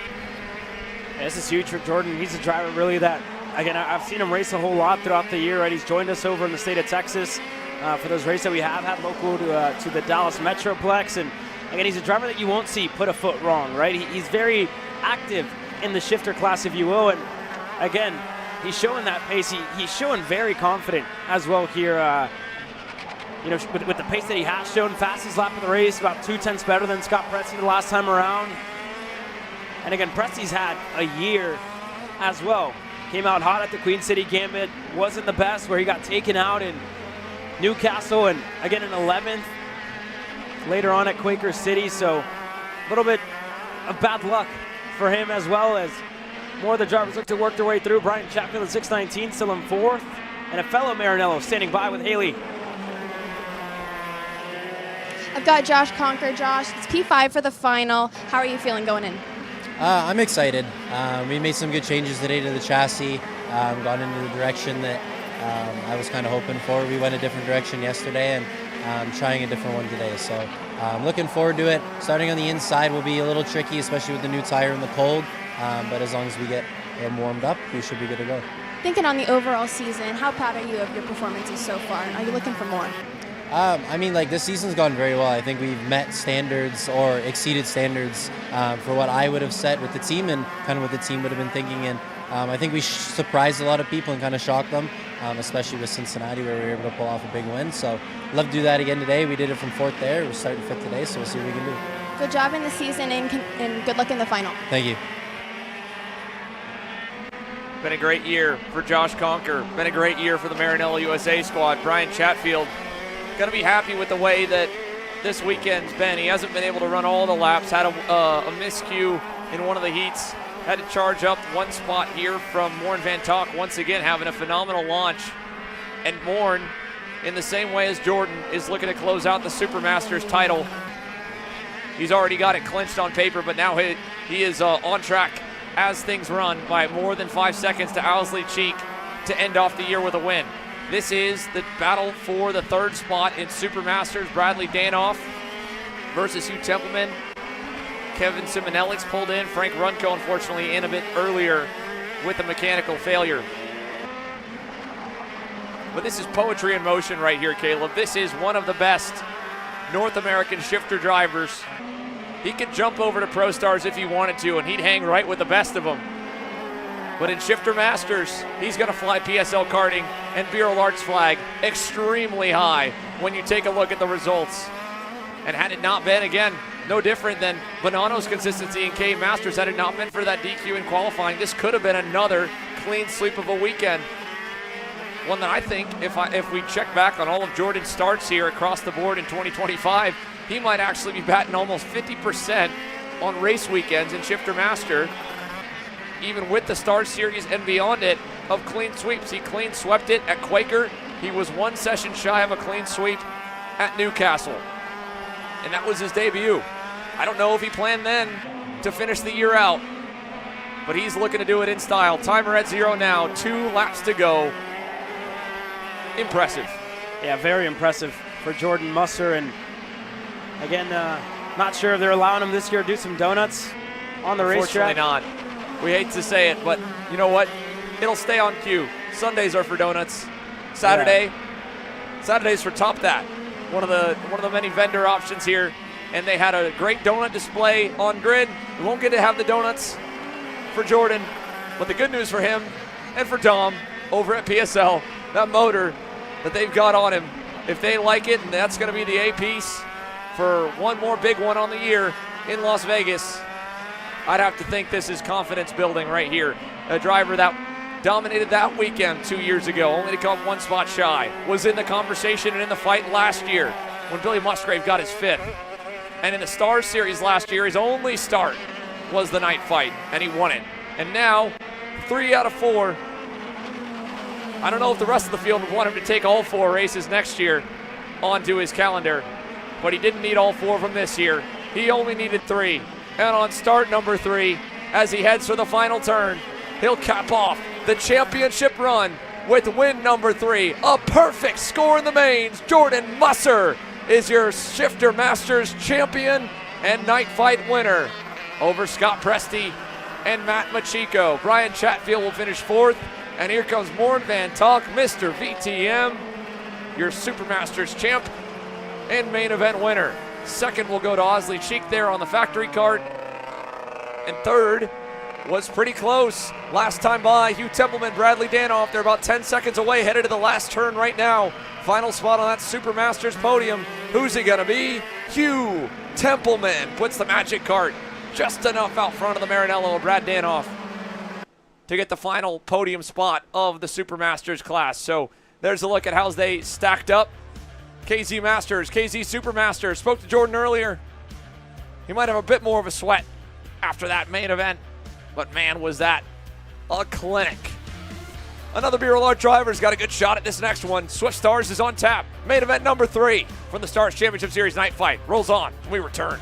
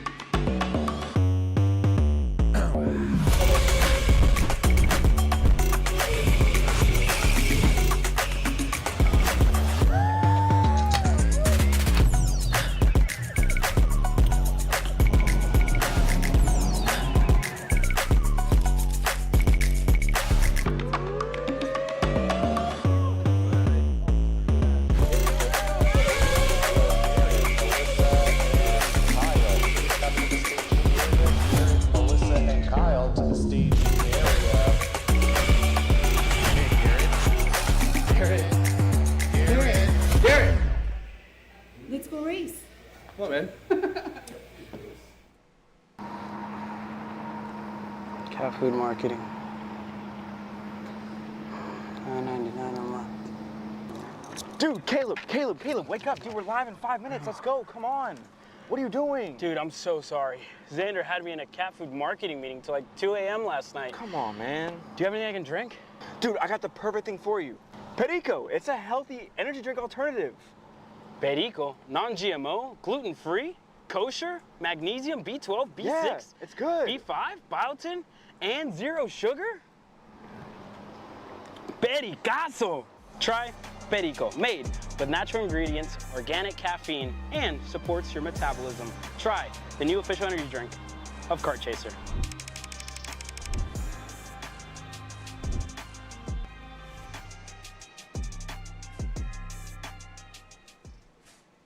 This is Henry. Henry feels sad. Henry feels sad because it's time for his next big race and his go-kart is in bits. Henry doesn't know that Acceleration Kart Racing is the United States' #1 shop for all of your karting equipment needs. Henry also doesn't know that Acceleration Kart Racing can deliver anything from tires to race suits and even wheels directly to your front door or to the racetrack itself quickly and efficiently, with tech support available 6 days a week. Poor Henry doesn't even know that Acceleration Kart Racing offers free shipping to mainland USA on selected product if you spend $200 or more. Do yourself a favor. Go to accelerationkarting.com and make sure that you are never left stuck on the pre-grid with Henry. Be smart and don't be like Henry.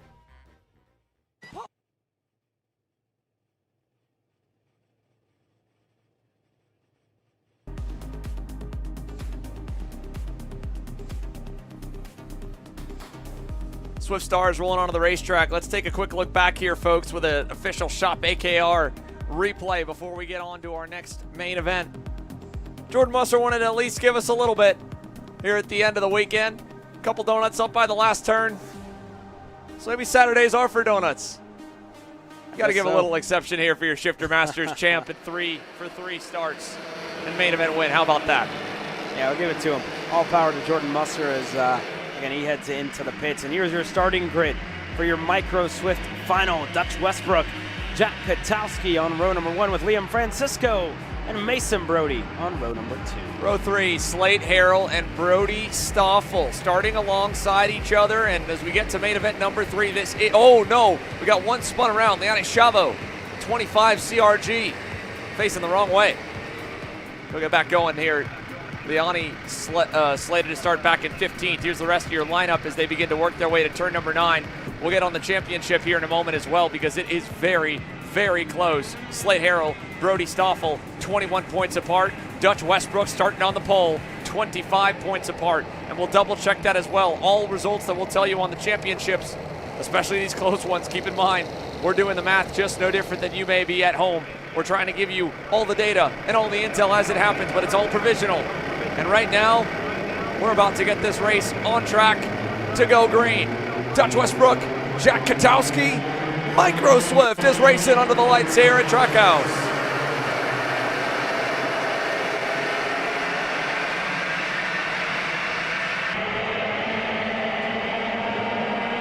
A good start for your championship contender. Slade Harrell already up to 4th as we're fighting for the lead. Jack Katowski side by side with Dutch Westbrook, who goes off the racetrack. Katowski to the lead. Westbrook falls back to 4th. Slade Harrell slots in a 3rd. Lockhart to Brody, to Bo Stowers, and then to Brody Stoffel. So keep an eye on those moves. Keep an eye on those drivers. Westbrook in the championship. Stoffel as well. The same for Slade Harrell as they continue to fight. Stowers with Mason Brody side by side in a 9. This is going to get very interesting over the next 14 minutes plus 2 laps, especially with the sun continuing to set. Slade Harrell on the charge here early. Dutch Westbrook losing another spot, now behind Mason Brody, outside the top 5. Brody Brown behind him there, his teammate Brody Stoffel back in 9th at the end of lap number 1. Long way to go. And Jack Katowski with a bit of a gap here to open things up. Dutch Westbrook trying to go back to work as he takes the inside lane into 4 to get a spot back up the board. Move him to 6th. And Slade Harrell with the points lead. Again, indeed, after just checking off the official results from the last session, 21 points up over Brody Stoffel.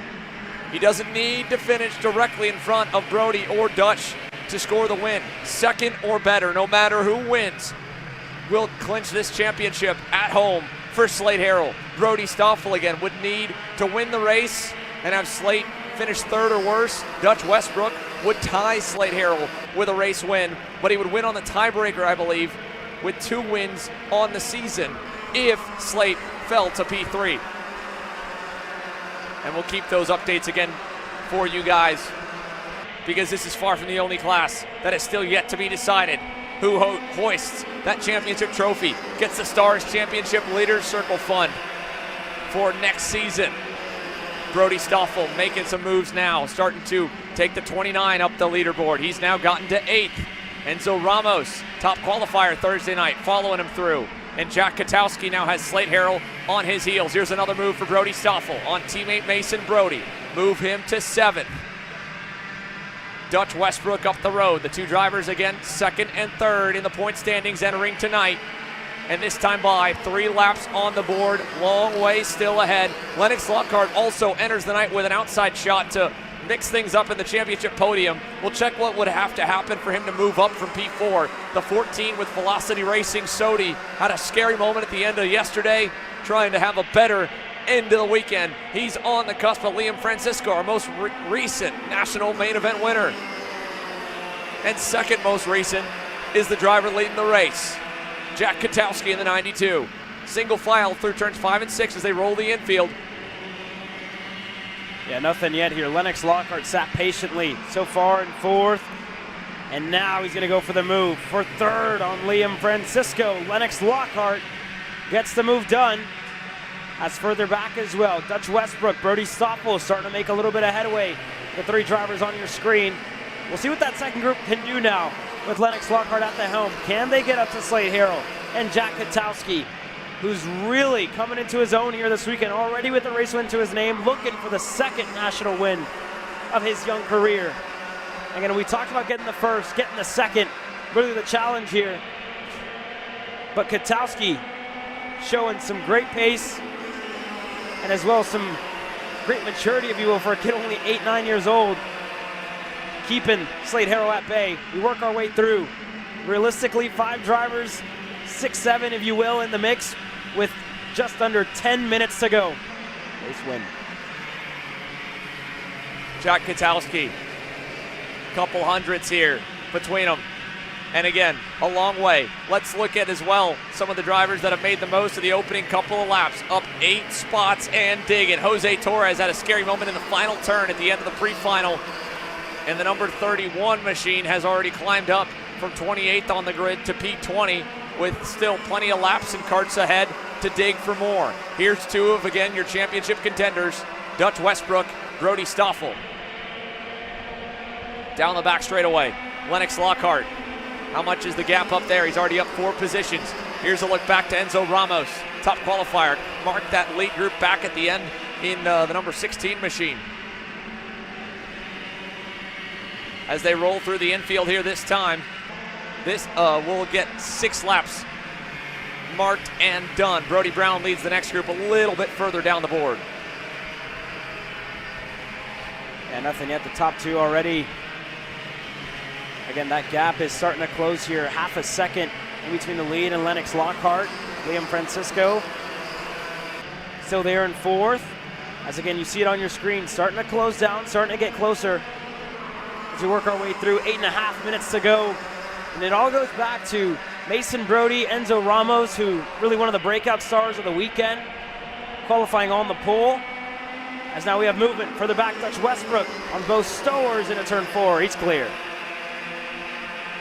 That moves the number 30 up a spot here. That'll help a little bit again, folks, as Bo Stowers drops back to P6. Dutch Westbrook on the charge, 5th now. It still won't do it for the championship. And we've got the points starting to update now here as they continue to roll with Jack Katowski out front. Slate Harrell, again, 2nd will do. That's all he needs, no matter what happens. But even as it stands right now, it'd be an even bigger margin than what you would think.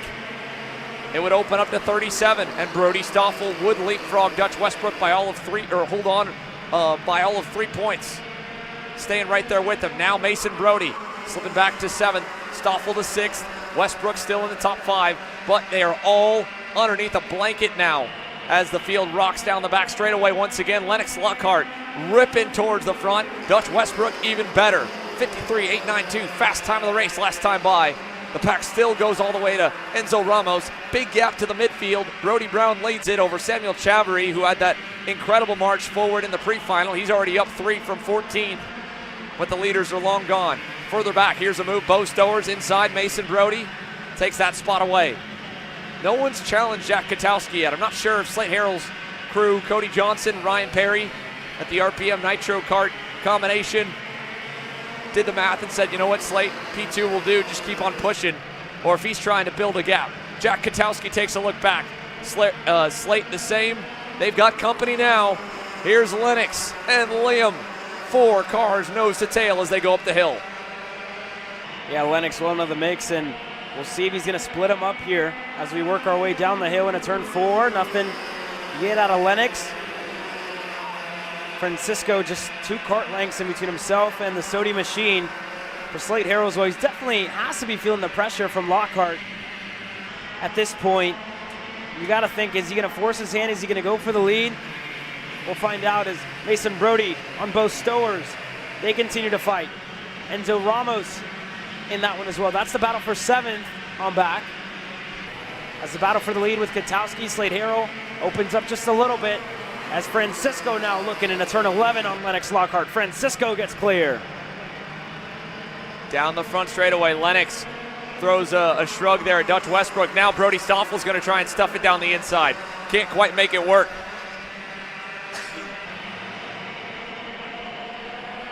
Meanwhile, Slate Harrell going back to pushing Jack Katowski away. Liam Francisco doesn't really enter with much of a choice in terms of whether to play points or race win. He's just trying to dig towards the top step of the podium for the night. Dutch Westbrook still looks to be one of the strongest cars on the racetrack, and the Bennett driver now is faced with a decision of whether or not he thinks that he can get Liam Francisco to push him up to his Nitro teammate, or does he push Liam up until they arrive and then try to make more moves further on the grid. 5 minutes plus 2 laps to go. Slate Harrell in command of the championship as Brody Stoffel now goes by Lennox Lockhart. Moves him a little bit closer. Move him up to 5th on the board. Westbrook 4th. Francisco remains there as Lennox now drops all the way back to 6th. Yeah, timely move there out of Brody Stoffel to get himself up to 5th. And again, how many times have we seen this, right? our front runners, our front group kind of split up by a little bit, and it all just comes barreling down to the last couple laps, that last minute, the last 2 laps, where again we start fighting for the lead and everything just gets bunched up, and you have 7 drivers in the mix for a race win. And I think that's what we're going to see. It's all just boiling up. Tension is rising here on what's the last regular season race of the year. We're again a lot of drivers looking to get another race win in 2025. Everybody in the top 6 has already won this year. Mason Brody looking for his first, Bo Stowers as well looking for his first, and Enzo Ramos. Do they have enough time to get up there to fight for a race win? But here we go. 4 minutes to go for Jack Katowski. Francisco back in the fight. The same for Westbrook as these 3 try to charge their way up. Down the back straightaway, Jack Katowski has yet to see a challenge for the lead. He's going to see it now. Here comes Slade to the inside, nearly into the side of the 92. Liam Francisco was ready to follow him, couldn't quite make the move stick there, and he tucks back into line. Nothing yet out of Slade Harrell, and again, he's already trying it. Knows more and more drivers are getting themselves in this fight. Harrell, again, with championship in mind. The same for Westbrook. We talked about the scenarios a little bit. Francisco looking to spoil the party as well in 3rd. As Stoffel starts to close in the 5th spot. As Francisco now looking for 2nd. Liam gets clear. Westbrook going to get alongside on Slade Harrell. He's not going to get a push. Can he get it from Stoffel? As we're side by side in a 1. Dutch Westbrook through for 3rd. Now the championship starts to get a little bit more interesting here. Liam Francisco and Dutch Westbrook move up to 2nd. Slade Harrell back to the 4th spot, and he's got again a fellow championship rival in Brody Stoffel right there behind him. So what does that do as they run? Slade Harrell's lead now decreases to 20 points. Truthfully, the margin that he's got going in, it needs to be about 4 spots between him and one of the 2 rivals he's got, or if one of those 2 gets to the race win. Contact in the infield. Liam Francisco to the lead, Westbrook up to 2nd. That'll knock the margin down to 15. And Dutch Westbrook, knowing the circumstances, knowing that the best he can do is try to be the first of the checkered flag. We've got 5 cars lined up, 3 of them with a serious shot at the championship under the lights here at Trackhouse Motorplex. Dutch Westbrook to the lead, Slade Harrell to the inside for 3rd. Katowski at a last-second bailout. Here comes Brody Stoffel to the inside, in the dirt, turn 3 gets 4th. And Dutch Westbrook now takes over. Look at this, down at turn 8. Here's that moment from a lap ago. Katowski looking to fall back in line, and just kind of a miscue. Did that knock the bumper in on Dutch Westbrook's Bennett machine? And that's one of the questions. That's something we're going to have to take a look at later on when we get into the scales. And again, Brody Stoffel already a champion in 2025. The same for Lennox Lockhart. Dutch Westbrook yet to get one. The same for Francisco. The same for Slade Harrell. Francisco with, again, doesn't really have a shot. Harrell does. So does Westbrook. This could be huge in the championship. 1.5 minutes to go. Francisco looking for the lead into turn 11. He's clear. Now Slade Harrell is side by side with Westbrook as he slots back in a line with Stoffel starting to get that little bit closer with Jack Katowski as well. Don't count out Mason Brody, Bo Stowers, Lennox Lockhart. They're all starting to inch their way forward, closer to the top 5, and that's all due to the battling in the top 3. It's going to get even closer as Westbrook in a turn 4 to the lead of the race. So now Dutch Westbrook goes back in command of the championship. Slade Harrell couldn't follow him to 2nd. All of a sudden, this becomes very, very interesting. 45 seconds. Plus 2 laps. Dutch Westbrook already blocking low. Look at him kicking up dirt. Harrell back in 3rd. He'll get bogged down. Francisco to the lead. Katowski side by side for 2nd, but on the outside. Here comes the rest of the pack into it now. Brody Stoffel to the inside for 4th. Move Brody back into championship contention again. And again, Enzo Ramos. 9 drivers in this lead pack. 25 seconds to go. 3 laps to go in 2025. Francisco to the bottom. As an over-under maybe from Stoffel as they work their way through. Francisco still low. Westbrook gonna follow him.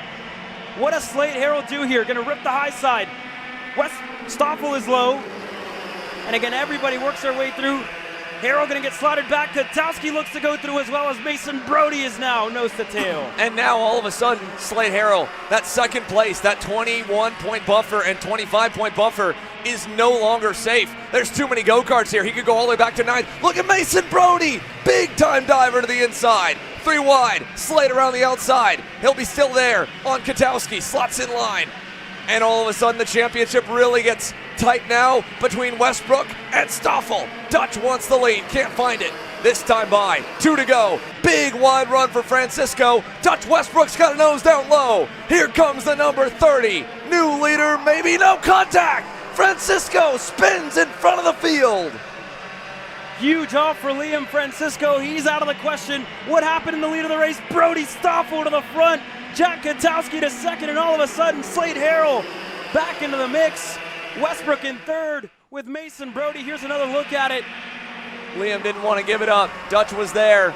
Contact made. Westbrook back to third. Jack Katowski plays spoiler now. In the middle. Back once again, we go to the low side. Brody Stoffel. This could be a walk-off win for the championship. White flag coming this time by. He'll block low in 9. Katowski, everyone stacking up behind him. Here comes Lennox. Lennox Lockhart getting himself closer, and Stoffel just brushed the brake for that little bit longer. Knows the over-unders are quite evident there, as now Katowski gets it done into turn 11. We're side by side for the lead of the race. We're side by side for the championship. Dutch Westbrook to the lead. This is not over yet, folks. It's going to continue to rage onwards. Dutch Westbrook now takes over the lead. Down the backstretch. 3 wide, 2 wide. Micro Swift. Slate Harrell now back up to third. Lennox Lockhart gets himself up to fourth with Mason Brody all of a sudden for Stoffel from first back to sixth. And what a move that was for Katowski. Final lap underway. Points be damned. This is a heck of a race to close out the season in micro. Jack on the inside. Dutch is going to move him a little bit. Side by side for the lead to 9. Now Dutch is on the outside. Harrell to the inside for second. For the lead. Slate Harrell back to the point out of 9. Final time. This is crazy for Slade Harrell. Can it be a race win? Turn number 11, Lockhart on the inside. Mason Brody with an over-under. Lockhart into the wall. Harrell as well. Mason Brody takes the win. And Dutch Westbrook to second for the championship over Brody Stoffel. Slate Harrell, 500 feet from the line. Contact in the last turn with Lennox Lockhart. And we hope he's okay as well. Oh, no. Mason Brody, by the way, first career national win in the most wild way possible. Wow. And we hope, of course, again, Slate Harrell is okay. Scary moment in that final turn, and it'll take a second to re-rack the order and update the points as well. But how about it for Mason Brody to pick up the pieces and navigate a frenzy up front? Micro Swift action, Dutch Westbrook. Provisionally, a P2 should do it. Jack Katowski ends on the podium after all of that in third. Brody Stoffel fourth. And what a heartbreaker, Slate Harrell. Goodness. He'd fall back on his drop, I believe.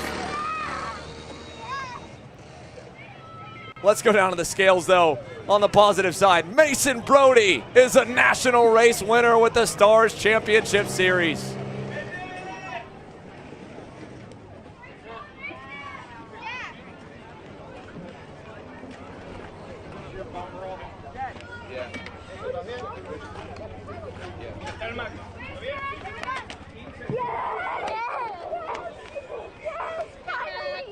Let's get the carts pushed up here.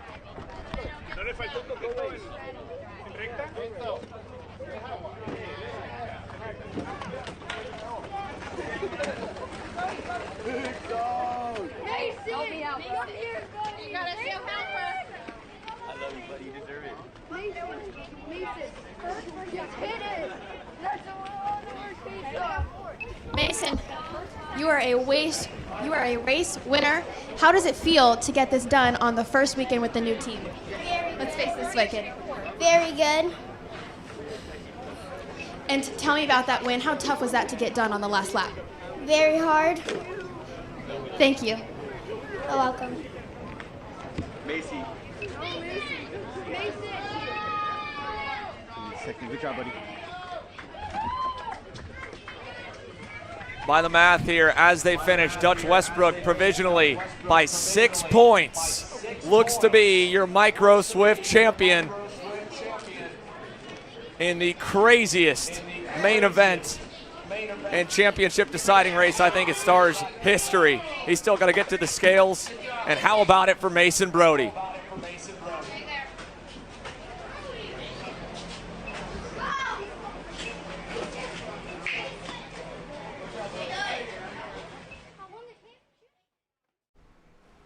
Let's take a look back here as well, folks. We do have an update. Slate Harrell up and okay and walking around. Heartbroken, I'm sure. The final lap deciding the championship. Lennox Lockhart going all out for the race win on the inside in turn 11. Slate Harrell trying to keep it as tight as he could, and both just kind of got out of shape. Lennox, little slide, and then they were tire to tire, and then it was a hard impact in the wall for Slate Harrell. And mixed emotions for the Ryan Perry Motorsport crew. Mason Brody gets his first, but the championship is now through the scales. Dutch Westbrook, your Micro Swift provisional champion by all of 6 points. What a way to do it.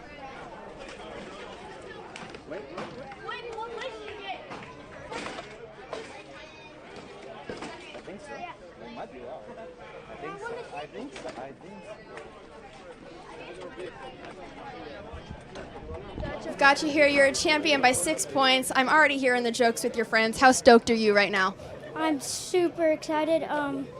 Can't wait to see the trophy, and I also got second, which is good. Our Slate and forgot his name, RK. They are all good. Thank you for the concern. That's so big of you. How proud are you of this one for the team? Very proud. Thank you, Dutch, and congratulations, kid.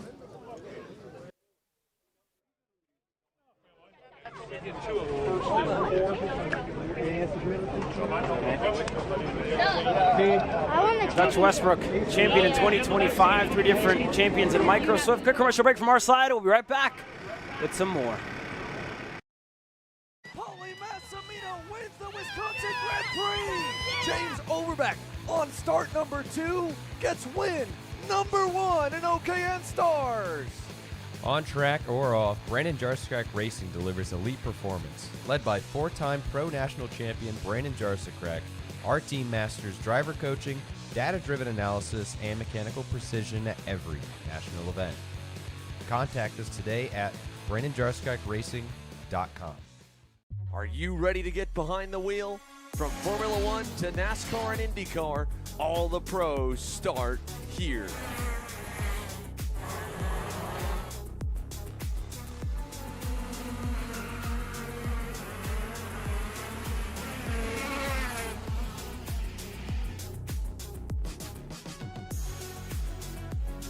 For more information, check us out online at mcckarting.com or call us and go racing today.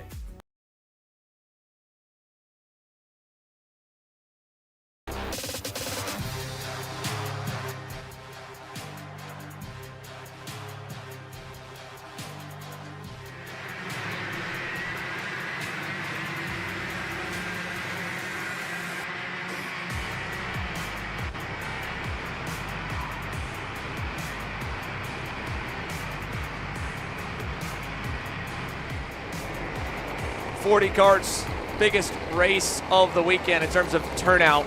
K.A. Jr., the first of 2 full grids that we'll have headed your way. Ashton Woon, your pre-final winner. Lucas Palacio, the dominant car through the weekend, along with Travis Pettit. Pettit will start on the front row. Palacio will start on row 15. The full field's not quite all together, but we are green as they send them loose down to turn number 1.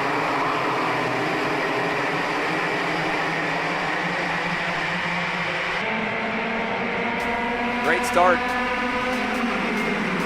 for Ashton Woon down to turn number 4. Contact here, contact for Pettit.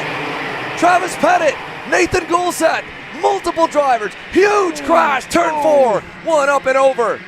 That might trigger a red flag. Full track blockage in the bowl. Ashton Woon leads the way. Ethan Sky Manuchik to second. Max Weiland third. John Antonino. Big championship implications here. He's now got new life in 4th as he goes a little wide. Katowski down the inside now. Up the hill, Ashton Woon, your leader at the end of lap number 1. Let's see if they can clean the track and check all the drivers out. That was a lot of carnage. And yeah, there's no way. Yeah, no way. That was just, again, like first corner, low grip, and a couple of front runners getting stuck together. Big contact here to start this K8 Junior main event. Wow. That should be a full restart, but I don't think some of these drivers are going to be able to make it. Golseth's kart looks mangled on the rear. Yeah, he definitely got jacked up. I mean, you can see the bolts are bent at about a 45-degree angle there. Wow. Broken rear bumper completely for the 877. You try to get an ID on every single driver involved. Nathan Golseth will be one of them. Red flag right off the jump in KA100 Junior. There's the 819, Luke Fedowitz, one of the B pre-final transfers. Let's see how this one began. And again, I'm doing a clear. Everybody is okay. Everybody's up and out of this incident, but so Golseth kind of at first got jacked up a bit by the whole group, and then was just trying to turn away. And there's little to no grip on the outside.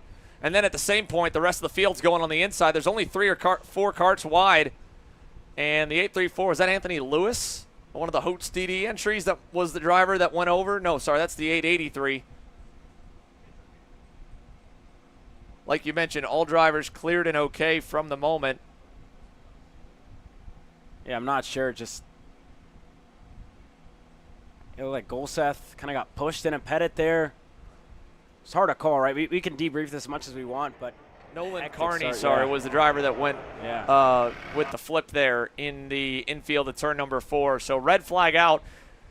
Like you said, Caleb, this should send us back to the original starting order. Didn't get a full lap in. They're going to roll the medics regardless of the drivers being up to check them all over, especially for Nolan Carney. Nolan rolled from the back row, or one of the back rows was up a couple of spots. This is a big save for Travis Pettit because had that wreck not gotten any bigger and it just would have been him, Dupuis, and Golseth, that would have been a big shakeup because, again, Travis Pettit entering tonight in KA Junior has the best point score heading into the main event if you took out one of his opening rounds on the year, whereas John Antonino had 3 really good rounds and was only going to be able to improve on his score had he gone a little better. All right, let's take over here. But this is a good opportunity for us to kind of break the points down as they enter the weekend as well here, because this is going to be a few moments for KA Junior drivers before they line them back up and go back green. John Antonino, again, he enters the weekend with a massive points haul. Travis Pettit and John Antonino, good to see the two of them. Buddy throwing an arm around Trav. They want to race it out on the circuit to decide the champion. And for Travis Pettit, with the scenarios that we've outlined here in KA Junior, he would have only needed to finish, and he still will, only need to finish 9th or better, and it will clinch the championship for him with the way the points are. Is it race on this? Dude, I don't know how they're gonna line up. The leaders crossed. No. When the red came out, I got really almost. We gotta do that shit. How many spots did you gain on the start? 30th again. Where did you, like, how many spots did you gain? Wherever it is. 15 or something. Yo, I went from like 32 to like 15. I went from 17 to 9. Of course. No, not like that, but still. You've been up so much. Holy shit. So many people cried. Yo, you're not keeping your stuff off? No, we're not. I just left it off. Yeah. Wait, yeah, we should be on the advisor, because the sun is behind the tree. How did it start? I feel bad. To be honest, right now it's the same thing. I don't know where mine is. Actually, I do.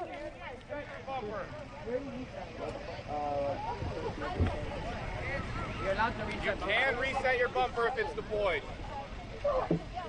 No, I'm chill. You can or you can't? You can. Reset your bumper if it's deployed. You're allowed to reset your bumper. Yeah. Is it a full restart?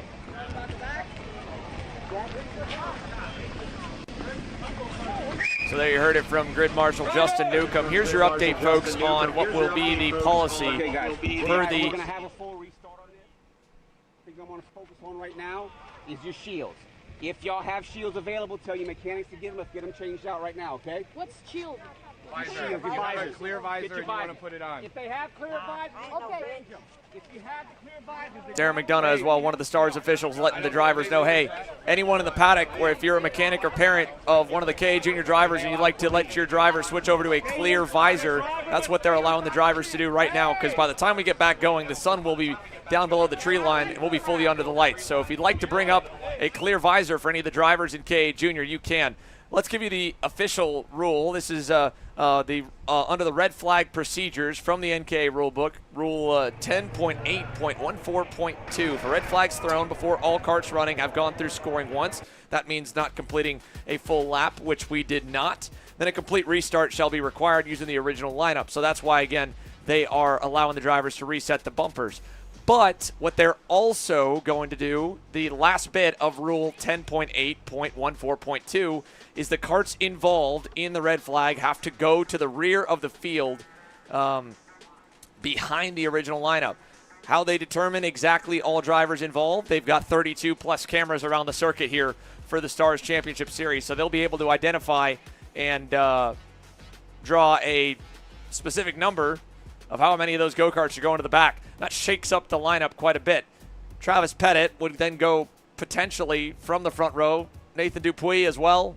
Golseth, some of your top contenders, if they're deemed to be part of the red flag cause, which, again, we saw them along with about 15 other go-karts, Caleb, stopped in turn number 4. They'd go to the back of the grid. And this championship changes. Starting from P2 to finish 9th or better for Travis, looked like it was going to be a cruise. Now, we've got another very close championship situation to monitor. Yeah, it's close as Nathan Dupuis doing some last little bits of checks. I'm not sure on what exactly. Maybe the front bumper, but yeah, it looked like out of the drivers involved, most of them won't be able to continue. Nathan Golseth looked like he was trying to get his Ryan Perry Motorsports Tony Kart started and needed an external starter, so they'll take a look at it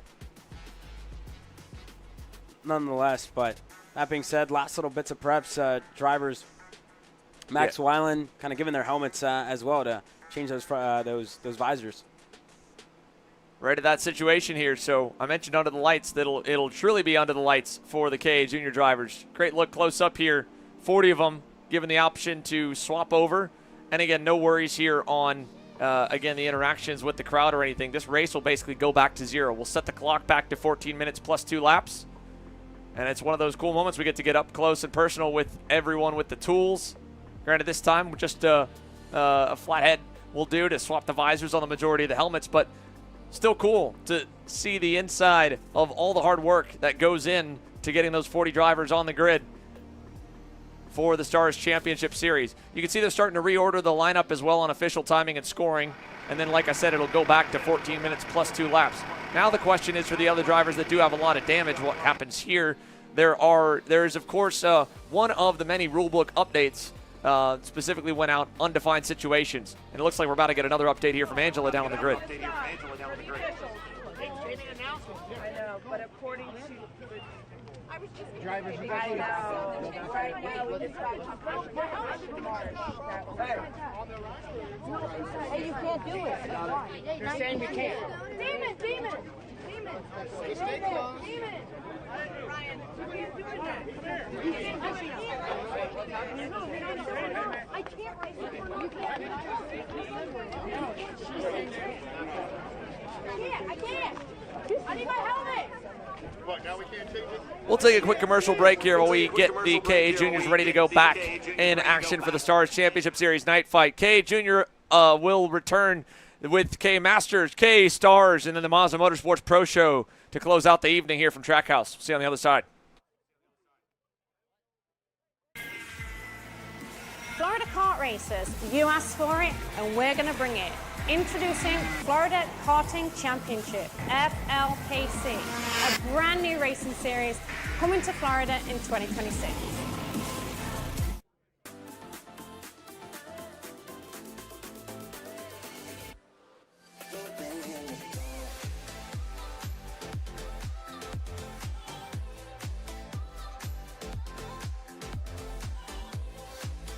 Are you looking to take the next step in your racing journey?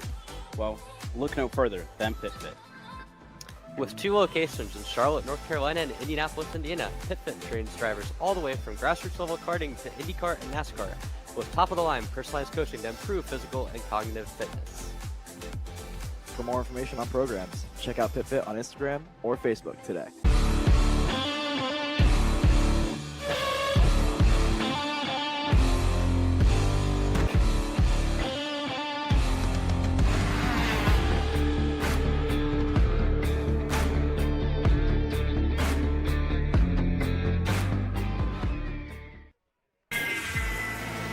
Florida kart racers, you asked for it and we're going to bring it.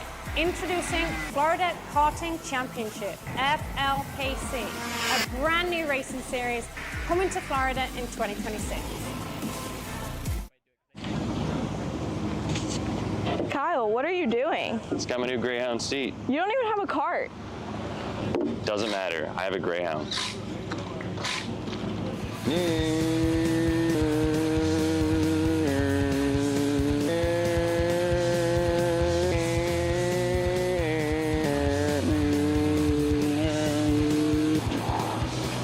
Is Kyle Cuthbertson doesn't even have a go-kart. Doesn't matter.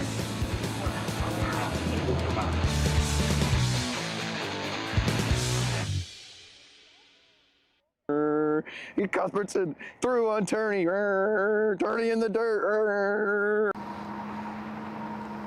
Cat food marketing. $9.99 a month. Dude, Caleb, wake up. Dude, we're live in 5 minutes. Let's go, come on. What are you doing? Dude, I'm so sorry. Xander had me in a cat food marketing meeting till like 2 a.m. last night. Come on, man. Do you have anything I can drink? Dude, I got the perfect thing for you. Perico, it's a healthy energy drink alternative. Perico, non-GMO, gluten-free, kosher, magnesium, B12, B6, yeah, it's good. B5, biotin, and 0 sugar? Pericazo! Try Perico, made with natural ingredients, organic caffeine, and supports your metabolism. Try the new official energy drink of Kart Chaser.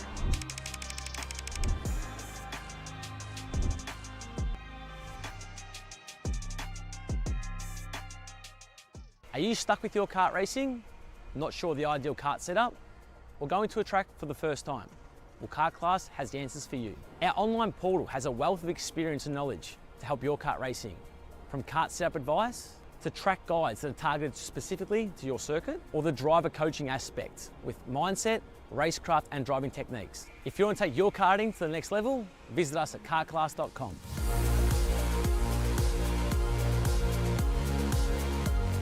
Paulie Massimino wins in KA. Paulie Massimino is a winner in OKN Stars. Take your driving to the next level with one-on-one coaching from 2024 OKN Stars champion Paulie Massimino. Kart rental options are available if you'd like to keep yours at home, and drivers in all classes are welcome, from Briggs 206 to Mini to K100 and X30. With in-depth data analysis, onboard video footage review, and lead follow on-track sessions, each private coaching session will see you end as a more complete driver than when you started. Book your coaching session now.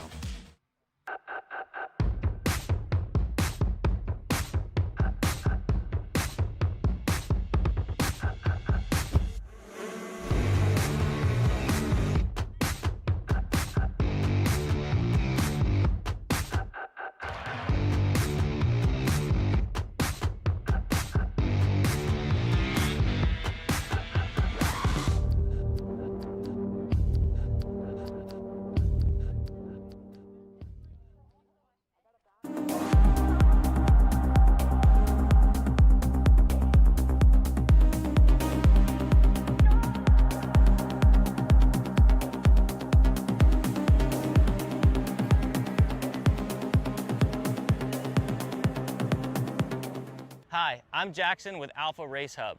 Alpha is an all-in-one motorsports software solution that can solve all the software problems you need for your track, facility, or series. Alpha can cover all your software bases, from online registration, digital e-waivers, a proprietary timing and scoring software, incident management, automated points tabulation, tire and barcode scanning. We even have our own mobile timing app and rental kart activity management software. If you're looking to consolidate your motorsports software solutions, reach out to us at alphatiming.co.uk.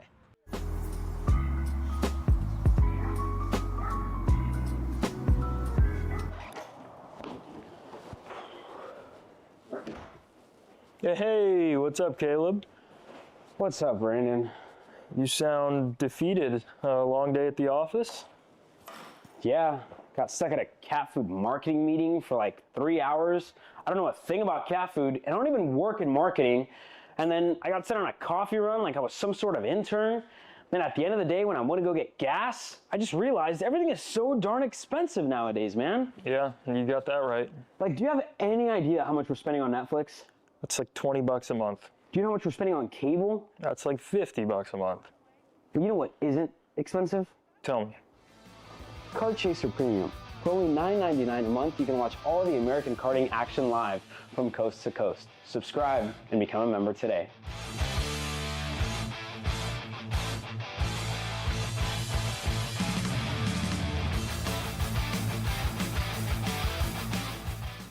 You know, I'm really starting to like this go-karting thing. Yeah, me too.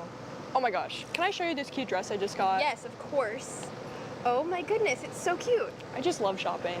I love shopping too. Oh my gosh. Wait, did you guys say you like shopping? Of course. Well, dude, I have the perfect place to do that at. ShopPayCara.com. At ShopPayCara.com, you can get free shipping on orders $200 or more. You can get anything you want, like MXC rims, gloves, rib vests, shoes, anything that you need, all at ShopPayCara.com.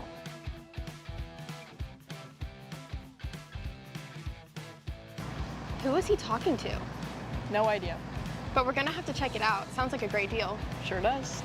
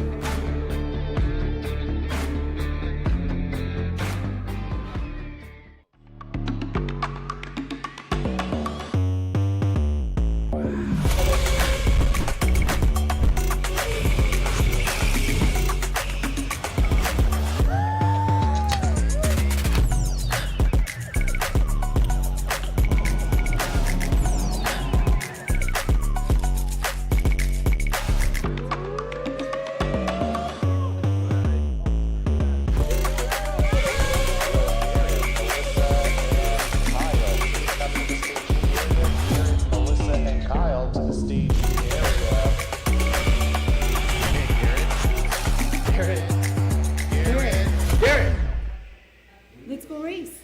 Come on, man. Cat food marketing. $9.99 a month. Dude, Caleb, wake up. Dude, we're live in 5 minutes. Let's go, come on. What are you doing? Dude, I'm so sorry. Xander had me in a cat food marketing meeting till like 2 a.m. last night. Come on, man. Do you have anything I can drink? Dude, I got the perfect thing for you. Perico, it's a healthy energy drink alternative. Perico, non-GMO, gluten-free, kosher, magnesium, B12, B6, Yeah, it's good. B5, biotin, and zero sugar? Pericazo! Try Perico, made with natural ingredients, organic caffeine, and supports your metabolism. Try the new official energy drink of Kart Chaser.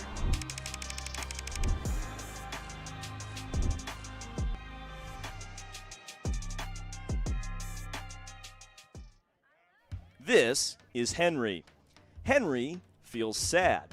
Henry feels sad because it's time for his next big race and his go-kart is in bits. Henry doesn't know that Acceleration Kart Racing is the United States' #1 shop for all of your karting equipment needs. Henry also doesn't know that Acceleration Kart Racing can deliver anything from tires to race suits and even wheels directly to your front door or to the racetrack itself quickly and efficiently, with tech support available 6 days a week. Poor Henry doesn't even know that Acceleration Kart Racing offers free shipping to mainland USA on selected product if you spend $200 or more. Do yourself a favor. Go to accelerationkarting.com and make sure that you are never left stuck on the pre-grid with Henry.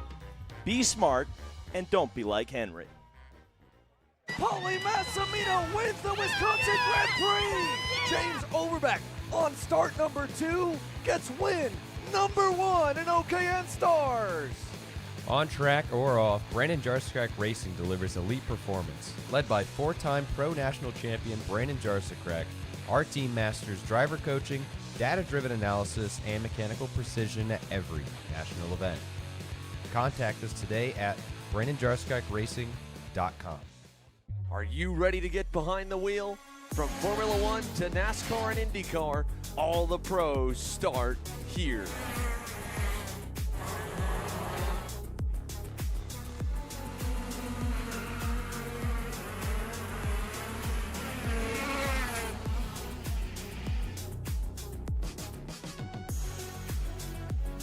For more information, check us out online at mcckarting.com or call us and go racing today.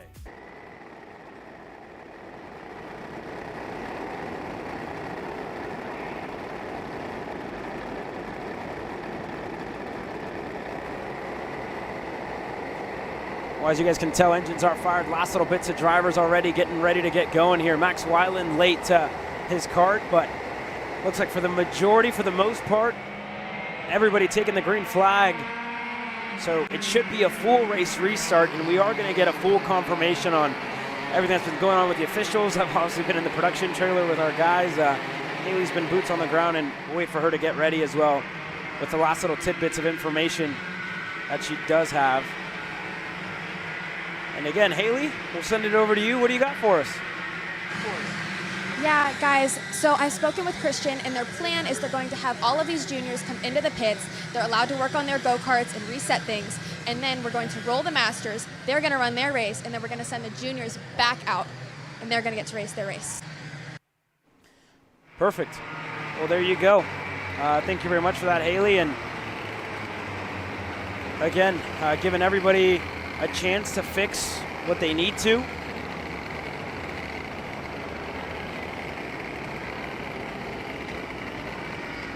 Fix what they need to so they can get back going here in a little bit.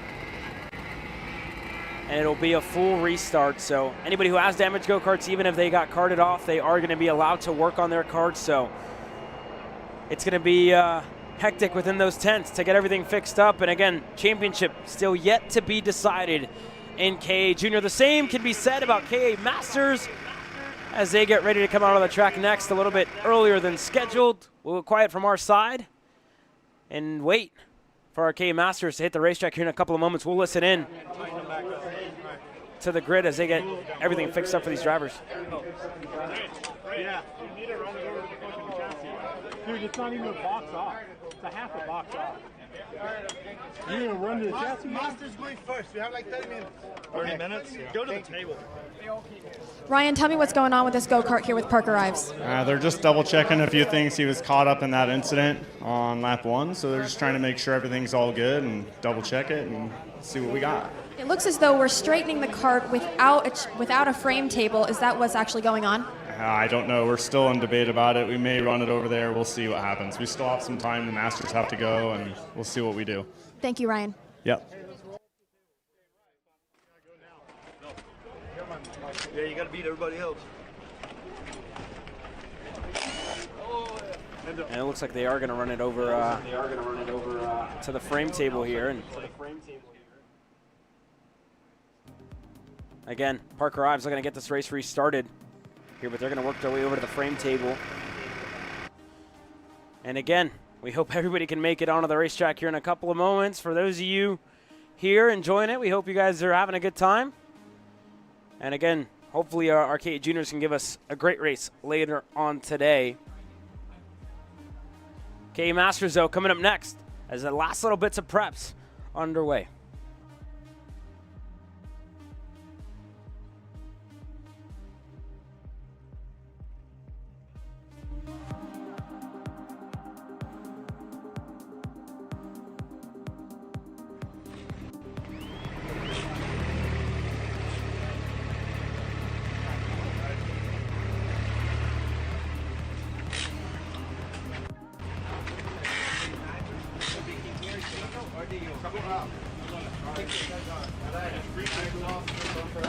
There you go.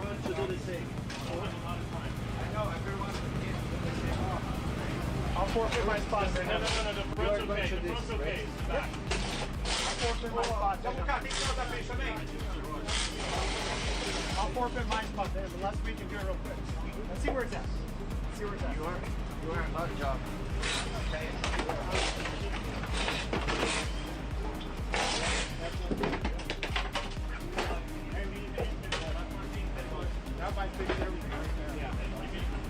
We need a 17. We can go back. Yeah, we can go back. I think it's just a kingpin. Yeah,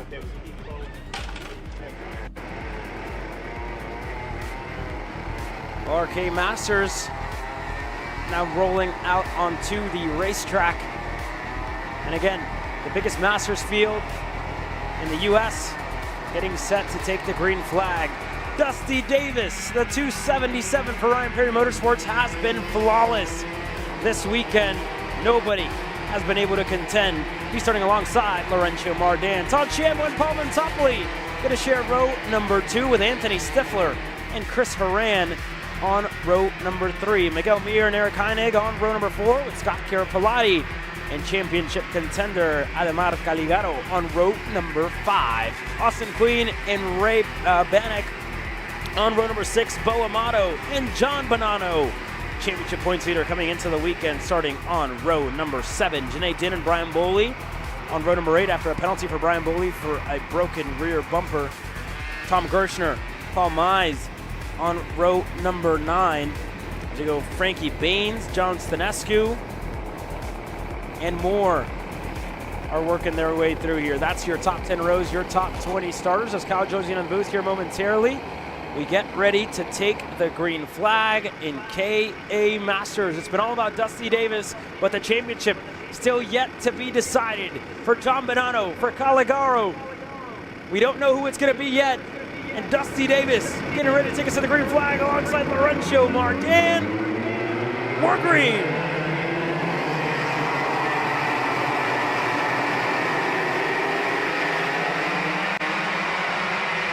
And a big off for the 211 of Bo Amato at the start of it. We're just getting confirmation all races will resume as scheduled. Nothing will be shortened as we're side by side through the pack. Up front, Miguel Mir looked to get his elbows out, but Dusty Davis in the lead. Todd Shambo to second. Todd Shambo to second. A little bit of a hectic start there between a couple of the karts in the midfield. As we come down to the hairpin, singling out pretty smoothly so far. Clean first lap.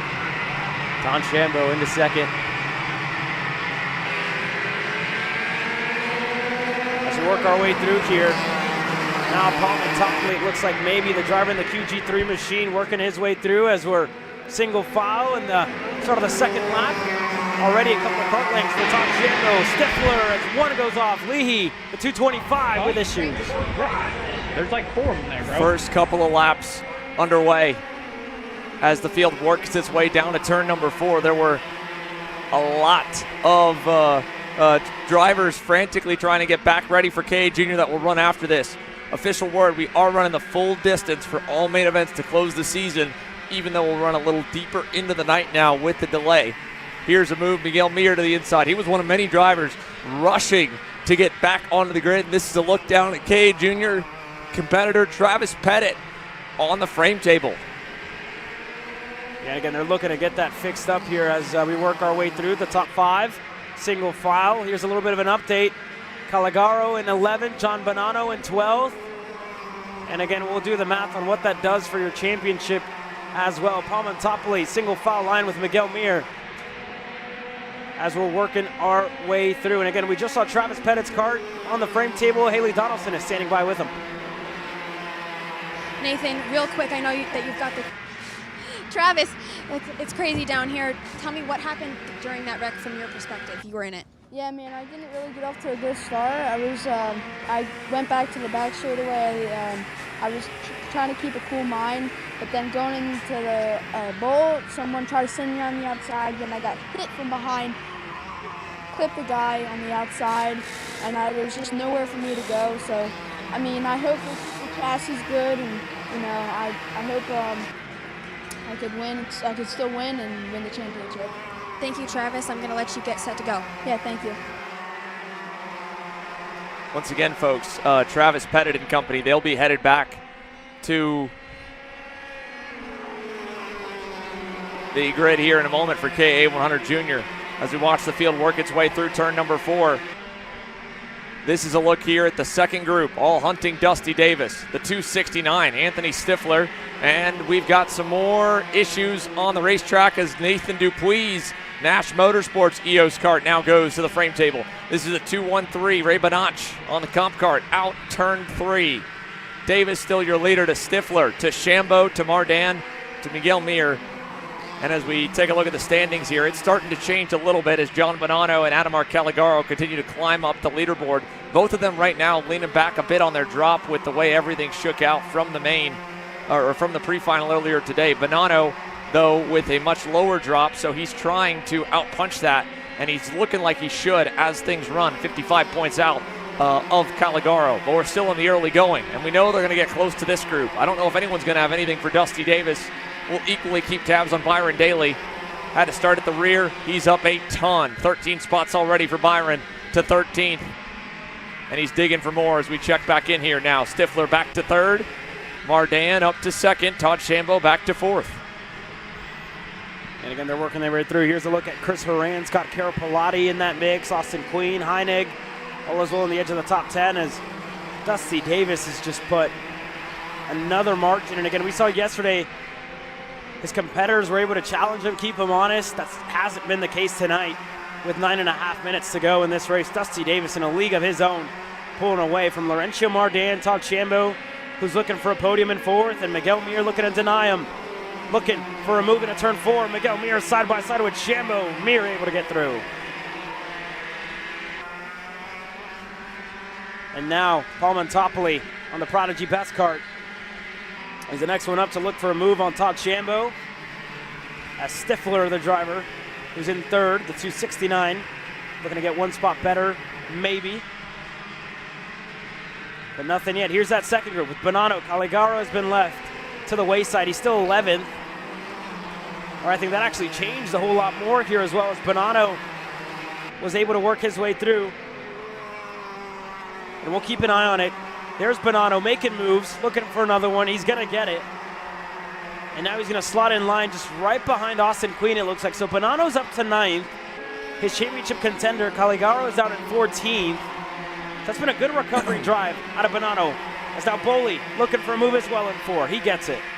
And so now for John Bonanno, right, it's just padding that cushion that he already would enter with. Had Adamar Caligaro not had his moment in the pre-final that put him buried in the field as well, things would have been a little bit different. But for John Bonanno, he's the main one to worry about. Miguel Mir trying to run up his score as much as he can there in the 200. He's only 4th. He needs to win, and he needs Bonanno to really begin to fade backwards. But instead, the Fulcrum competition, Timmy Tech Comp Kart, is going forwards. And right now, he's on the cusp of another one as he works with Austin Queen down to turn number 1 and continues to march towards the top 5 to cap off the championship season. Let's go here as we mark past the halfway mark and mark another spot up. Maybe for Bonanno. That got a little close there with Austin Queen. The same for Byron Daly following him. Haley has caught up with Nico Katowski, another one of the main drivers in K Jr., getting ready to go green. Nico, you were one of the main ones involved in that incident. I spoke to Travis about it, but I want to hear it from your perspective. What did that one look like? What do you think caused it? I wasn't involved. They all crashed in front of me. I made it through. I didn't touch anyone. So. Going into this next restart, is there anything that you're planning on doing differently, or is it going to be another full send from you? I'll probably just try to stay in 6th because starting on the outside is tough here. So try to slot in and keep my position. Thank you. Thank you.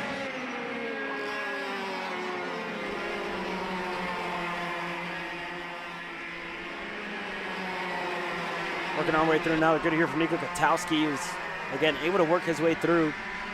Weren't able to get a look at it clearly. So that being said, sun well behind the tree line here. As now this battle for second has stayed the same. Dusty Davis, a 2.5 seconds on the field. Laurencio Mardan, Stifler, Mir, Shambo, all looking for a podium to cap off the year. And here's your other update on John Bonanno. He's up to 8th in this race. Again, has made some good headway. Sadly, I think it might just end there with 6 minutes to go. Everybody else just a little bit 2 ways up. Here are those moves. 6 spots gained for John Bonanno. 17 spots gained for Byron Daly in this, make it 18 and 7 for Bonanno as they get through on Chris Horan for the 8th spot. And again, Paul Montopoli just, I think, a little bit too far away up the road for John Bonanno to get there as we continue to keep an eye on this battle further back. We're side by side. Stifler holds on a third.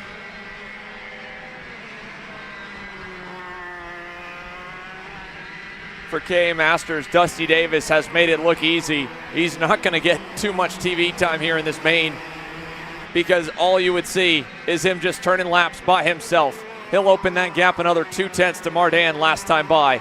He said yesterday, he was very humble in his post-heat race interview about how he felt the rest of the field was eventually going to catch up with the local knowledge of what the track was going to do from day to night and how to really dial in your driving along with your setup. And at this point, his relationship with Ryan Perry Motorsport and Ryan Perry himself, he's like, man, I don't even really got to know what to do with the chassis year over year. Ryan knows exactly what we need to do for me, and I just let him know what I'm feeling and then go out and drive the thing. And he's doing that to perfection once again. Fast lap of the race last time. Looks like he might reset it again.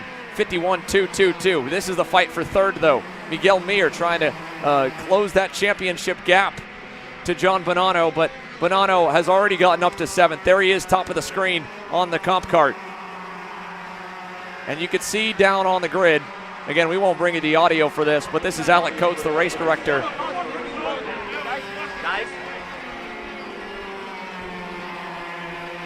He's explaining a little bit of the procedures here per the NKA rulebook, and this is not a conversation, obviously, that we want to air for you all, but wanted to show that Alec is down there explaining everything, making sure that everyone's of the understanding of the book, and I know that many of the Stars officials are combing through it to ensure that they do the right thing, and I think it was a smart call from their perspective to go, all right, for KA Junior, we're going to give you guys one race to make sure that you're re-racked, and they allowed them all to go and make repairs as well. We saw with multiple go-karts going to the frame table. 3.5 minutes plus 2 laps, though, in this KA Masters main event here under the lights. We're working our way through here. Miguel Mir, Todd Chambo,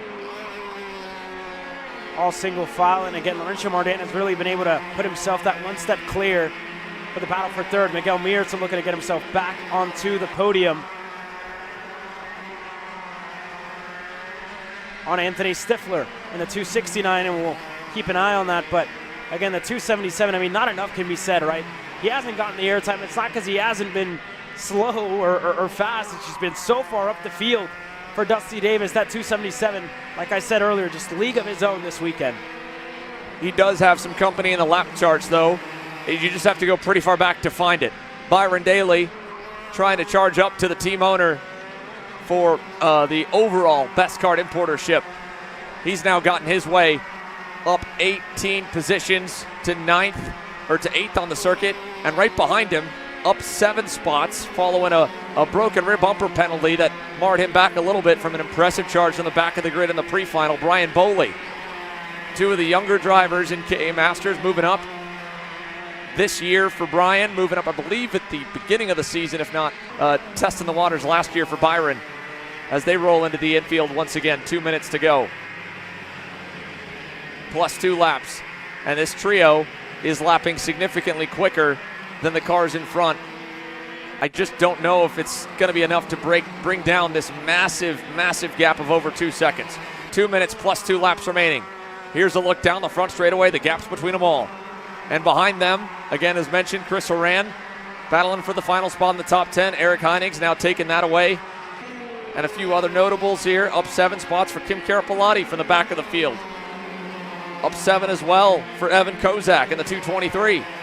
But Dusty Davis has them all covered. Laurencio Mardan's even started to break even a little further away from the fight for third here with Stifler and Mir. Let's see if Miguel sends it this time. He's close. He could. He will. To the inside. The Orsolon Tony Kart driver, one of the last to the grid. And he's made his way now from his original starting spot. Back on in 7th, up 4 positions onto the race day podium and snagging another 5 points in the championship. You just never know what could happen as these races come down to the wire. John Bonanno, similar boat here. Had Adamar Caligaro had a better main event than unfortunately what has been the case for the SLA kart racing driver going out 6 laps ago. This could have been a lot more stressful for the reigning series champ, the multi-time champ in KA Masters, to defend the crown once again and keep the 1 plate on. As they run, this should be more than enough to pull it off. Yeah, this is huge for John Bonanno again to keep that number 1 plate here. I know that'd mean a lot. Not a race win at the end of the weekend, but another championship. Goes on to the testament the hard work that he's done to stay up front for 2 years running. As again, that battle for the podium, Stifler hasn't found a response yet. 19 seconds to go, 3 laps to go left in KA Masters. As Miguel Mir still holding Stifler at bay, who is closing down that gap on that front stretch. Turn number 4 going to be one of the first big shots for Stifler. We'll take a look at it. Yeah, Anthony Stifler, as he gets a run down to turn number 4. As they run right now, he'd end up about 25, 26 points back from Miguel Mir. He'd need 5 cars between him and the 200, or at least to leapfrog and get the 10-point swing back his direction with third. And Miguel is 12 back from Adamar Caligaro. Unfortunately for Miguel, even if he reels in Laurentiu Mardan and takes over second, it'd only be a 5-point boost. It would not be enough to swing the standings in his favor. And with that, he'll end up third. Adamar Caligaro, leaning on his drop on the weekend, or on the season, would end up second. And John Bonanno putting on a performance that he needed here under the lights to try and seal the title. Look at this moment from just seconds ago. Big contact, Bo Amato. And that was trying, I don't even really think so much to make a pass, but just towards the end, contact here. And Bo is now dropped all the way back to the 19th spot, battling with Tom Gerstner, Kim Karapalati in the 236. Looked like it might have also involved Evan Kozak. Gerstner now actually not moving at all. Kozak past Gerstner and Karapalati. That's outside the top 10 though, back around 15th. Here's a look back again, fighting inside the top 5. Todd Shambo trying to pick off Anthony Stifler and then make a run at Miguel Mir, but Stifler got a great launch out of 9. He could make it close again. Dusty Davis headed for the white flag, already got it. That's how far out in front he is. 4 seconds to Laurentiu Mardan here in the red cart, and then another 1.25 seconds to Miguel Mir, all the way back to the 265 of Paul Montopoli on the best cart. A Prodigy Motorsports effort this weekend, their biggest turnouts, got 3 in the top 10. Byron Daly's now pulled away from Bonanno, who's slipped back to the 9th spot. That's still well okay. He's got 80 markers. This would knock it down to 70 over Adamar Caligaro. He can cruise and take in this final lap of the season. A weekend that might have been a bit easier, might have already been stress-free had the tech room not gone the opposite way at round 3. But this weekend in particular is about one man in KA Masters. Dusty Davis is perfect from start to finish. Once again, behind him, Mardan will end up second. Third will go to Mir over Stifler and Todd Shambo to round your top 5. Byron Daly's incredible drive through the field picks up 19 positions to go to 7th. Brian Boley takes the fast time honors right behind him there, picking up 8 to go into the top 10 on his KA Masters debut. Eric Heinig, 10th. And John Bonanno, a 9th will do.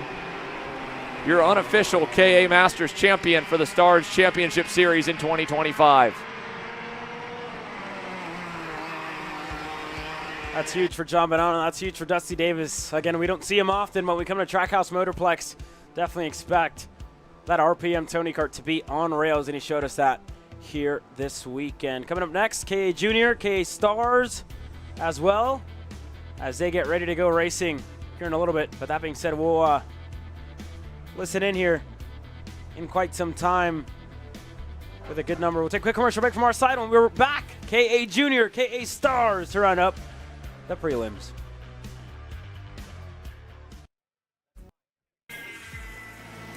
Florida Kart Racers, you asked for it and we're going to bring it. Introducing Florida Karting Championship, FLKC, a brand new racing series coming to Florida in 2026.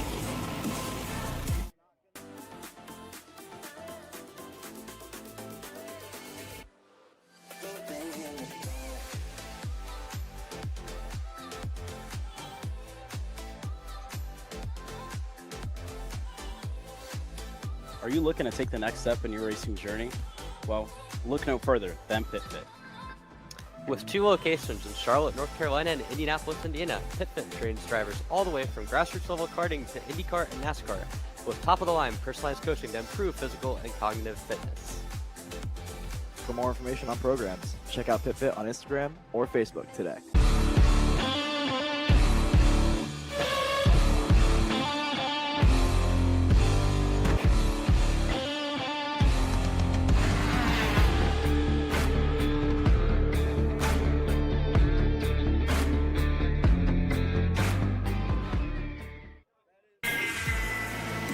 Florida kart racers, you asked for it, and we're going to bring it. Introducing Florida Karting Championship, FLKC, a brand new racing series coming to Florida in 2026. Kyle, what are you doing? It's got my new Greyhound seat. You don't even have a cart. Doesn't matter. I have a Greyhound.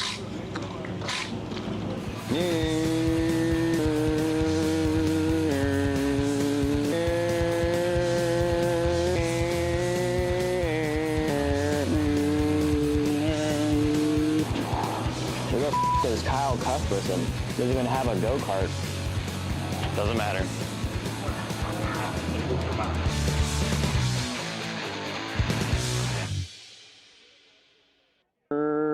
Cuthbertson through on Turney. Turney in the dirt. Cat food marketing. $9.99 a month.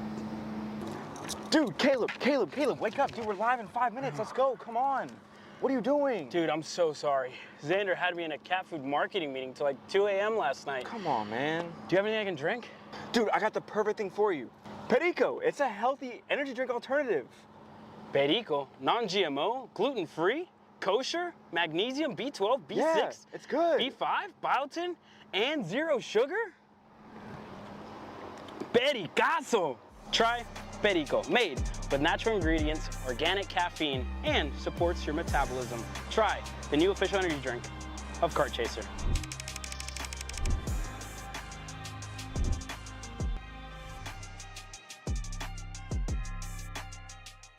Are you stuck with your kart racing? Not sure the ideal kart setup? Or going to a track for the first time? Well, Kart Class has the answers for you. Our online portal has a wealth of experience and knowledge to help your kart racing. From kart setup advice to track guides that are targeted specifically to your circuit, or the driver coaching aspect with mindset, racecraft, and driving techniques. If you want to take your karting to the next level, visit us at kartclass.com.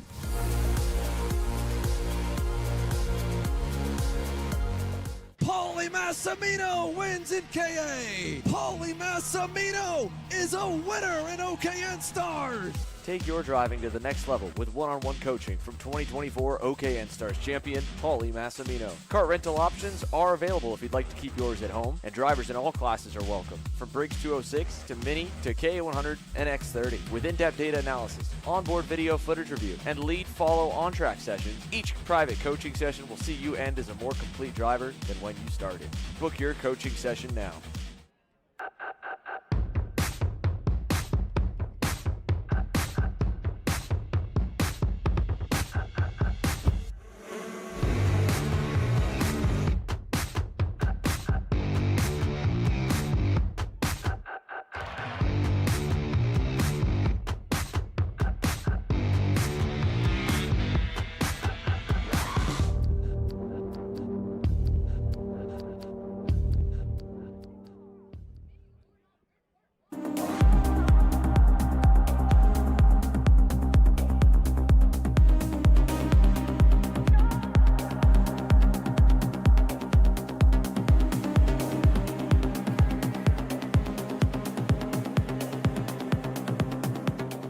Hi, I'm Jackson with Alpha Race Hub. Alpha is an all-in-one motorsports software solution that can solve all the software problems you need for your track, facility, or series. Alpha can cover all your software bases, from online registration, digital e-waivers, a proprietary timing and scoring software, incident management, automated points tabulation, tire and barcode scanning. We even have our own mobile timing app and rental kart activity management software. If you're looking to consolidate your motorsports software solutions, reach out to us at alphatiming.co.uk.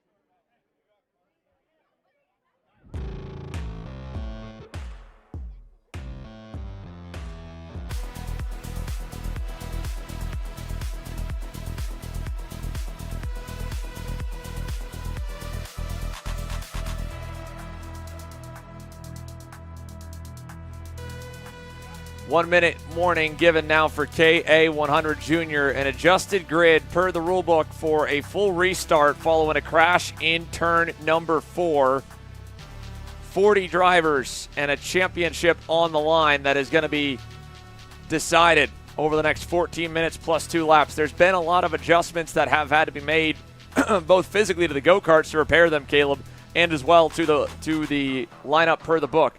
I went to the NKA rulebook. Again, anyone can as well. It's free to view online. The procedure for the red flag is detailed with just about every scenario, including this one. And that is going back to if the red flag's thrown before they've all gone through scoring once, gone through, one lap completed, which was the case. We had that crash, lap 1, turn 4. We hadn't made a full lap yet. Going to a complete restart, using the original lineup. Karts involved in the wreck go to the rear. There's been more karts than a normal red flag incident of maybe 1 or 2 drivers and an injury that triggered that red flag. So there was a lot to break down from the crash. We ran the replay of it. No need to go over it again. We're gonna send some good vibes here to the 40 drivers getting ready to go green in KA Junior. But with how many drivers were involved, that's a lot of go-karts to decide who starts where. And that's what we're seeing right here. And the tiebreaker, of course, will go off where they were slated to start. So as they roll off the grid, we've got them all onto the circuit now. Let's send it to Haley for a bit of an update of what's been going on. Confirmation that drivers such as Nathan Dupuis, Nathan Golseth, and Travis Pettit and Nico Katowski are going to be sent to the rear due to their involvement in the incident, and all drivers aside from them and others that were involved will be moved up a placement. And aside from that, we're going to do a full race restart now.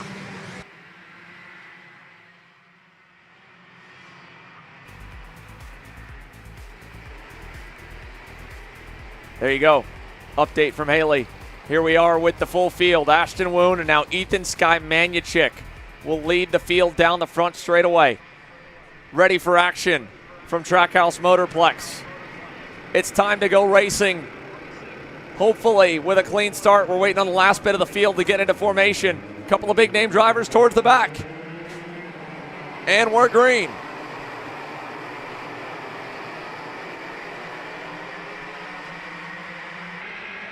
For the most part, the front runners able to work their way through. Ashton Woon, Max Weiland. Everybody single file line as they get through. Oliver Paluto side by side. Lucas Palacio, what a drive for the 835 so far. Gaining a couple of spots there. Again, out of attrition here in this race, and with all the mix-up that we saw in the red flag, Palacio back into the mix here as Weiland goes to the lead of the race. Max Weiland on the Magic Kart with a shot to really mix things up in the final season standings. Look at the 897. Or 807, Cole Medeiros, high, wide, and handsome in turn 9 on the opening lap. Fully under nightfall and under the lights here at Trackhouse. Weiland will lead us at the end of lap 1 to Ashton Woon and Isaac Malquit. Championship points leader, John Antonino losing a spot there to Tristan Murphy. And we begin the calculations now for KA Junior. KA Masters wrapped and done. John Bonanno, your unofficial champ in that. KA Junior wide open, and it could change lap by lap just as we saw in Micro Swift all the way down to the final corner. for the first lap and a half, though, or at least the latter half of lap 2. Nothing's changed up front. Weiland, your leader. Now it will. Woon back to the point down the inside in turn 8. There you go from Ashton Woon, able to get clear for the lead of the race. A little bit of an update here. John Antonino finding himself in the 5th spot. That's a good drive up for Buddy. He's actually 6th at the moment. And then again, his competitor, Travis Pettit, was sent to the rear like we saw earlier. He's a little bit further back here in this one. And we'll update you as well as this race goes on. Nathan Golstad looked like he's up to 25th. He went to the rear after making some changes. Nathan Dupuis up to 27th. And more than that, Travis Pettit 28th. Nico Kotowski only 30th. And again, you have to really, really look for them. They're all the way back here, just dug into the pack. So whatever shot Pettit had at the championship, that's kind of running away from here because John Antonino is up here in the lead pack, inside of the top 6. Horrible start for Nico Kotowski and Travis Pettit. Haven't been able to make up hardly anything and lost a lot of time as Ethan Skye makes a move there. Antonino falling back, still not able to get that position from Ethan as Tristan Murphy was the one moving forward. Ethan was moving backwards. It's Woon down to the line at the front of 6. Look behind him. Second group leader, Lucas Palacio, slated to start 29th, then moved to 23rd, and then after the crash, he's now moved up already 16 spots.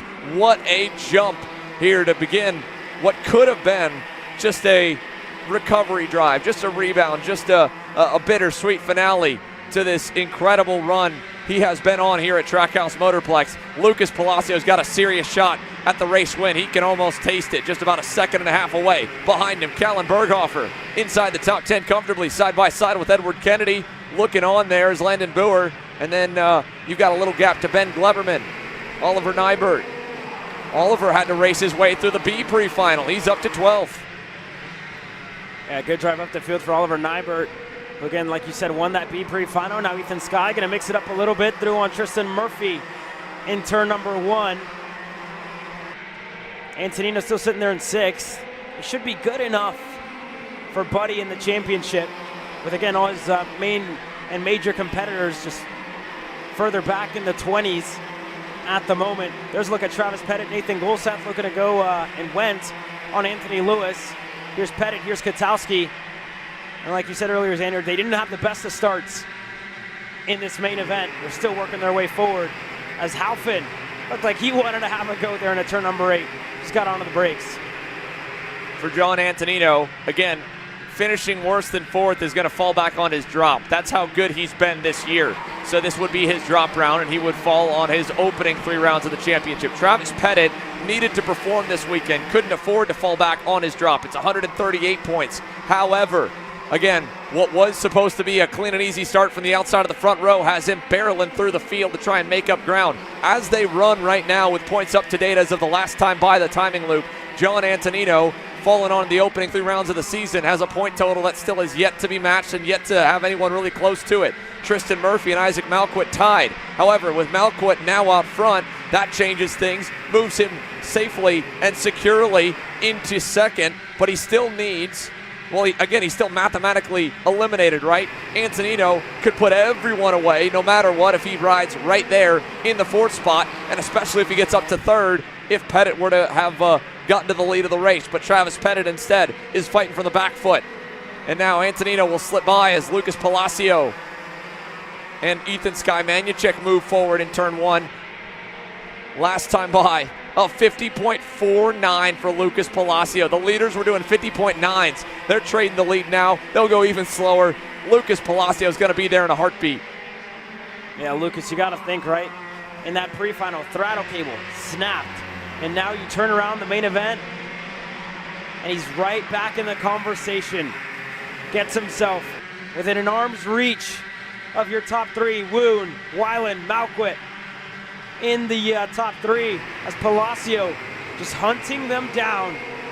And as we get into turn number 11, he's going to be within striking distance in a lap and a half. What do you do here for Max Weiland, for Isaac Malquit, and for Ashton Woon? Do you stack them up? I don't know. I think at this point here, again, it doesn't matter because, Antonino goes to the drop. Malquit out of the points. If you're Max Weiland, it's about winning the race. That's really all you can do.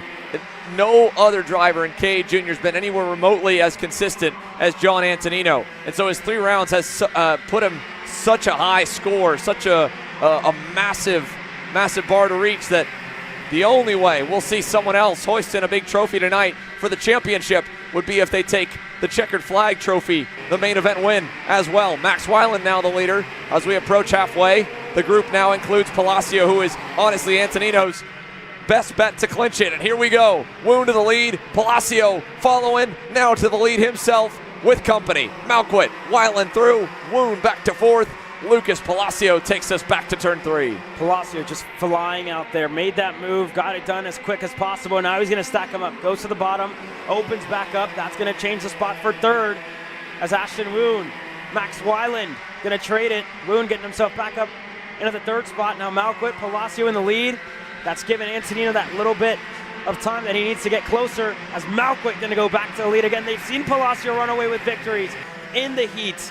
Not in the pre-final, but they've seen it in the heats. Palacio looking to go right back into turn number 9. Palacio gets through. Woon looking for 2nd. Lucas Palacio having his head on a swivel right now. He has had to claw and fight his way back from the broken throttle cable that prevented him from potentially sweeping this weekend. He will not be denied tonight under the lights with the lead now. 6 minutes plus 2 laps to go. Ashton Woon right behind him. 2 drivers that headline the Mini Swift category. Now headlining the junior category 2 years later. John Antonino right behind Tristan Murphy now into turn number 4. Tristan Murphy's one of the few that could begin to upset things, but he's got to march through the rest of this lead pack. And now, again, the fastest driver through this weekend is at the front of it, behind. We've got a pass again. That looked to be Manuchik making the move, taking Antonino back to 7th. And for Buddy, it's just a matter of keeping his eyes on the leader of the race. That's the only way this championship really changes as they run now. Again, Travis Pettit, keeping an update on him. Nico Katowski, Nathan Dupuis, they are making progress. They've gotten into the top half of the field now. They're into the top 20. Pettit last time by was 19th. Dupuis was 17th. They still need a whole lot more, but if Travis Pettit could charge up to the top 10, this championship starts to change in terms of the complexion. Ashton Woon now back to the front. Malquit up to 2nd. Palacio back to 3rd. As again, we're trading positions. Ashton Woon to the lead. Malquit, Palacio, and Woon now going to stack them up, going to the bottom. Taking a page out of the book of Lucas Palacio. And everybody within contention. Murphy, Manuchik, Antonino still there. I mean, how many times have we seen this play out, right? When Palacio's been at the lead, somehow manages to get back up there and then stacks him up, and now it's Ashton Woon who's doing that in this race. And Oliver Nybert, Callan Berghofer, they just come in a frame, and that's going to get them closer as Malquit looked for a move in turn 1. Got up and on the curb, but that gap opens to the lead. That was close. Too close for Isaac Malquit. Yeah, that was tight right there. Isaac Malquit would love to get a win. The last time we saw him in the OKN-J category, we thought he had one at Quaker City. Here in KA Junior, he's now got a real good shot for Mike Doty Racing. He'll maybe have a shot on the OKN-J main event later tonight, but he's just got shuffled back to 3rd now. Palacio back up to 2nd. Antonino making moves now as Ethan Skye follows in line. Ashton Woon got his first checkered flag on the national scene with a shootout race for X30 Junior 2 weeks ago. Hasn't yet gotten victory lane in a main event though. Maybe tonight's the night. 4 minutes plus 2 laps to go, and the SCR Carlos Sainz driver leads the way. Yeah, Woon hasn't gotten a national race victory in KA. He got it in X30 Junior at the SCUSA Pro Tour. And again this weekend with Lucas Palacio, these two have done a lot of club races at this place. Have traded race wins at the Trackhouse Club. But again, they're fighting on the national stage this time out. What does Palacio do? Does he look for a move? He waits in 2nd. Just over 3 minutes to go. We're getting close to the end. Closing stages of this race officially underway. And mind you, folks, the closer Travis Pettit gets to the top 13, the more realistic this championship gets. He's knocked the margin down to 14 points to John Antonino. This incredible charge for Travis Pettit is not over. He got up to 16th last time by. He set the fastest lap of the race. This kart was on the frame table getting re-straightened 20 minutes ago. Now, 3 minutes plus 2 laps. Championship on the line. Travis Pettit needs to at least get to 13th, if not more. 3 more go-karts, and he takes over the championship lead. If Antonino, however, can get up to the front and take this race win, that changes things again, and Travis would need to crack the top 10. It looked like it was going to be easy to do it. He's had to pass already 25 plus go-karts. And Hurricane Trav has about 3 seconds to Ben Gleberman and Landon Boer. Another 2 seconds after that to get to Cole Medeiros and Jose Halfin. He was 15th last time, so I'll correct myself. It's down to 9 points. Pettit's got another one, but he's got a big gap to the next 2. Here he is, ahead of Valentino Santillan. 15th for Travis Pettit. 2 more spots to get the championship. There they are, running down at turn 1. He's got about maybe 5 laps at the most to get there. And this is all, again, as they run, too. Because, again, if Antonino could get the win and improve his score, Pettit would need to get all the way up to the top 10. There's, of course, the potential for penalties. And a lot that could change even outside of those with scales and pushback bumpers. Here's Max Weiland trying to make something happen late in the going, the 818 with a move for 3rd. But this race is not done. It will continue to change. 9 points now the difference. John Antonino to Travis Pettit. Tristan Murphy and Isaac Malquid as they run are tied for 3rd in the championship. But Max Weiland making a move there to pick up some spots. Closes to within 4 points of them. 1 more position for Mad Max. If he can get up around Ashton Woon, it would change his championship a little bit. Here's Antonino losing that 6th spot again. Back goes Ethan Skye. Minute plus 2 laps to go, Caleb.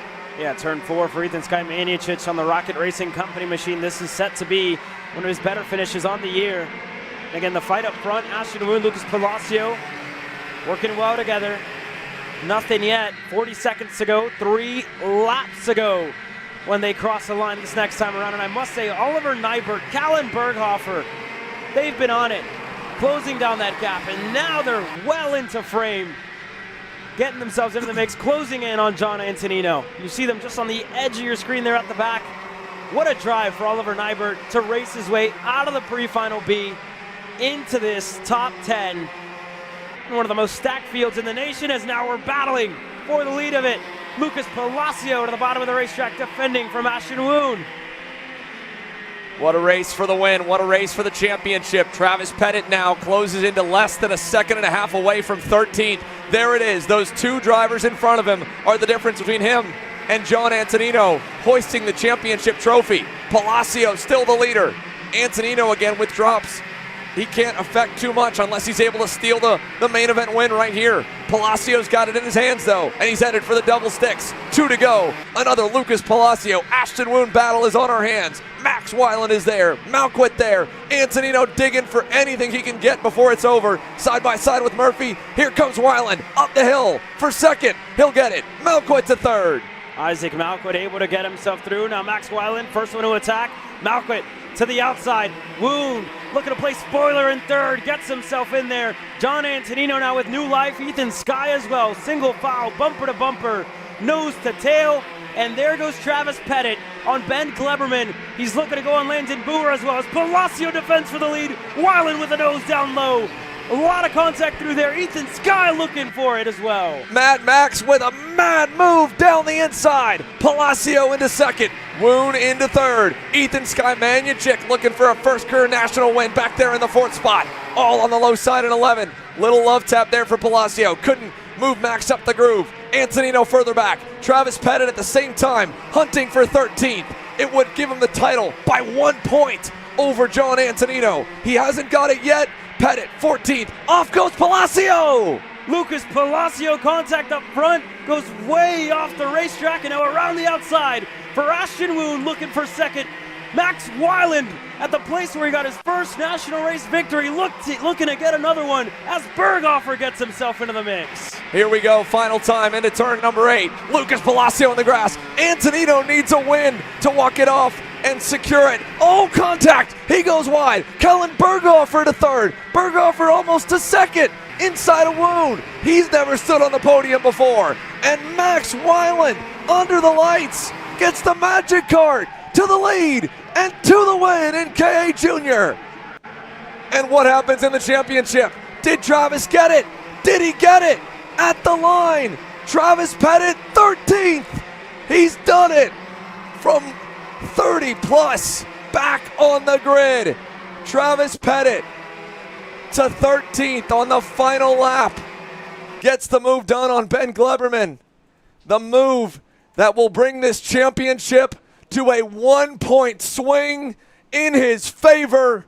Final lap of the season. Max Weiland goes to victory lane, and Travis Pettit, against all odds, charges up 20-some positions to score the championship by 1 point over John Antonino. And I got to take a look back earlier this year when we were at Newcastle, and again, a mechanical issue for Travis Pettit where that rear bumper bolt just snapped on him, and he was defeated, crying in the scale lines, and we were there, right, talking to him. Heartbreak for him, and you look back to where we are today, from the back of the pack to 13th with a 1-point difference. You're champion.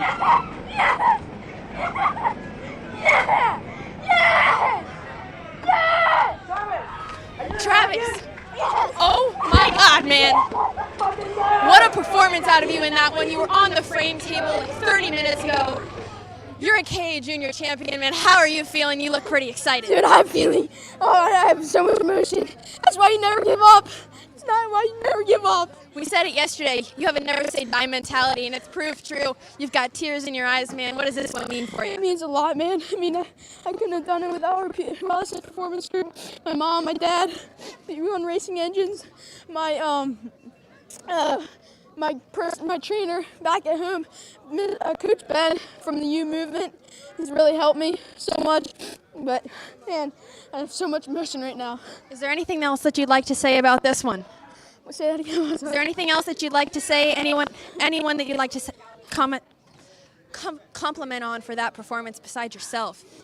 I'd like to give you props too for that one. You're a dog. Thank you. I mean, I thank everybody. Just thank God. Sorry, thank God. You've heard it from Travis. Thank God. Congratulations, man. You're a champ.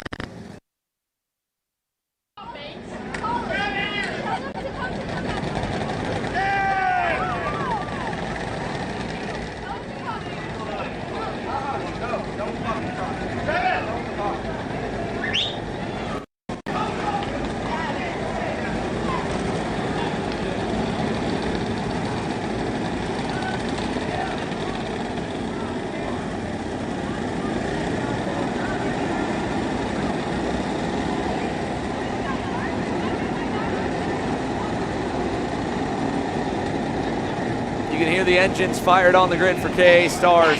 Let's take a look at everything that just went down on that last lap. There was so much going on at the same time. We need to get it right here and get the call first. Caleb, you caught it first and foremost on the final lap. Well, overall on the race here with the Coastal recap, right? Let's set this page here. This should have been a lot easier to end up in the top 13 for Hurricane Trav. But first lap of the initial start, contact himself and the Nathans, and about 10 more, and a scary, scary moment for Nolan Carney going all the way up and over. All drivers okay, swapped the visors to the clear shields, went under the lights, went to work, fixed the carts all up, and then last lap of the race, it all came down to it when they went back out, because we knew that they were going to be having to fight it out for that final moment.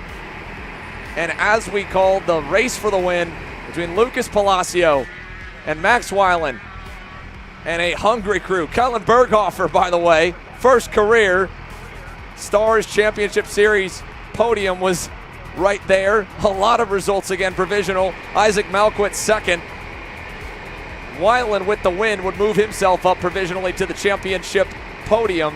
And with Travis Pettit on the final lap, needed one spot, and he got it. And he'll end up, if it holds, as your KA Junior champ by all of 1 point with the dust settled. KA Stars has the championship already locked up. Oliver Hodgson's consistency's paid off this year. He's ready for action now as he brings the field down the front straightaway. We're ready to go. Jared Clark, Connor Ferris, your front row. Points forget about them. Let's go racing for a checkered flag here in OKN Stars. One driver goes around, huge contact at the start of this race. One of the BJR LN karts is off. 3, almost 4 drivers collected here. Enzo Vidmontien, one of them. But up front, Jared Clark in the lead of the race. Davin Roberts around the outside now in turn at number 4, and he'll tuck back into line. Good start for most of your field as Jared Clark leads into the infield. First time, it'll be Connor Ferris to the inside, and further back, Colin Lloyd with a big defensive move back in 5th. Alan Isambard had a slim shot to be able to knock Oliver Hodgson off the championship points lead coming into the weekend. Just came up a little shy in the pre-final, but he would love to at least end off his year with a main event win. He's right behind Cash Perkins as they roll down the front straightaway. Jared Clark, your leader, 1 lap in the books. And let's hear from the driver that just got it done in a wild way in that KA Junior main event for the win. Max Weiland provisionally 3rd in the points and 1st on the night. Haley. Max, you're on the podium in the championship. You're a winner tonight. Tell me, how are you feeling right now, man? I'm feeling great. The ending was crazy. Disappointed I didn't get the championship, but a win, I can't complain. You got it done here just a couple of months ago for the USPKS, and who would you like to thank for this one again? I want to thank my sponsors. I want to thank my parents. I want to thank BRM Chronographs. I want to thank Ferrari San Francisco. I want to thank Magic Kart for giving me a great kart. I want to thank my dad for giving me the chance to race, and I'm just thankful to my mechanic. How are you and the Magic crew going to be celebrating tonight? We're going to have some fun. Hang on, Haley. We got big problems on the racetrack. Big problems in the final turn. Contact and a barrier in the middle of the straightaway. Sorry to interrupt Max's moment, but Hudson Brown has pounded the wall in turn 11. Yeah, and that barrier just in the middle of the track. Hudson up and okay, he's good, but again, it shows you that mid-pack just elbows out racing all the way through as we check in with Davin Roberts, Forrest Adams, Ben Gaunt, all working their way through. Here's the battle up front. Jared Clark, Connor Ferris. Again, just the checkered flag in it for them. As we look in, as Luke Welcome making moves. But the top 4 working their way through as more contact. Sam Vrooski involved. Adam Brickley's in it. ADT's right there as well. Yellow flags through this sector. We'll pull the leaderboard back up on the left side of your screen here, folks, so you can get an idea of where your favorite driver may have faded to. Down the front straightaway, Jared Clark, Connor Ferris, Cash Perkins trying to pull as well the replay of what went down in that final turn. Here's Josh Campbell trying to make up some lost ground. Multiple big-name drivers buried in the pack off contact and crashes and calamity in the A pre-final. And now up 17 spots and counting for Adam Brickley. Didn't get to turn a single lap in the pre-final earlier today. One of the fastest drivers, the father-son duo, the Alonso kart. You can pick out the blue and yellow colors pretty easily in that second group now, all black suit. Big gap up to Luke Welcome and crew. Then there's the middle of the field here, side by side. That's going to be the 940. Ethan Tovo right there, who was actually in the LCQ, gets himself. He's right there with Alessandro DiTullio. Contact, one of the BJR machines that looked to be Tovo. Here's Colin Lloyd. Try to move. Hudson Brown tried to close the door. And again, multiple times tonight we have seen drivers in turn 11 on the second lane lose a little bit of grip, get too close to the wall, and then look at all the contact, trying to avoid the barriers and avoid the crashing as well. Down the front straightaway, it looked like Forrest Adams, Oliver Piatek, they were kind of right near it. So probably a lot of scuffed up bodywork and maybe some bent tie rods in the wake of Hudson Brown's crash that has taken the gold cart out of the running. All this still, Caleb, and we're not even halfway. We're just at the end of lap number 5. The 940 of Alessandro DiTullio and Caleb Gaffera colliding in the A pre-final are both trying to claw their way up the board. Gaffera didn't have nearly as good of a start as DiTullio has had. He's picked up a handful of spots. Biggest mover, though, is still going to be Adam Brickley. He's up 18 now. Fastest on the circuit, up to 12th. Look at him there, closing in on Luke Welcome and the Rocket Racing Company, Kart Republic. Then there's going to be Forrest Adams and Ben Gaunt, a couple of BJR machines inside the top 10. Already a good result for Ben Gaunt. This would be a top 10 finish on the national scene. Forrest Adams as well. Talk about his extensive knowledge about this place, and Colin Lloyd on Oliver Hodgson. These two drivers were fighting for a race win when we were back at Quaker City. Now they're fighting for position here for 6th. as Oliver Piatek a little bit ways up the road. Rookie Davin Roberts just right behind them. As they're single file onto the front stretch. It's like those barriers finally able to get fixed. Colin Lloyd, again, this will be a good result for him in the end. I know not where he ended up last time at Quaker City, but nonetheless, chasing down Oliver Piatek for another top 5 finish. For Jared Clark, though, and Connor Ferris, again, we've talked about those two drivers, and they really deserve to be in this position. They put themselves in the best position this weekend. And you know, talking in the pre-race shows and the post-race shows, that's what it takes, right, in K Senior with a stacked field to be up front. Side by side, Davin Roberts to the inside now of Oliver Hodgson. Mark, that move done. And as we look at the lap times, they're only getting better here, folks. Everyone inside the top 10 basically improved or at least matched their pace from lap 5 to lap 6. What's it going to be on lap 7? Pretty quick again. In fact, we're in pairs up front. Clark and Ferris, the duo that have worked together beautifully all weekend in lockstep. Alan Isambard and Cash Perkins now allied there in 3rd and 4th. Fight for 5th. Piatek going to lose that spot to round 3 winner Colin Lloyd. There still are spots up for grabs here for 2nd and 3rd in the championship between the likes of Isambard and Lloyd, depending on how tonight plays out.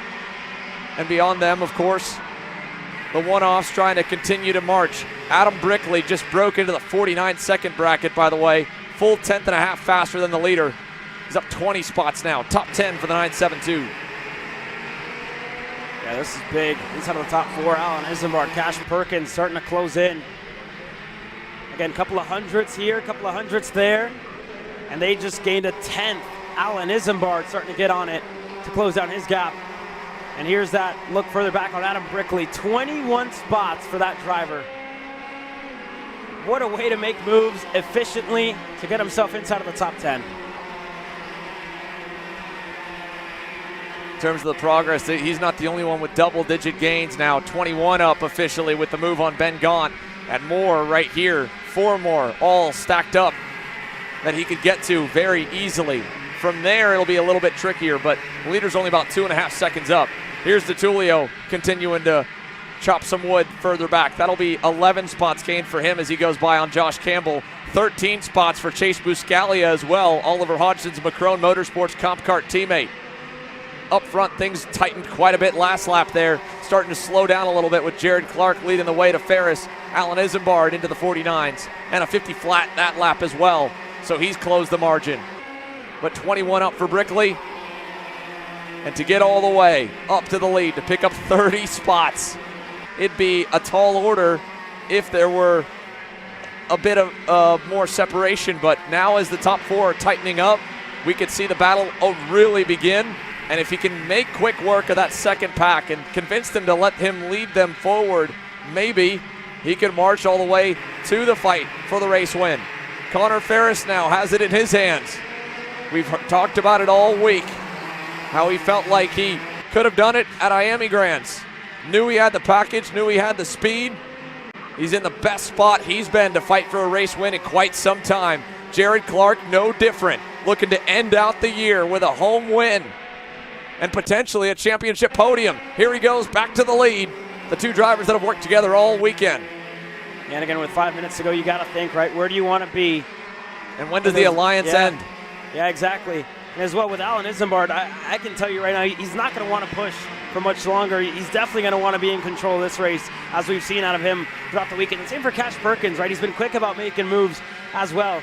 And again, they're racing for a race win. They're racing for hardware here on what's, some of their last chance. You don't know when you're going to get this opportunity again. Same could be said for Jared Clark, for Connor Ferris. As we're getting closer to the end, 4.5, just over. Left to go in this race is Colin Lloyd. Able to get through on Oliver Piatek now for the 5th spot. So with Lloyd making that pass, that hurts the progress a little, but it does bring them closer to Adam Brickley. He's now on the bumper of Davin Roberts as they roll to turn number 4. Another 49.9 for Adam Brickley. Fastest, and it's not even a question at this point. P8, 5th is well within reach. Piatek with a little bobble there in 6th. I bet you Roberts will go here. Brickley will follow, and this will be another one. If he can make it work on Piatek, he'll end up alongside Roberts now into turn 9. He's going to try to go to the high side.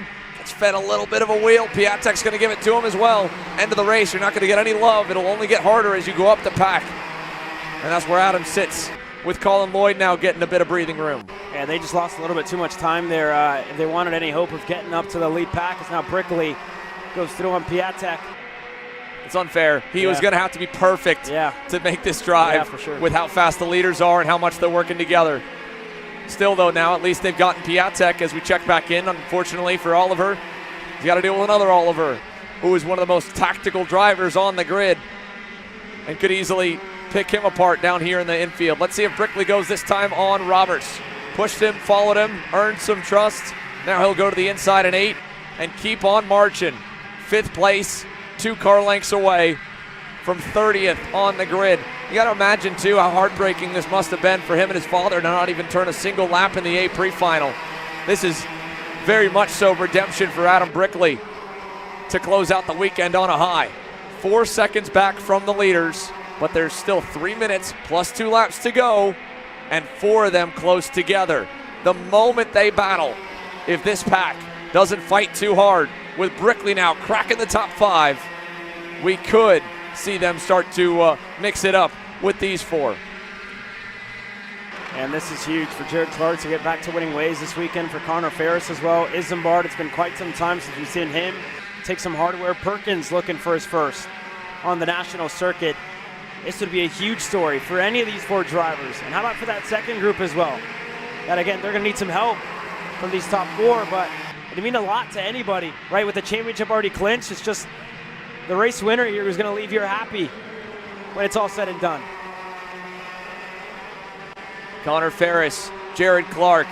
The last couple of laps, they've been able to just inch away from Alan Isambard and Cash Perkins.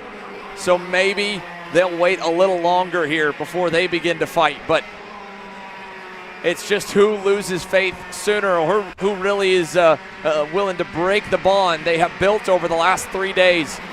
It's worked out. It's brought them both into the best 2 positions to fight for the race win. First and second with just mere seconds left on the clock. 90 seconds plus 2 laps. So this time by, essentially 4 to go. Jared Clark trying for a home race win. Connor Ferris first to end a dry spell and to, more importantly, get the speed that they have found over the course of this season. A result to match it. Alan Isambard to end off this year. A partial schedule, 3 of the 4 rounds. Potentially the vice champ if it holds. A win to add on to it. And behind him, Cash Perkins, the standout star of that KA shootout race Friday night 2 weeks ago, looking for his first KA main event win. Right with a bird's eye view of 3 drivers who have been in this spot before. And Jared Clark, who did it to start this year. 3 laps to go, all in lockstep. Behind them, Adam Brickley still digging with everything he's got to try and close the gap and be ready for when the battle begins, but it hasn't started yet. We continue to wait here for Connor Ferris or any of the 4 to make the first move, but with Connor continuing to work with Jared, he's keeping Alan Isambard at that buffer where Alan is just a passenger, just a spectator in the top 2 spots. Yeah, but any moment now, right? Connor Ferris, what does he do? When does he do it? And again, when that does happen, Alan Isambard's going to be right there. The same for Cash Perkins. We're getting close here. 2 laps to go. That time is just around the corner for Connor Ferris to go to the lead of this race. We're getting close here. 2 laps to go to return to victory lane for Jared Clark. That would be 2 wins in North Carolina for him at the Stars Championship Series. And for Connor Ferris, it'd be a long-awaited return to victory lane here this weekend. 2 laps to go. When does Connor Ferris want to go? The moves continue to be made further down the board. Alessandro DiTullio up 18 as the defending begins here for Clark. Big lock up there. Probably misjudged how dirty it was going to be and how loose it was going to be offline into turn number 4. But that's now brought Isambard into the equation. And now Connor Ferris is really sandwiched. What do you do into turn number 8? He'll fade a little. Clark the same. Nothing yet out of your lead group. 18 spots up for DiTullio. 11 up Henry Taylor. 11 up Josh Campbell. along with Adam Brickley's incredible drive to 5th. There's a lot of fast talent that have worked through the field, but at the front of it all, Jared Clark leads at the white flag. Connor Ferris looking to find a way by. Isambard and Perkins back there as well. All in one big train up the hill to turn 3. Final time down the back straightaway. All or nothing for Jared Clark here. He's going to go to the bottom of the racetrack. Connor Ferris follows him, so does Isambard. Perkins, the first one to go wide, looking to try something different. And the 3 drivers ahead of him, Clark still sitting patient. Ferris well in line. Turn number 8, another one of the big passing zones. Clark going to go low. Ferris still follows him. Could have gone even lower than that. He's going to wait in second.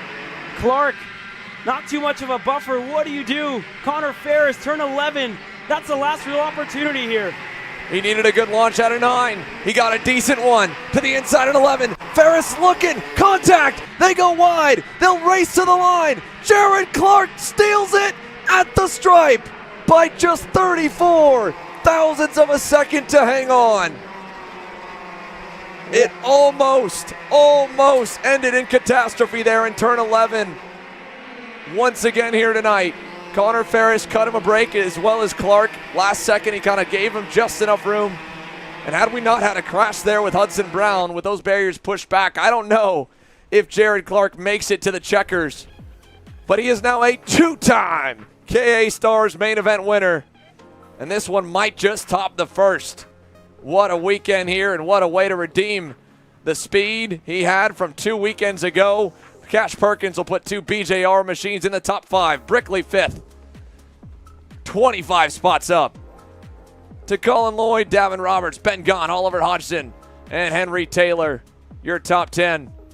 Let's go down and hear from Jared. What a finish. 34 thousandths. And he is now a 2-time KA main event winner.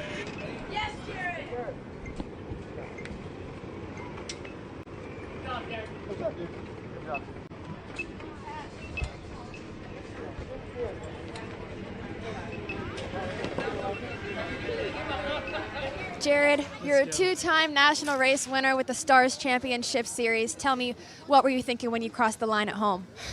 I was just so excited, you know. I really wanted to win this race, and last year I just came short, but this time I done did it. So I'm really happy. I'm really thankful for all the team has given me, my parents. Thank BJR, thank you BBS, thank you everybody that supports me. That was a great race win from you. How did you get that win done on the track today? How did you keep the lead? I just tried to stay out in the lead. You know, I knew this track, like going into like 2 laps ago, I was in the lead. I knew I could trust Connor.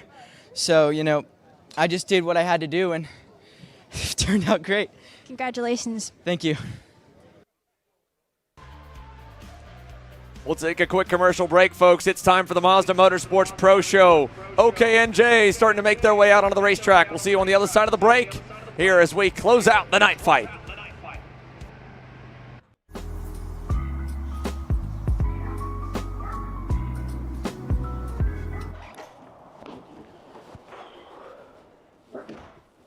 Hey, what's up, Caleb?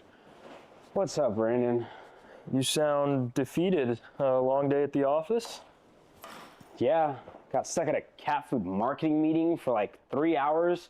I don't know a thing about cat food, and I don't even work in marketing. And then I got sent on a coffee run like I was some sort of intern. Then at the end of the day, when I want to go get gas, I just realized everything is so darn expensive nowadays, man. Yeah, you got that right. Like, do you have any idea how much we're spending on Netflix? That's like $20 a month. Do you know how much we're spending on cable? That's like $50 a month. But you know what isn't expensive? Tell me. Kart Chaser Premium.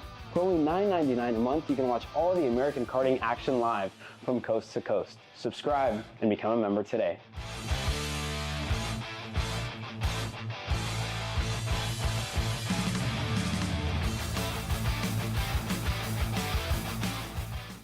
You know, I'm really starting to like this go-karting thing. Yeah, me too. Oh my gosh, can I show you this cute dress I just got? Yes, of course. Oh my goodness, it's so cute. I just love shopping.